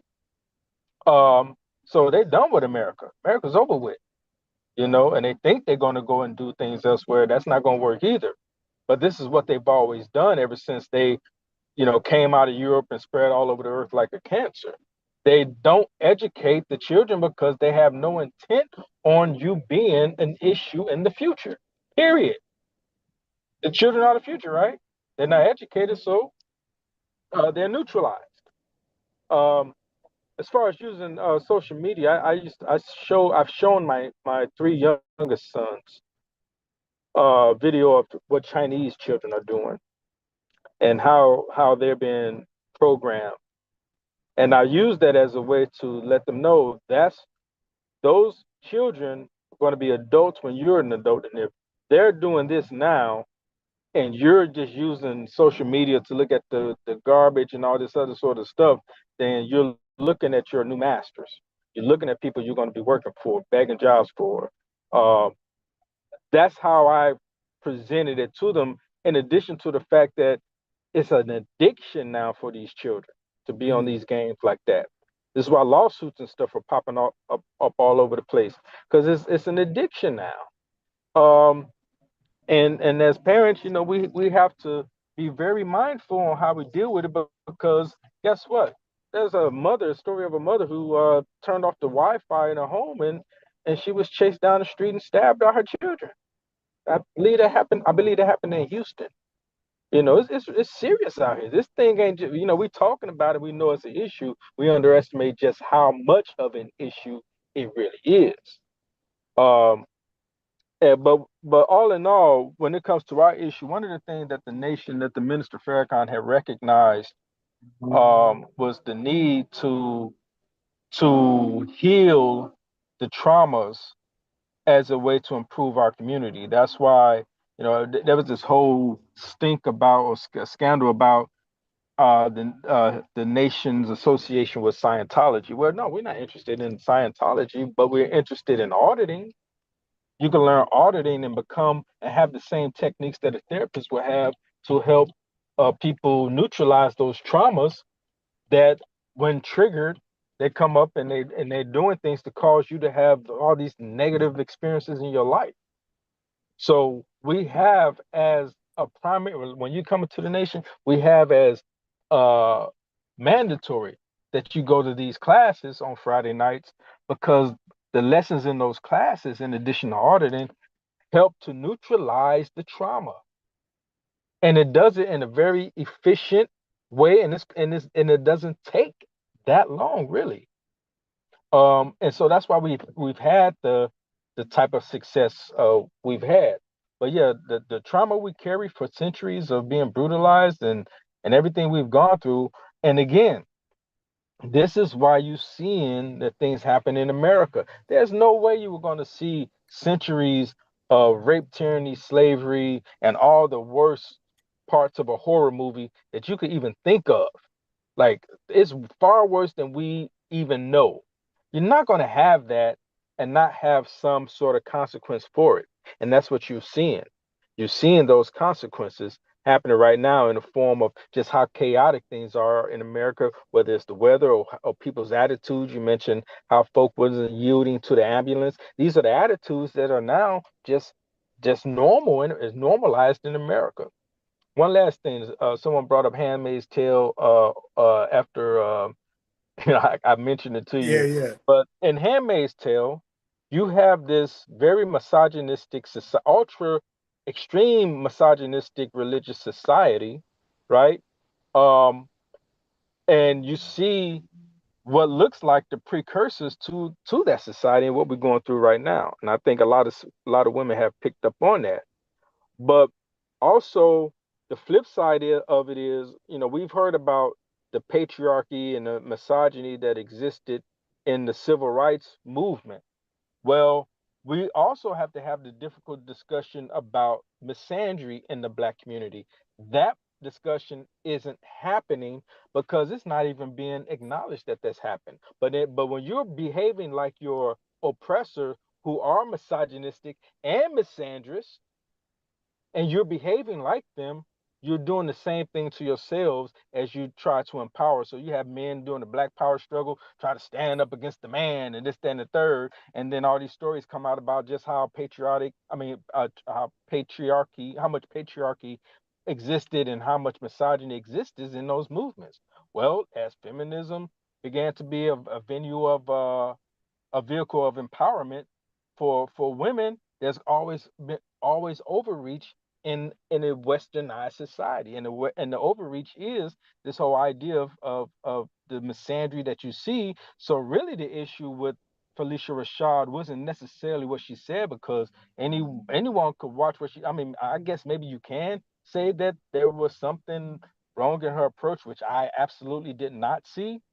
What I sense is that anytime you tell women that, what how they're behaving, and how men will view that behavior, you're gonna get that kind of reaction. No one wants to hear about what a man thinks of a woman's behavior, with all the oppression that's happened with women against with with women by men. You're not going to want to hear that, and that's what it is. But the fact is, she told the truth. So there was other things I want to say. I know you were going to wrap it up soon, but yeah, that trauma is real, and we have to address that trauma, and we have to address the lack of self knowledge. I've underestimated. I thought that the idea of self knowledge or knowledge itself was common because how much it was pushed in the 50s, 60s, and 70s, but they've neutralized that. They've neutralized that. So we need that self knowledge and that healing, and that's going to be foundation to any sort of improvement we have. I'll land there. I love it. I love it. Hey, brother, I'm gonna ask you stay on point real quick. If the sister Tubman, Miss Tubman is up next, and Miss Tubman gives up a little short, I got to run downstairs real quick for something. So, Sister Tubman, come on. All right. I'm It's in you, here. Brother David. Back me up if she comes up a little short. I'm just gonna hit a couple of points here. Knock it down. I do want to speak to the sister from Las Vegas. I agree with what Janelle said about doing the right thing. On first hit, it is familiar to me how you approach that. And what I have found, because it's a spirit that we're dealing with, because it's across schools, it's across states, it's the same thing. The message is the same. You hear the same thing from parents. My child won't, or students will say the same things. And so to me, that is a spirit. It's more than just what's going on in the home because it crosses all racial lines. And what for me, it was coming in with that old school mentality, not observing the area. I had to take time and I had to observe. The cuss words, all of that was eating at my spirit. But what that did was it was trying to get me to move and leave. I've had temporary contracts canceled out of the clear blue sky because I walked in the building and I spoke to that thing that's still speaking long after it left. And I said, I'm not moving. And then next thing you know, I have a surprise principal, assistant principal, don't know why my contract was pulled because they still have a need. And so I had to ask the Lord to cover my ears, like shield me, but let me still be able to see and understand. And I got that covering. The biggest thing that you did was explaining. What I do with young people, I don't come and say, hey, pull your pants up from that elevated level because I know the culture has a lack of respect, whether it comes from the home, their friends, social media. To me, it's always been that way. But because we have social media, it can spread out quickly. And so that's why I keep pulling on the social media piece. Explaining to young people, no one explains anything to them. It's the seen and not heard. And when we take time and we speak to young people and we explain, not from that superiority level, but we meeting them where they are. That's what I was trained spiritually. You meet a person where they are and you pull them up as far as they're willing to go. And so explaining was the biggest thing. For me, the N word came in as a way to rebut against it being used as a tool against us back in the 80s. And we have just taken it way out of control. They don't know. They don't know why, because they're not connected to their history. The question was, did your answer change? No, it has not, because if we begin at connecting to the history, I never liked history. I'm a math and science bent, English bent kind of person. But that history, once we give it to them and they understand it, even at the smallest nugget, they respond well because to them, that is a love. For a lot of them, they may not have anything even explained at home, sitting down and having a conversation. What I do is I ask questions. So why do you say that? are you all pants down? Why the cussing? Why this? Tell me more about that. And that has them like putty in your hands. When I think about the bee and the wasp, I am very much bent as a wasp and have had to learn to be a honeybee because of my experiences and my past traumas. But I've learned that that honeybee, she gets shit done. You can be a wasp, but that honeybee gets it done. To me, the wasp is up against the naysayers, those that have that unbelief, for the young people that's sitting in the um, teachers' lounges. Oh, they'll never. I mean, I've worked in detention, I've worked in all grade bands. You have no idea the death that is spoken over our children. The witches and the warlocks are roaming the schoolhouse, and that's what they want, is for us to buck and leave. I'm not doing this. That is I hear this all the time because I stand alone. I'm not doing it. This kid's got me messed up. I don't know what's going on. It's crazy. And then they leave. It's not for the weary. You must have tough skin, but you have to go in. You cannot teach a dog, an old dog, new tricks.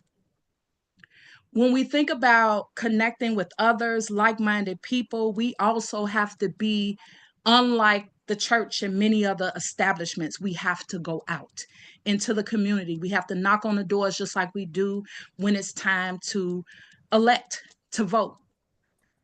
The biggest thing from my perspective, from what the Lord has shown me, we have to tap in to Gen Z and Gen A. We have no other choice. That's how we change long term. Someone mentioned, I believe it was the Muslim brother. I do want to call out your name, but I can't remember. I want to say it was David. You mentioned that greater is he that is in me. He is the full thing than he that is in the world. Greater is he that is in me. All the holy rollers, Bible thumpers, and I love the Lord, and I know he moves. He moves through me. I've seen great works. He said we are called to do greater things. Rocking back and forth, waiting on it to come. No, faith without works is dead. As far as the young people and Wi-Fi, ooh-wee, I'm pinching my ears. The high schools are like an insane asylum. They only come to school to tap into the Wi-Fi. They walking around the school and they have the audacity to cop a whole attitude and talk major junk when you ask them to go to class. Like that's not what they came for. And please don't ask them to leave, because this is not your day. You really gonna have some problems. It's the Wi-Fi, but we can't turn it off because we're using computers, because teachers don't know how to work without the computers now, putting the students on autopilot because they can't either. Feminist movements and body shaming. This is where we can't say nothing. Oh, I did. When you was walking heavy, sir, I appreciate you. I appreciate everybody up in here for everything that they've given, but I could tell you them feminist movements and body shaming, that's why Felicia Rashad, and I didn't see it, so I don't know what all she said. I may have some, she didn't opposite of what she said. But I know she's a mother. There you go. She should be the mother of the church, okay? That's what she sounded like. She ain't gonna tell you nothing but the truth. She probably ain't said nothing different than what my grandmother told me, but we don't have the courage to tell our young girls, baby. Exactly. You're so worthy. You didn't hear it, but you heard it. Talk to them. And you didn't hear it, but you heard it. This is all I say. Yeah. That's spirit right there. Yeah. When you catch it, it's spirit. Baby, cover up. You're so worthy. Right? And they began to listen and they changed because somebody had the audacity to care and then to put words to that care so that it goes into motion. If we stop worrying about the body shaming and the feminist movements that's being led by these white bleeding heart women that want to tear down with that male hating spirit, with that patriarch, they just want to rip it down. They're talking about their men, but we're too, just like I believe that was Brother David, we're too close to him. It's the proximity of it. We don't even know how to leave something just a little bit to the imagination. And I yield because I can't wait to hear what Miss Morris got to say. She was walking heavy last week. She had me in here hollering. Yeah. You know the folks come with it. I got Elaine before. I got Elaine, then Jantra, then Sister Gwen gonna close us out. Sister Elaine, come on in. What say you, young lady? Okay. Oh, I told you the last time I was on here, I like to be called young, 77. I feel Hey, I got you, young lady. I got you. All right. Okay. I had to miss last week because of an appointment, but I will be listening to the replay because I got to catch up on that. You can hear me okay? Yes, ma'am. Because where I am, I couldn't turn the camera on. God, y'all went through so much stuff today. I was trying to write fast. I don't type that fast. So I was trying to write fast. I don't know what order this stuff is going to come in, but it's coming from my heart and from my mind. That's what being born in 1948 in New Orleans, I grew up through a whole lot of stuff, and so here I am knowing I never could stop in that social justice fight. And I think if anything else I can say to you guys, I'm on here so I can still learn, because my job is to get out there. I might not be able to do the physical things and be the boots on the ground like I used to be, but I got a responsibility to still hit and do what I can do. And that is one major thing I want to say to all of you, that no matter what you're doing, you don't live in a silo. So you talk to somebody, you see somebody. A lot of you probably are still working, and maybe a lot of you like me say we're retired, but if you're doing something, you're not retired. What I wanted to say to you guys was, and to myself, because this is really for me, education is the basis of everything, but you can't educate yourself or others unless you're willing to go investigate. And then when you investigate, and you do that based off of questions, if you're talking to people in your community or you're talking to your family, you need to ask them some questions like, let's get down to the nitty gritty, not like how you doing today. Okay. What I want to know is what's going on out here in this world that's really affecting you. What do you need? Because those needs many times are tied into what the governmental things are that are in their local community and state and federal. So in order to be able to go research and get some answers or find the resources that are going to be able to fight some of this craziness going on out here, we got to educate. And you got to remember too, everything that's going on with this government right now, it was going on before. It's just more blatant. And it's intentional. It's intentional to keep them where they want to be. They're getting in the minority. When I say them, you know who I'm talking about. They're getting in the minority. And so, if you take all of us, all the other cultures, we're gaining in force. Our problem is we don't realize our force. We got to understand our power. So another thing I wanted to say, I know the young lady was saying that she had to come out of the classroom because it was hard for her to be there. I understand it. But see, God put you somewhere else where he still wants to use you. So everybody doesn't have the same place. I was in the classroom close to 50 years, but that's because I wanted to be there and I knew how to be with the kids. But the main thing I used to do with them was listen to them. I used to listen to them. I came from kids. The very first year I worked, My kids in New Orleans were bused from the project. And if you know anything about down in New Orleans, we got true projects down there. You saw it when they had Hurricane Katrina. You know, those projects were there.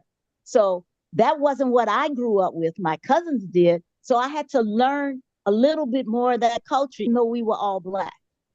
I asked questions. I went out into the community. I went to do the work and also to learn.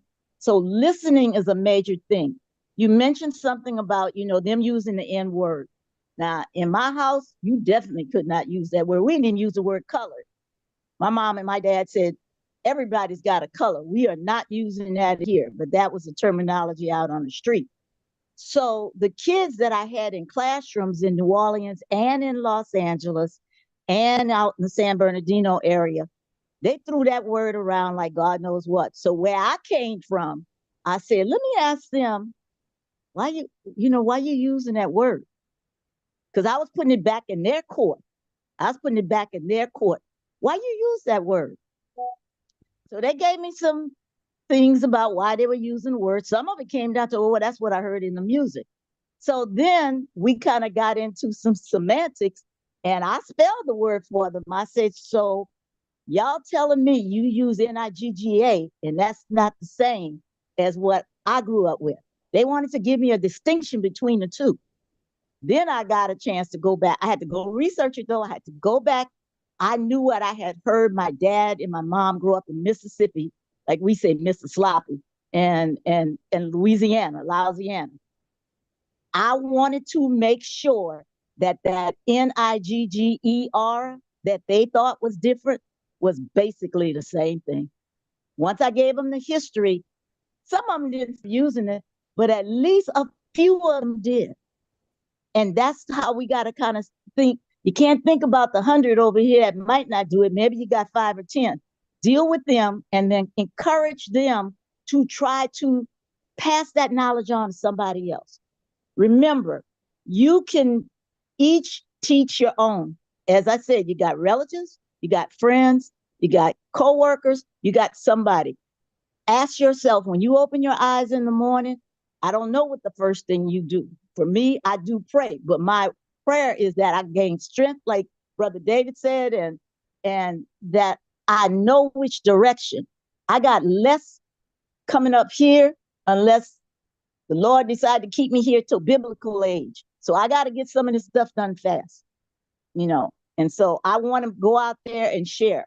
Go to your communities, find out what's happening with your people. If there are commissions that you can get on them. You know, get on them. Some of them you just have to be appointed to, but you got to get your name out there. I wish I could still do that. Others you have to be elected to. And the last thing, I know I got others. Oh yeah, I got this here. I work with a group that does a Black History Beat.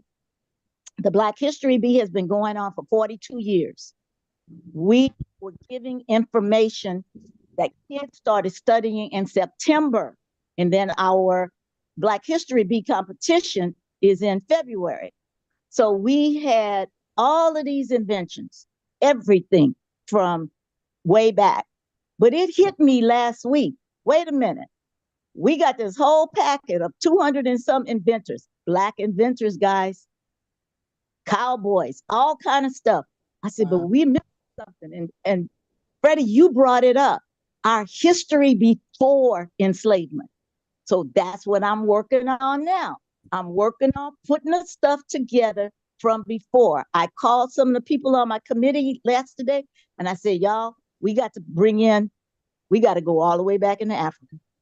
We do. We got to get that there so we can hit these kids and get it to the parents. And very, very last thing, our parents, as a retired educator, I know out here in California, a lot of places have BAPACs, which are Black Association of Black Parents. See, when y'all talk about the generations right now, the Gen X and the Gen Zs, see, I got to go back and get the millennials too, because we missed all the parents. We missed all those parents. So the parents ain't telling the kids nothing. So that's why I'm concentrating on the parents too, so that I can wake them up, light a fire under them. I ain't scared to light a fire under them. You know, and since I'm not in the district anymore, I can say what I want. Well, I used to say what I wanted then too, but I can say it even more and louder.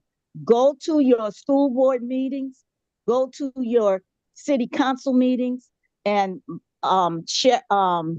Sherry, down there in Louisiana, I am angry that my NPHC, those D9, you go look for that National Panhellenic Council. If you need to, I'll put my email in there.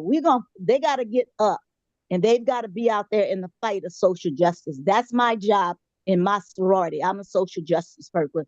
And I sometimes get so frustrated because I'm bringing the information to them and I don't see my people moving. So I'm going to be quiet. Okay. Nah, well, we got this young lady fired up, so I had to give one more young lady. And I'm gonna double down on it because I just left my dad, who's 95, and whenever we talking about he meeting somebody in their 70s, sister, he say, "Oh, young woman," right? So it's always who you talking to, because you get around 95, he gonna be like, 77, that's a young woman. Like, so continue to keep.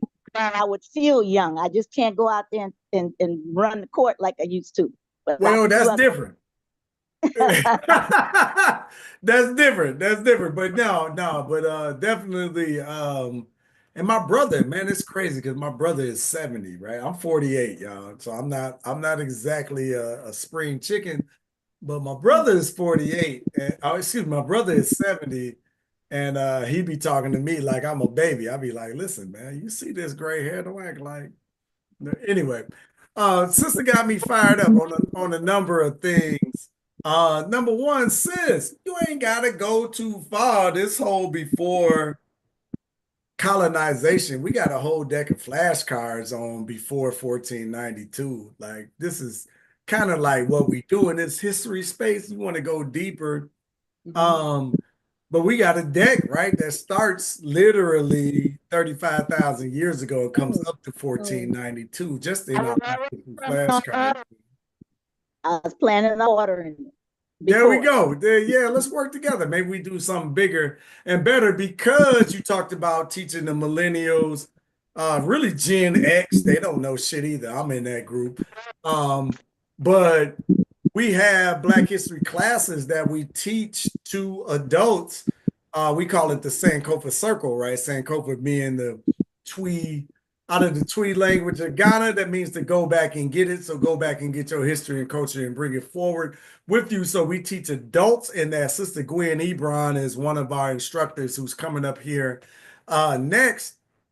Teaches that. Not only that, but we teach Black History Live, Black History classes to children as well. So your children, your grandchildren, your great-grandchildren can learn through this program as well. And Sister Ebron is one of the instructors on both of the platforms. I can tell you we've been doing this since 2019, 2020.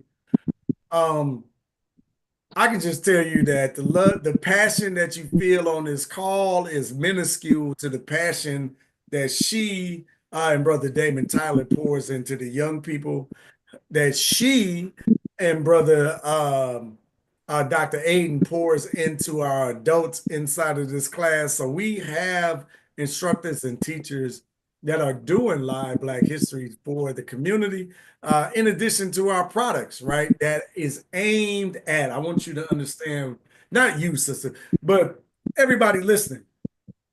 The products and the services that we put out is aimed at one thing, to get you to understand that we are a global community. This ain't an African American thing. This ain't a African of Africans thing. This is a global perspective that we're taking on because we are a global people. We always have been, and somebody's been lying to us about our history and culture. I ain't gonna argue over anybody. We talked about it earlier, right? Like you come in here, you might say some things that's contradictory. I'm not necessarily gonna shut you down, but once I understand that you're not here for our community, our culture, I'll boot your ass out, and I don't care, right? Like I have a fortunate disposition to not give a damn, right? Like I don't care what somebody outside of the community thinks, views, or feels for us. And the thing that I was in Ethiopia, right? And I'm talking to our travelers.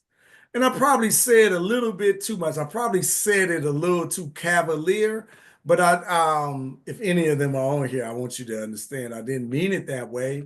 But what I was alluding to, or actually what I said was, I don't depend on white dollars.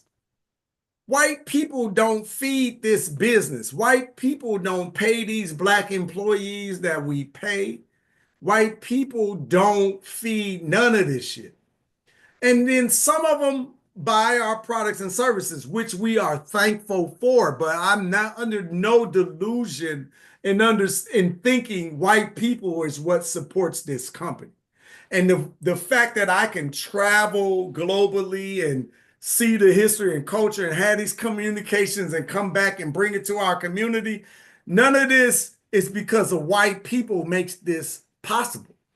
Black people support this movement, and it allows me to move around freely and to say the things that I say. And I brought that up because the sister mentioned the D9, and really it alludes to some of these other organizations. And I'm in the D9. You see the purple and gold behind me, right?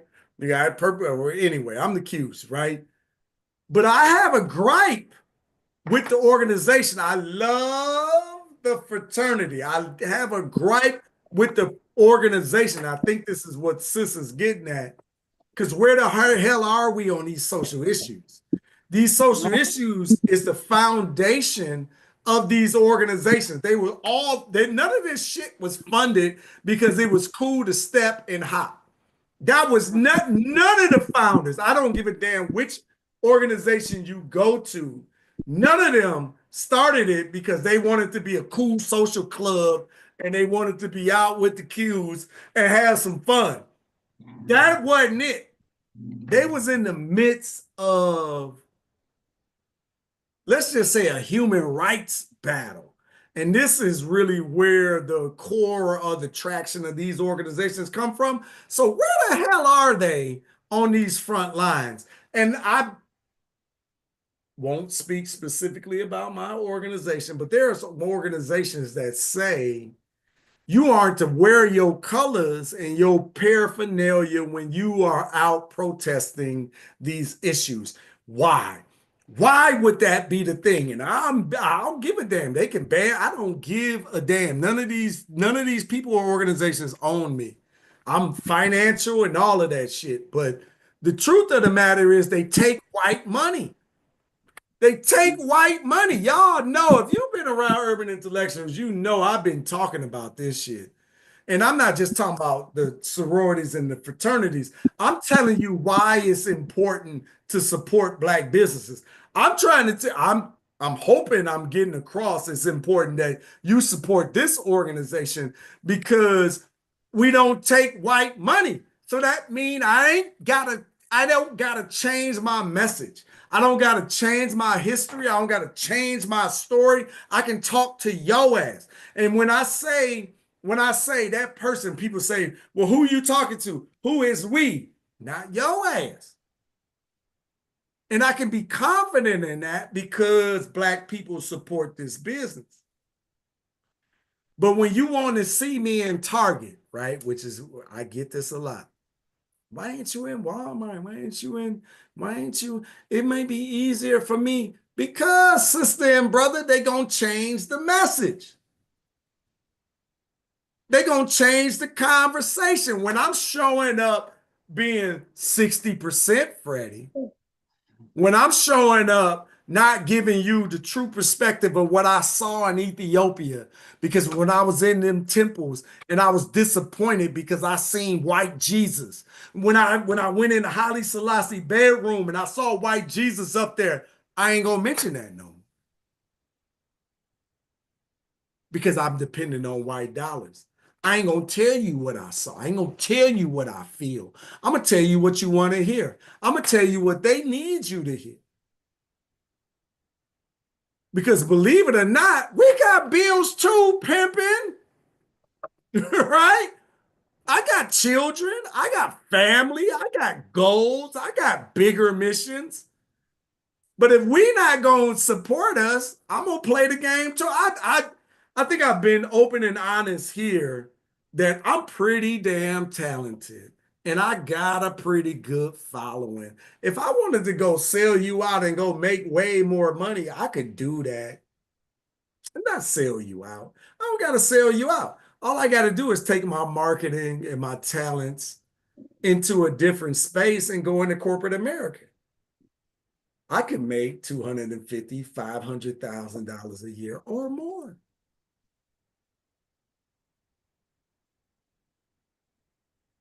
So we got to understand the organizations that we're dealing with because everybody's not operating now.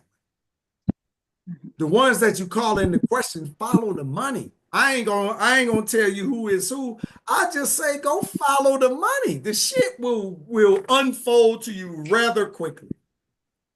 When in doubt, follow the money. It'll show you immediately that who is full of it and who is funded by who. That means everything. And I mean that all the way down to a country level, right? Because when we diving through Africa and all of that, and why they acting this way? Follow the money. Are you kidding me? How naive can we be as Americans? I don't even understand. Follow the money. So every organization in America that claim to be black and blah, blah, blah, follow the money. See who funding them. And then you'll understand how their allegiances lines up with the money. I don't got to name nobody. I ain't got to do nothing. All I'm going to say is follow the money. But I want you to understand this. If you don't support the organizations that you say you love, understand they gonna go follow the money. Everybody here's the thing about the civil rights movement, that Black Power movement, Black folks didn't support them. They died broke. They went broke. So who the hell gonna put their neck on the line for you? Think about it. Think about it. We started the conversation with, did Black excellence basically neglect Black power? Did the Black excellence wasn't just excellence, it was about money. Did we chase the bag over liberation? And then you chase liberation, but you want everybody else to fight for your freedom. Coming off of the heels of everybody being murdered that stepped up to talk about you. They killed them all, and you didn't support their family. I ain't talking about you individually, but you as a people. They killed them, they murdered them in cold blood in your damn face. You didn't do shit about it, and then all you did was pivot to get your money. These families struggled for decades in squalor. You put their pictures on t-shirts.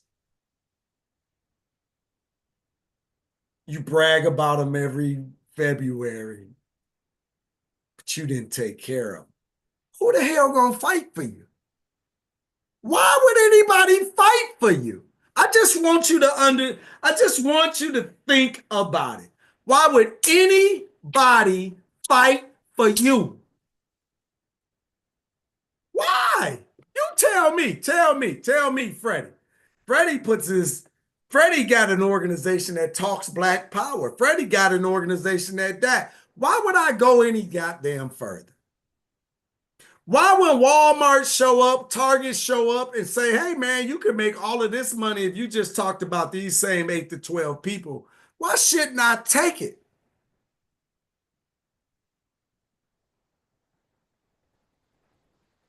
We be talking. We be talking. But I wonder who the hell gonna come to your back? Why would they? Do you understand how terrible your track record is? Your track record is trash. Your track record is trash. You didn't support the King family. This boy was 38 when he died. How old was he? I forget his name. His number. 39. 39. 39 years old. He put his life on the line. He knew he was going to die. And he did it anyway. Did we take care of his family? Why is the third generation of the King struggling? How crazy is that? Why is Malcolm out here struggling? Why is his family struggling? It don't make no sense. And then you expect somebody to come out here and talk for you? Put their life on the line for what? We got to get our shit together.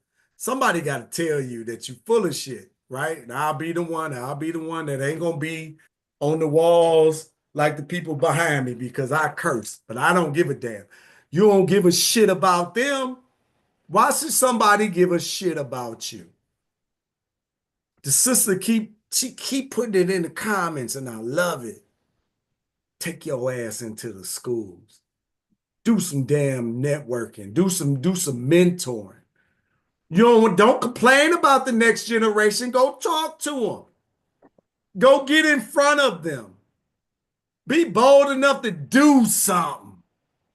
You might just spark the next King. You might spark the next Malcolm. You might spark the next Harriet Tubman. You might spark the next Mary McLeod Bethune. Somebody that's willing to put their neck on the line for the community. But if we don't do it now, ain't nobody coming to save you. I love y'all that love Jesus and God and all that shit. I love it. I think it's fantastic. I wish I had it. I don't got it. But I love you for it. But I dare you to go live the life of the person or the Lord or the deity that you swear that you love. Go live the life. You know what the life look like? The life look like the trenches. It don't look like your comfortable ass sofa praying over the internet. It looked like being down in the dirt with the people doing the work. Who's going to live up to that? Who's going to deliver that value? Who's going to see value in the individual? We love to talk about it. We just watched Martin, what's his name? Sapp, I don't know. Never would have paid it. Never would have paid it, right? We got these negative views of Christianity, which I don't believe that that's Christianity. I don't believe that that is the brothers and sisters that I believe in, that love their Lord, that love they Savior, that love they prophet, whatever, however the hell you see it or call it. I don't believe that that represents them, right? But that's a bad look. Where you at to counterbalance that in your community, right? Nobody expects you to do the work of Christ to move the world, but you can move the individual across the street. You can mentor that young brother or sister that ain't got no father or mother to look out for them. You can, unless you full of shit, unless you just talking, right? Most people just talk. All right, I'm gonna be quiet because I wasn't supposed to be talking. But y'all, you get me mad. Y'all get me fired up, Jantry. Come on, Jantry, this is your fault. After that, I have nothing to say. I'm sorry. I ain't mean to go there. I just mean, oh no, I not get today. You gonna have something to say. That was Tell her, funny. tell her. That was excellent. That was excellent. I needed to hear that. Thank you so much. A couple of things I would like to add, and I missed a whole bunch of the hours. I was, anyway, first of all, our culture is not trash. It's one of the, make the blacks the butt of our jokes. And people put out horrible things about the culture that they put in place about us and said, look at their culture. Their culture it's a piss pot. It's not. Word. Our culture is outstanding, it's beautiful, it's wonderful. It's been going on for centuries, and I'm very proud of it. I also would like to talk about, we understand, I'm sorry? Well said. Oh, okay. I understand that we kind of know we're in the third dimension, low vibrational environment. We know that already. And that there's a concerted effort by this system to keep grabbing our attention and keep us looking at what they are doing. They make up stuff every day, all day long, all about the blacks, the colored people, to get our attention, to get our reaction, to have us have discussions about it. And what we are doing, we're giving our high vibrational, high energy to them. And that increases their energy level. At some point, we have to understand we're keeping this shit fest going because we are so high vibrational and that we're headed in a place that most people can't even begin to fathom where that place is going to be. But we have to understand what everybody is doing to get our attention. It doesn't matter. We are just that exciting to be around that people want to galvanize around us. We need to be out in the community, grounding, walking, gazing at the sun, communicating with our neighbors, talking to the children as they walk by, like the person said about going into the schools. My group is starting a group that we will have classes on Saturdays, talking to the youth about their history, their heritage, their culture, and in some cases their bloodline, if that applies. But it's about putting ourselves in places where we are helping everyone else raise our vibrations to come out of this shit fest, as I call it, and elevate, to begin to appreciate that we are being activated, that we can't even fathom. Most people can't even fathom who we are, where we come from, the gifts we have within us. If they're being activated right now, you might think, oh, I have a headache. Oh, God, I have a headache. No, real stuff is happening in the times that we're living. And I'm not one of those, but it doesn't matter, whatever. I'm going to come back every Sunday anyway. But what's important is that we need to leave this, not react to what they say. They're always going to say stuff about some Black woman said this about another Black woman. It's all staged. It's all orchestrated. It's to keep the drama going. Let me just say something real quick. There's a thing happening all across social media, because in my mentality, I want to learn my history, and I want to learn the history of people classified as white. And once you learn their history, it's like it's over. The game is over. But anyway, there are videos going around on social media, and those videos are talking about the history of how white folks became classified as white folks. And that's one of the well-kept secrets in this world, not taught in school. There is one of those, it's like the headlights issue, one of those taboo subjects. You'll never bring that up. But their own people are literally making these videos about, look, I'm not keeping these secrets anymore. I'm trying to elevate myself, so I'm going to give up the scoop. And they're making these videos with detailed history of their group, their people, how they became known as this class of the color of a can of paint. Not trying to be disrespectful, but we know that a color is not a race.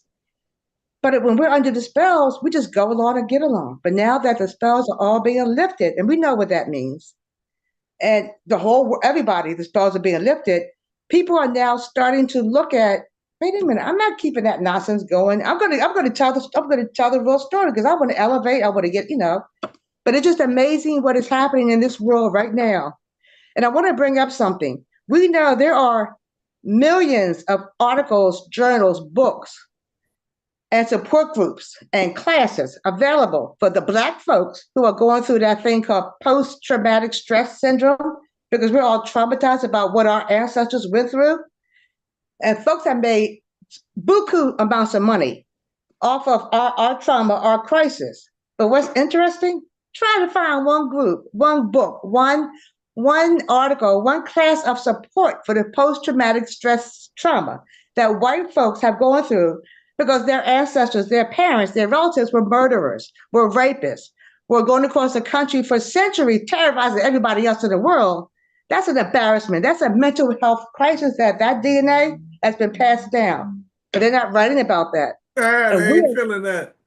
And we are too kind, too respectful to write those stories because that's their story. Sis, I'm not. Let's write it.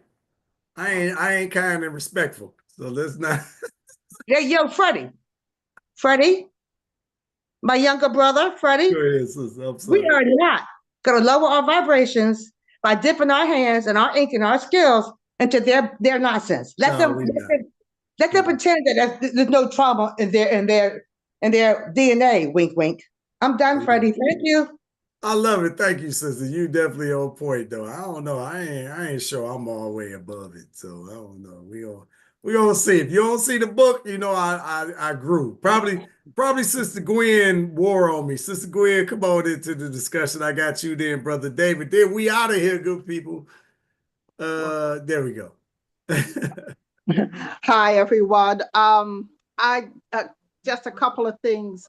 So people who have come to both the children and the adult classes, that's the first thing, one of the first things that is taught about where white people came from, because there's no such thing as white people. So anyway, now please don't go to your jobs tomorrow and say, we were told that there's no such thing as you, but it isn't, because it was in 1680 that word was coined so that white people could have the most of this land. But I won't go into the whole lesson, but that's part of what history can really enlighten you, and then you learn how to maneuver it when people talk about white people, because there's no such thing. When people came from the European countries, you were Englishman, you were Irishman, you were a Scotsman, and that's how you were addressed. If you even look at some of the historical writings, or look at even historical shows showing historical times, that's the way they were addressed. But white people, the word white people developed after they were trying to land grab. So that's first thing. The second thing is one of the things that people can tell young men who sag their pants was a method in slavery to let people know that they were available, because they had been raped by their masters. And so with your pants down, you were letting people know the masters would make those men wear their pants sagging, so they would know. It was a humiliation plot, but that people would know that they were available. So I mean, who wants to emulate that? And then somebody asked, what did Felicia Rashad say about the young ladies? She was basically not to verbatim, but she was basically telling them that, respectable women don't wear their clothes that way.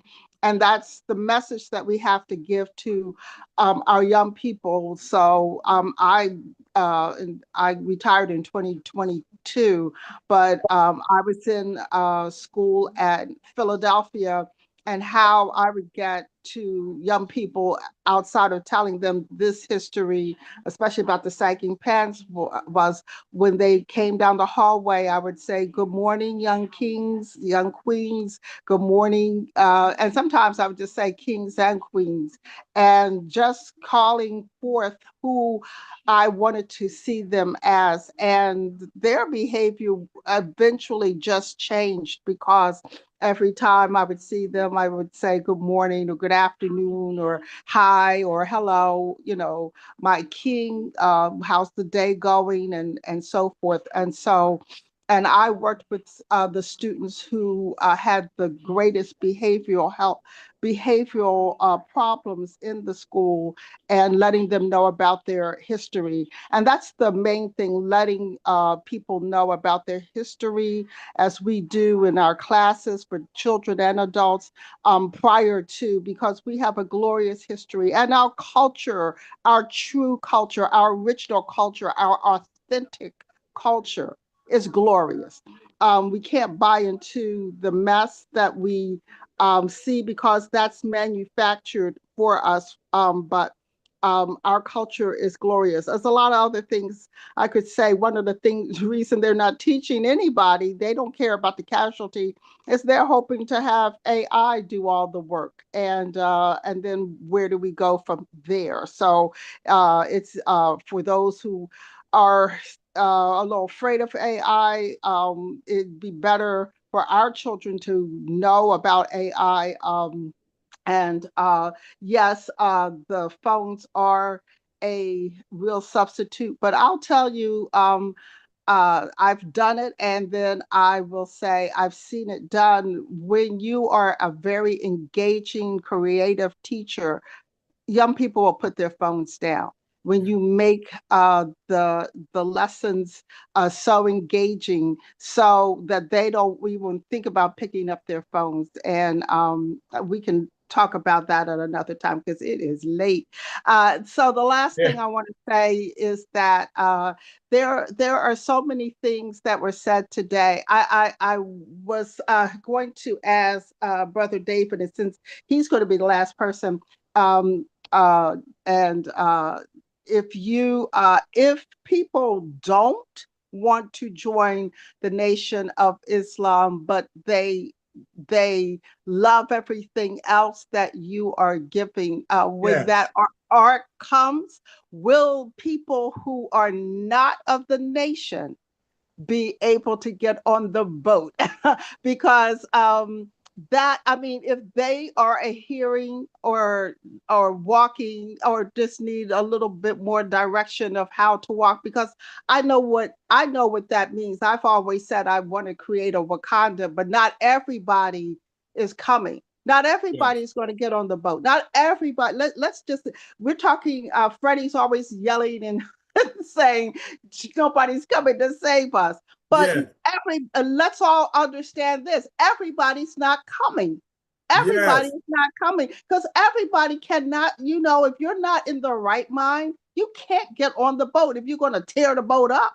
So, everybody cannot come. So not only we are to save ourselves, we have been given, I believe God has God has given us everything we need to save ourselves. I always go and talk, I've mentioned this before and I'll mention it again. David faced the giant with a rock. So that's us. We have been given everything we need to defeat. But I just wanted to know if you are not if you're not of the nation, would you be able to get on the boat if you prove that you adhere to everything else, diet, the way you walk and everything? How would that happen? And I don't mean to prolong everything, but let's just face it. Everybody, we want everybody to get into what we're talking about, move and the way that we're talking about, but it's not going. That is the second thing. There's nobody coming to save us. We're going to save ourselves with our the power of our God.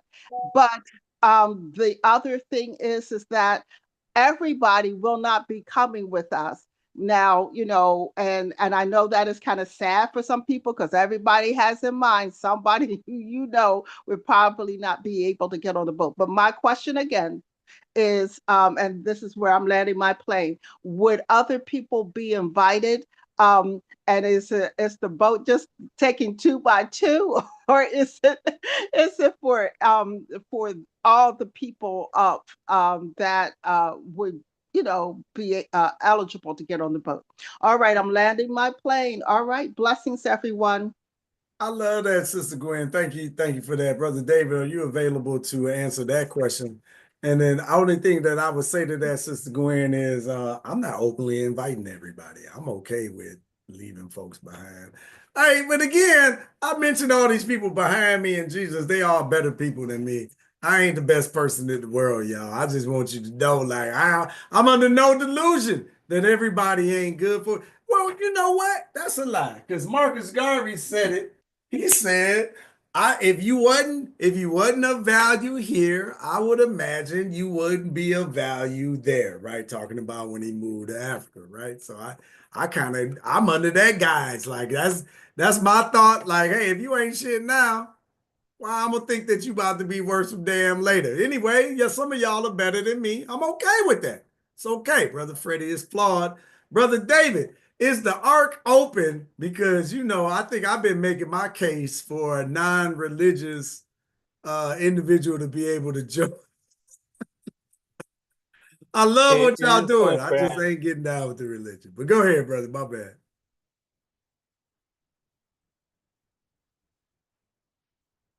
Nah, you Can you hear mute. me? Yeah, there you There we go. go. Yes, so I appreciate the question because it actually leads into some of the other things that I raised my hand, but I put it down. So I'm like, you know what? I It's noticed you getting did that. redundant at this point. But then somebody say I raise it again. I'm like, But so since someone asked me specifically, I'll go ahead Let's and go. say the other things I wanted to say. Because look, the ark is open for the black for the community. What is that? And that's just what it is. Now in scriptures, it speaks about anyone found doing the good work will have their reward. Um, when things go down, get to the point where there's that level of chaos, I'm pretty sure people gonna be wanting what's best because what's been happening now isn't the best. So, but yeah, the arc is for the community, the Aboriginal people of the planet Earth. That's how we feel. You don't have to be so-called a Nation of Islam, Muslim or member or any of that, because right now that's what we're doing. We're doing the work in the community, period. And so, but I'll also point out and kind of, because you kind of threw me an alley oop when you were talking about why you're able to travel the world, see these things for yourself, speak how you want to speak. That's the exact same, those are the exact same reasons that the minister, for the minister and the way he is, because the community funds him. The members fund him.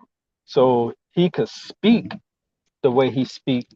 And that's how it has to be. We have to fund our own causes, period. And it's a shame that so many leaders have died as the poor righteous teachers. Yeah. That's a shame. It shouldn't have been like that, and that's on the community. But again, it goes back to the fact that the community have this false saviors complex, which allows them to operate unconsciously the way they do. But to the sisters' question, absolutely, that ark is being built for you. It's for you. You know, Islam is a way that had helped folk who were in a savage condition, because you have this discipline and you have these principles that you follow. And you mentioned David, he had the one stone. That one stone was belief in God. He had 5 stones, but he only needed one. And so we understand that these scriptures, these allegories, these messages, you can apply them to life. We believe that it applies to us. We believe that the prophecies are what represent us, and we're watching it unfold. At some point, it's going to be undeniable. People are looking like, you know what, that kind of look. Ooh, they're doing that. At a point, it's going to be undeniable, and we're just here waiting for you when it happens. I love it. I love it. Thank you, brother. Appreciate you. Lastly, if you do want to support, I put a link in the chat. That is to support the work of the minister Farrakhan and the Nation of Islam. And like I said, that's how we're able to operate the way we operate, is because we fund ourselves. We have to fund those who love us and put it on the line for us. You mentioned earlier that you couldn't be you mentioned that folk have belief in these gods and prophets and things, and you said, well, walk in their shoes, walk their walk. And we believe that the minister is walking that walk. He put it on the line for 70 years. You don't have a scandal involving him. You don't. You don't have any financial scandal, any sex scandal, any whatever scandal you want to think of. You don't have one. He's represented us excellently, and he's walked that walk, been torn up by the media, been torn up by the sellout politicians. It literally has gone through all of that, including assassination attempts that he survived, and he's still here working for the people. If you believe in the cause, help us out and support him, and click that link and whatever you feel is on your heart. Now I'll land my plane right there, brother. Thank you, brother. I love that. And my only request to the nation is make that more apparent that it is open. I don't know. Maybe it is. You know what I mean? I ain't gonna act like I'm in the middle of it. Well, you got to think about this, brother. Why did they remove, right when things were really growing for the nation, they removed us? We go through it all the time. We have members who are regularly just removed for sharing any snippet or lecture. You talking about from social media? Yeah, we were taken off Facebook, all the social media. He just got back on Twitter because they opened up their their racist restrictions. They algorithm. loosened up. I mean, Right, they loosened it up, and by doing that, it's allowed the minister back on at the same time. But you know, the minister was out at one point. The minister was very visible, but just like in scriptures, every time the Sanhedrin and the other leadership in the Jewish community was attacking Jesus and coming at him and questioning him and debating him, he made them look like fools. And so they took the stance. They said, look, we're not even going to talk to him. We're not even going to debate him, because every time we claim he's doing something, all he end up doing is getting more followers. So we're going to leave him alone. Yeah. And that's the position. Remember, he was always on all the networks doing interviews, and he will openly do it. You could get access to him, and then they stopped doing that, and then they took him off social media because they know what time it is. So yeah. Word. All right. Yeah. Well, we can get into it, another time. I love how it kind of it wrapped up, because I really feel like this conversation is piggybacking the back of, this Black Power movement. Like, what does it look like in 2025? And it's obviously going to take a collaboration between all of our, not only our spiritual belief systems, but hopefully our societal systems. And it's going to take us, right? It's going to take pure action. And money doesn't substitute freedom. Hopefully you're not buying that, right? Like, I mean, just because Paul Mooney said it best, right? Like, you can get enough money, you can get enough access or proximity as you want, but at some point you're gonna get your Negro wake-up call, right? He had a different choice of language for that. But I think it's really important and appropriate. So all right, we gonna, as David says, we're gonna land our plane there. We're gonna land our discussion there. If y'all got any more conversation, get with us on any of our social media platforms. Follow us on YouTube. Definitely respond to that. You'll see some of the emails coming through. You can respond right then and there. They'll make sure that they get the answers or your conversations to me. Thank you for that. Yeah. Peace and blessings, everybody. I appreciate y'all joining us. We only went, Lord, is that 5.5 hours? Man, how does time be flying, boy? I don't know. Look, I swear I looked, it was like 3.5 hours. It was going on 4. My guys was texting me like, you coming outside tonight? And I was like, yep, I'm almost done. And now we 5.5 hours. Hey, I don't know, man. I just be enjoying myself. Hopefully y'all be doing the same. So I'll see y'all next week for Sunday dinner. Grandma gonna be looking for you. And make sure you tell them cousins that skipped out last week. We got our eyes on them. So I appreciate all of y'all. Till next time, love, peace, and power to the people. I appreciate y'all. Thank you, everybody, for joining us.